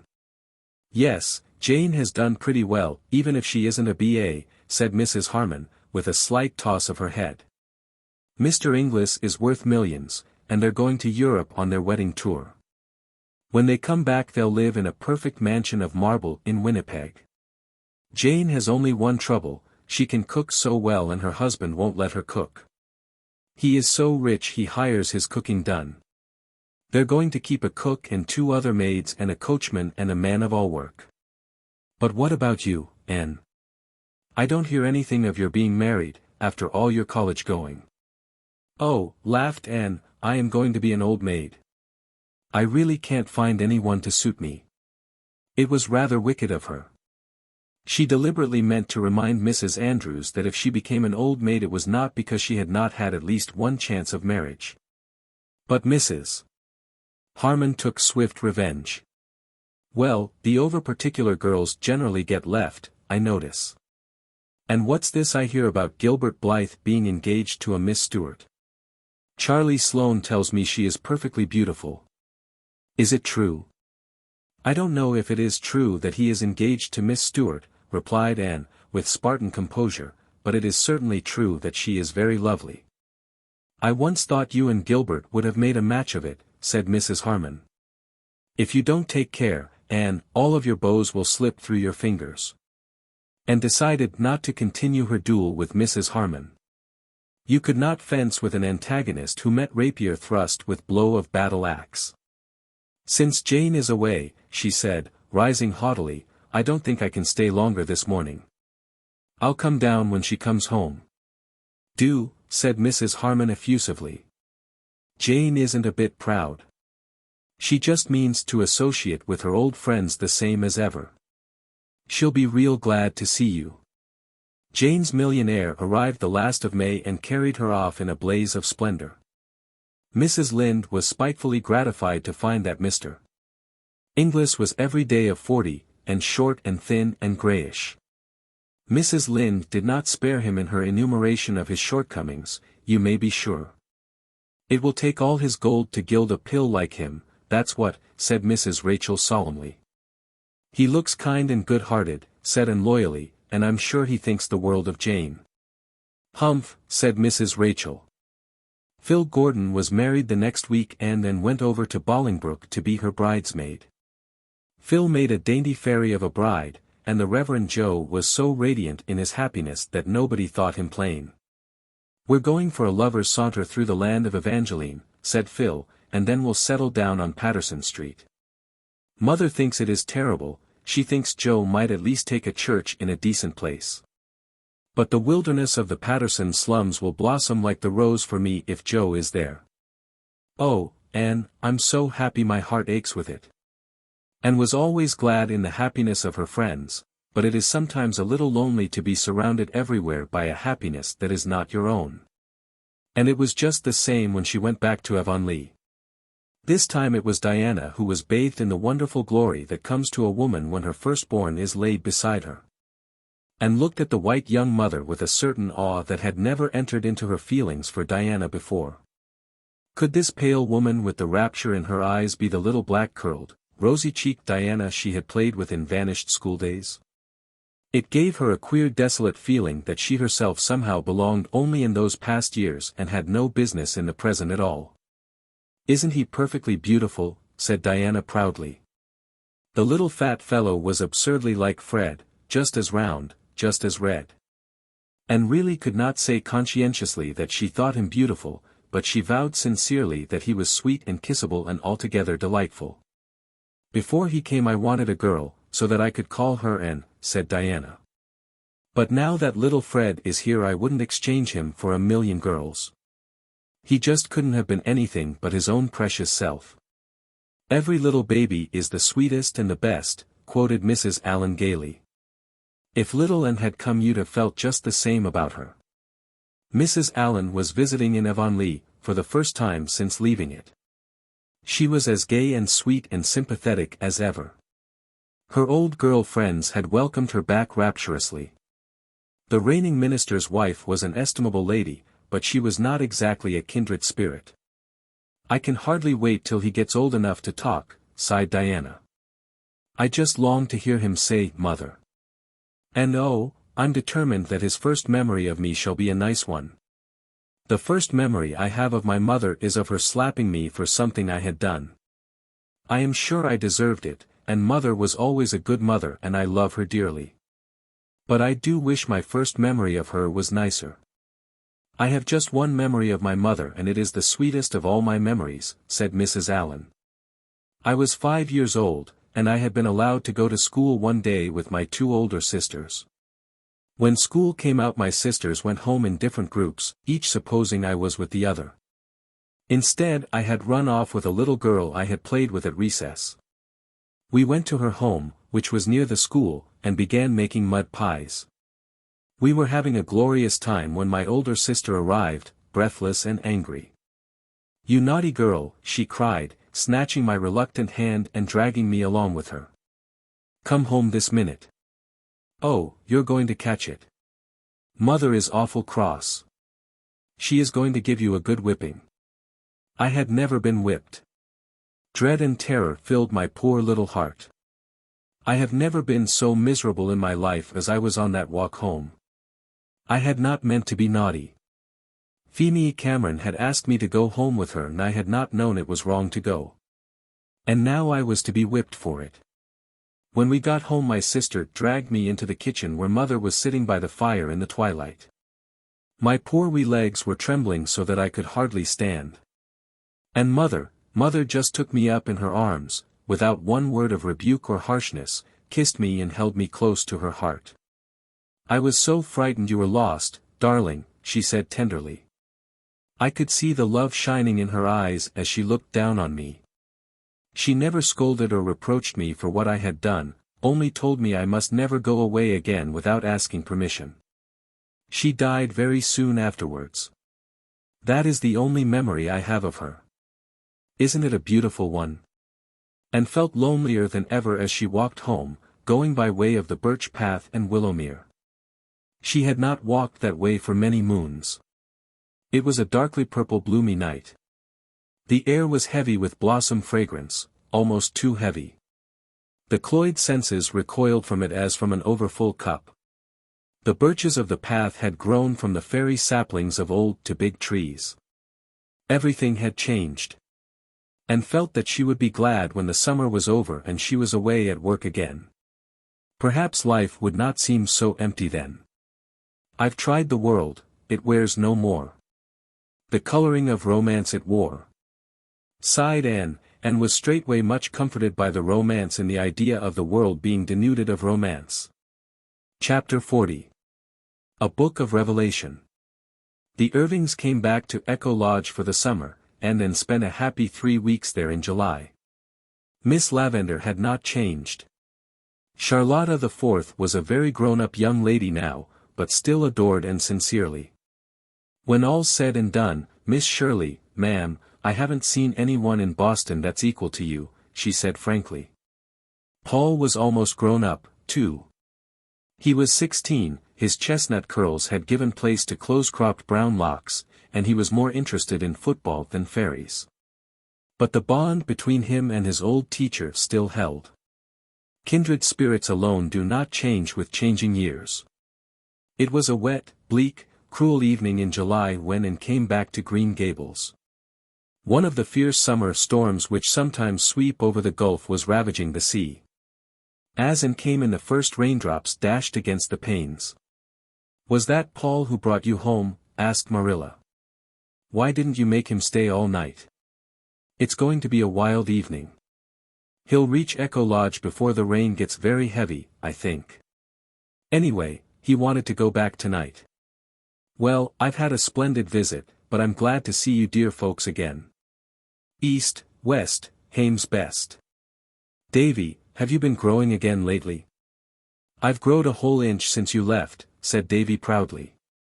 "I'm as tall as Milty Boulter now. Ain't I glad? He'll have to stop crowing about being bigger. Say, Anne, did you know that Gilbert Blythe is dying?" And stood quite silent and motionless, looking at Davy. Her face had gone so white that Marilla thought she was going to faint. "Davy, hold your tongue," said Mrs. Rachel angrily. "Anne, don't look like that, don't look like that. We didn't mean to tell you so suddenly." "Is it true?" asked Anne in a voice that was not hers. "Gilbert is very ill," said Mrs. Lynde gravely. "He took down with typhoid fever just after you left for Echo Lodge. Did you never hear of it?" "No," said that unknown voice. "It was a very bad case from the start.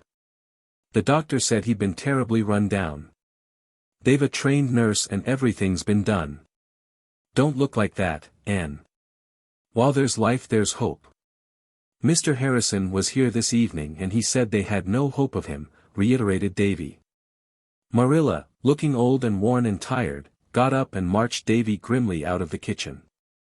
"Oh, don't look so, dear," said Mrs. Rachel, putting her kind old arms about the pallid girl. "I haven't given up hope, indeed I haven't. He's got the Blythe constitution in his favor, that's what." And gently put Mrs. Lynde's arms away from her, walked blindly across the kitchen, through the hall, up the stairs to her old room. At its window she knelt down, staring out unseeingly. It was very dark. The rain was beating down over the shivering fields. The haunted woods was full of the groans of mighty trees wrung in the tempest, and the air throbbed with the thunderous crash of billows on the distant shore. And Gilbert was dying. There is a book of revelation in everyone's life, as there is in the Bible. And read hers that bitter night, as she kept her agonized vigil through the hours of storm and darkness. She loved Gilbert, had always loved him. She knew that now. She knew that she could no more cast him out of her life without agony than she could have cut off her right hand and cast it from her. And the knowledge had come too late even for the bitter solace of being with him at the last. If she had not been so blind, so foolish, she would have had the right to go to him now. But he would never know that she loved him, he would go away from this life thinking that she did not care. Oh, the black years of emptiness stretching before her. She could not live through them, she could not. She cowered down by her window and wished, for the first time in her gay young life, that she could die, too. If Gilbert went away from her, without one word or sign or message, she could not live. Nothing was of any value without him. She belonged to him and he to her. In her hour of supreme agony she had no doubt of that. He did not love Christine Stuart, never had loved Christine Stuart. Oh, what a fool she had been not to realize what the bond was that had held her to Gilbert, to think that the flattered fancy she had felt for Roy Gardner had been love. And now she must pay for her folly as for a crime. Mrs. Lynde and Marilla crept to her door before they went to bed, shook their heads doubtfully at each other over the silence, and went away. The storm raged all night, but when the dawn came it was spent. And saw a fairy fringe of light on the skirts of darkness. Soon the eastern hilltops had a fire-shot ruby rim. The clouds rolled themselves away into great, soft, white masses on the horizon, the sky gleamed blue and silvery. A hush fell over the world. Anne rose from her knees and crept downstairs. The freshness of the rain-wind blew against her white face as she went out into the yard, and cooled her dry, burning eyes. A merry rollicking whistle was lilting up the lane. A moment later Pacifique Buat came in sight. Anne's physical strength suddenly failed her. If she had not clutched at a low willow bough she would have fallen. Pacifique was George Fletcher's hired man, and George Fletcher lived next door to the Blythes. Mrs. Fletcher was Gilbert's aunt. Pacifique would know if Pacifique would know what there was to be known. Pacifique strode sturdily on along the red lane, whistling. He did not see Anne. She made 3 futile attempts to call him. He was almost past before she succeeded in making her quivering lips call, Pacifique. Pacifique turned with a grin and a cheerful good morning. Pacifique, said Anne faintly, "Did you come from George Fletcher's this morning?" "Sure," said Pacifique amiably. "I got de word last night dat my fader, he was sick. It was so stormy dat I couldn't go den, so I start ver early dis mornin'. I'm goin' through de woods for short cut." "Did you hear how Gilbert Blythe was this morning?" Anne's desperation drove her to the question. Even the worst would be more endurable than this hideous suspense. "He's better," said Pacifique. "He got de turn last night. De doctor say he'll be all right now dis soon while. Had close shave, dough. Dat boy, he just killed himself at college. Well, I muse hurry. De old man, he'll be in hurry to see me." Pacifique resumed his walk and his whistle. And gazed after him with eyes where joy was driving out the strained anguish of the night. He was a very lank, very ragged, very homely youth. But in her sight he was as beautiful as those who bring good tidings on the mountains.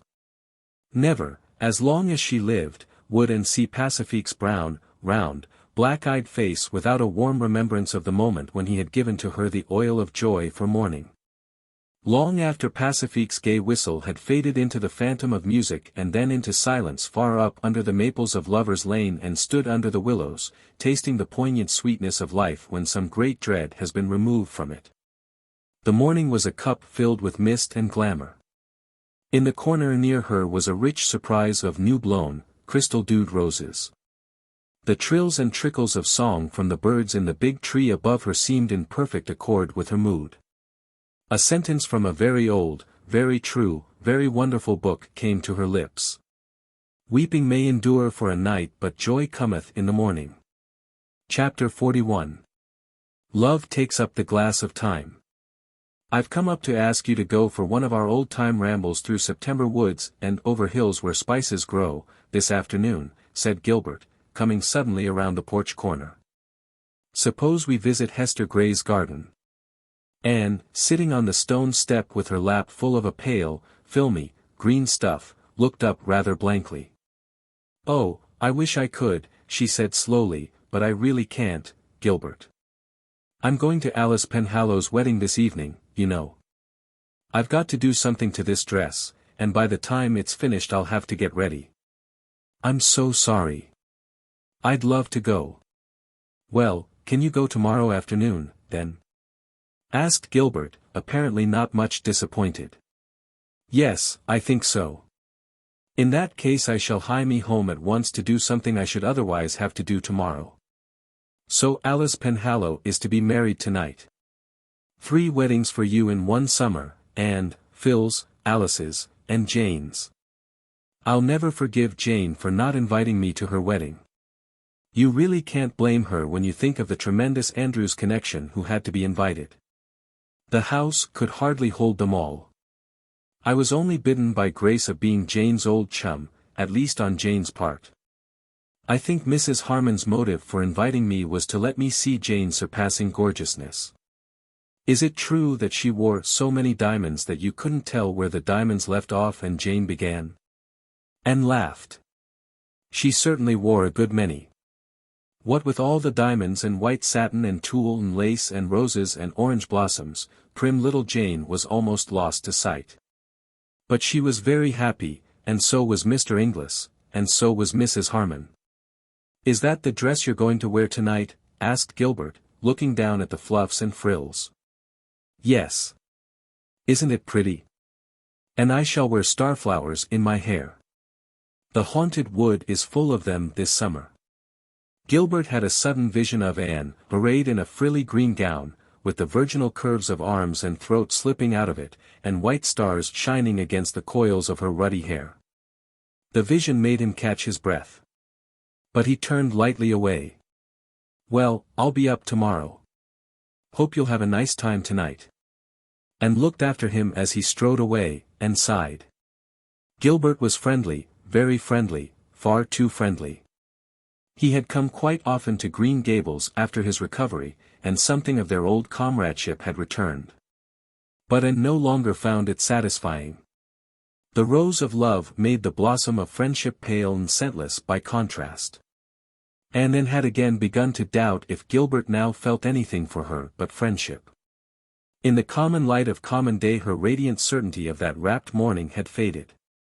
She was haunted by a miserable fear that her mistake could never be rectified.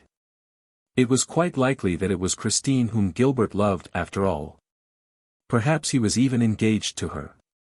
And tried to put all unsettling hopes out of her heart, and reconcile herself to a future where work and ambition must take the place of love.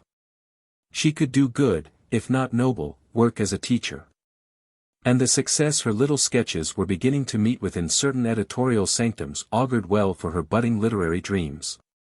But, and picked up her green dress and sighed again.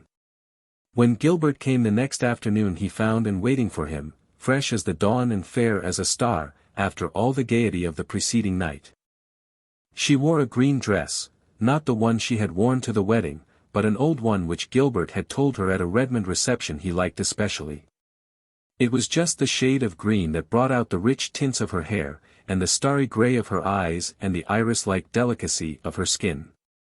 Gilbert, glancing at her sideways as they walked along a shadowy woodpath, thought she had never looked so lovely. And, glancing sideways at Gilbert, now and then, thought how much older he looked since his illness. It was as if he had put boyhood behind him forever. The day was beautiful and the way was beautiful. Anne was almost sorry when they reached Hester Gray's garden, and sat down on the old bench. But it was beautiful there, too, as beautiful as it had been on the faraway day of the golden picnic, when Diana and Jane and Priscilla and she had found it. Then it had been lovely with narcissus and violets. Now goldenrod had kindled its fairy torches in the corners and asters dotted it bluely. The call of the brook came up through the woods from the valley of birches with all its old allurement, the mellow air was full of the purr of the sea. Beyond were fields rimmed by fences bleached silvery grey in the suns of many summers, and long hills scarfed with the shadows of autumnal clouds, with the blowing of the west wind old dreams returned. I think, said Anne softly, that, the land where dreams come true, is in the blue haze yonder, over that little valley. Have you any unfulfilled dreams, Anne? Asked Gilbert. Something in his tone, something she had not heard since that miserable evening in the orchard at Patty's Place, made Anne's heart beat wildly. But she made answer lightly. Of course. Everybody has. It wouldn't do for us to have all our dreams fulfilled. We would be as good as dead if we had nothing left to dream about. What a delicious aroma that lotus-ending sun is extracting from the asters and ferns. I wish we could see perfumes as well as smell them. I'm sure they would be very beautiful. Gilbert was not to be thus sidetracked. I have a dream, he said slowly. I persist in dreaming it, although it has often seemed to me that it could never come true. I dream of a home with a hearth fire in it, a cat and dog, the footsteps of friends, and you. Anne wanted to speak but she could find no words. Happiness was breaking over her like a wave. It almost frightened her. I asked you a question over 2 years ago, Anne. If I ask it again today, will you give me a different answer? Still Anne could not speak. But she lifted her eyes, shining with all the love rapture of countless generations, and looked into his for a moment. He wanted no other answer. They lingered in the old garden until twilight, sweet as dusk in Eden must have been, crept over it. There was so much to talk over and recall, things said and done and heard and thought and felt and misunderstood. I thought you loved Christine Stuart, and told him, as reproachfully as if she had not given him every reason to suppose that she loved Roy Gardner. Gilbert laughed boyishly. Christine was engaged to somebody in her hometown. I knew it and she knew I knew it. When her brother graduated he told me his sister was coming to Kingsport the next winter to take music, and asked me if I would look after her a bit, as she knew no one and would be very lonely. So I did. And then I liked Christine for her own sake. She is one of the nicest girls I've ever known. I knew college gossip credited us with being in love with each other. I didn't care. Nothing mattered much to me for a time there, after you told me you could never love me, Anne. There was nobody else, there never could be anybody else for me but you. I've loved you ever since that day you broke your slate over my head in school. I don't see how you could keep on loving me when I was such a little fool, said Anne. Well, I tried to stop, said Gilbert frankly, not because I thought you what you call yourself, but because I felt sure there was no chance for me after Gardner came on the scene. But I couldn't, and I can't tell you, either, what it's meant to me these 2 years to believe you were going to marry him, and be told every week by some busybody that your engagement was on the point of being announced. I believed it until one blessed day when I was sitting up after the fever. I got a letter from Phil Blake, rather, in which she told me there was really nothing between you and Roy, and advised me to try again. Well, the doctor was amazed at my rapid recovery after that. And laughed, then shivered. I can never forget the night I thought you were dying, Gilbert.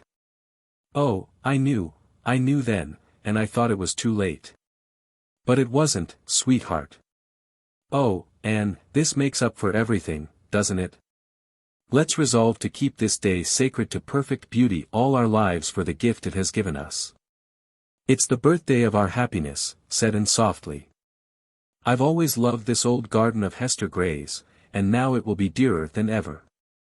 But I'll have to ask you to wait a long time, Anne, said Gilbert sadly. It will be 3 years before I'll finish my medical course. And even then there will be no diamond sunbursts and marble halls. Anne laughed. I don't want sunbursts and marble halls. I just want you. You see, I'm quite as shameless as Phil about it. Sunbursts and marble halls may be all very well, but there is more scope for imagination without them.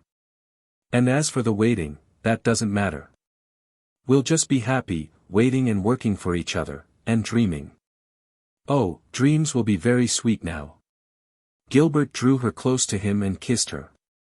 Then they walked home together in the dusk, crowned king and queen in the bridal realm of love, along winding paths fringed with the sweetest flowers that ever bloomed, and over haunted meadows where winds of hope and memory blew.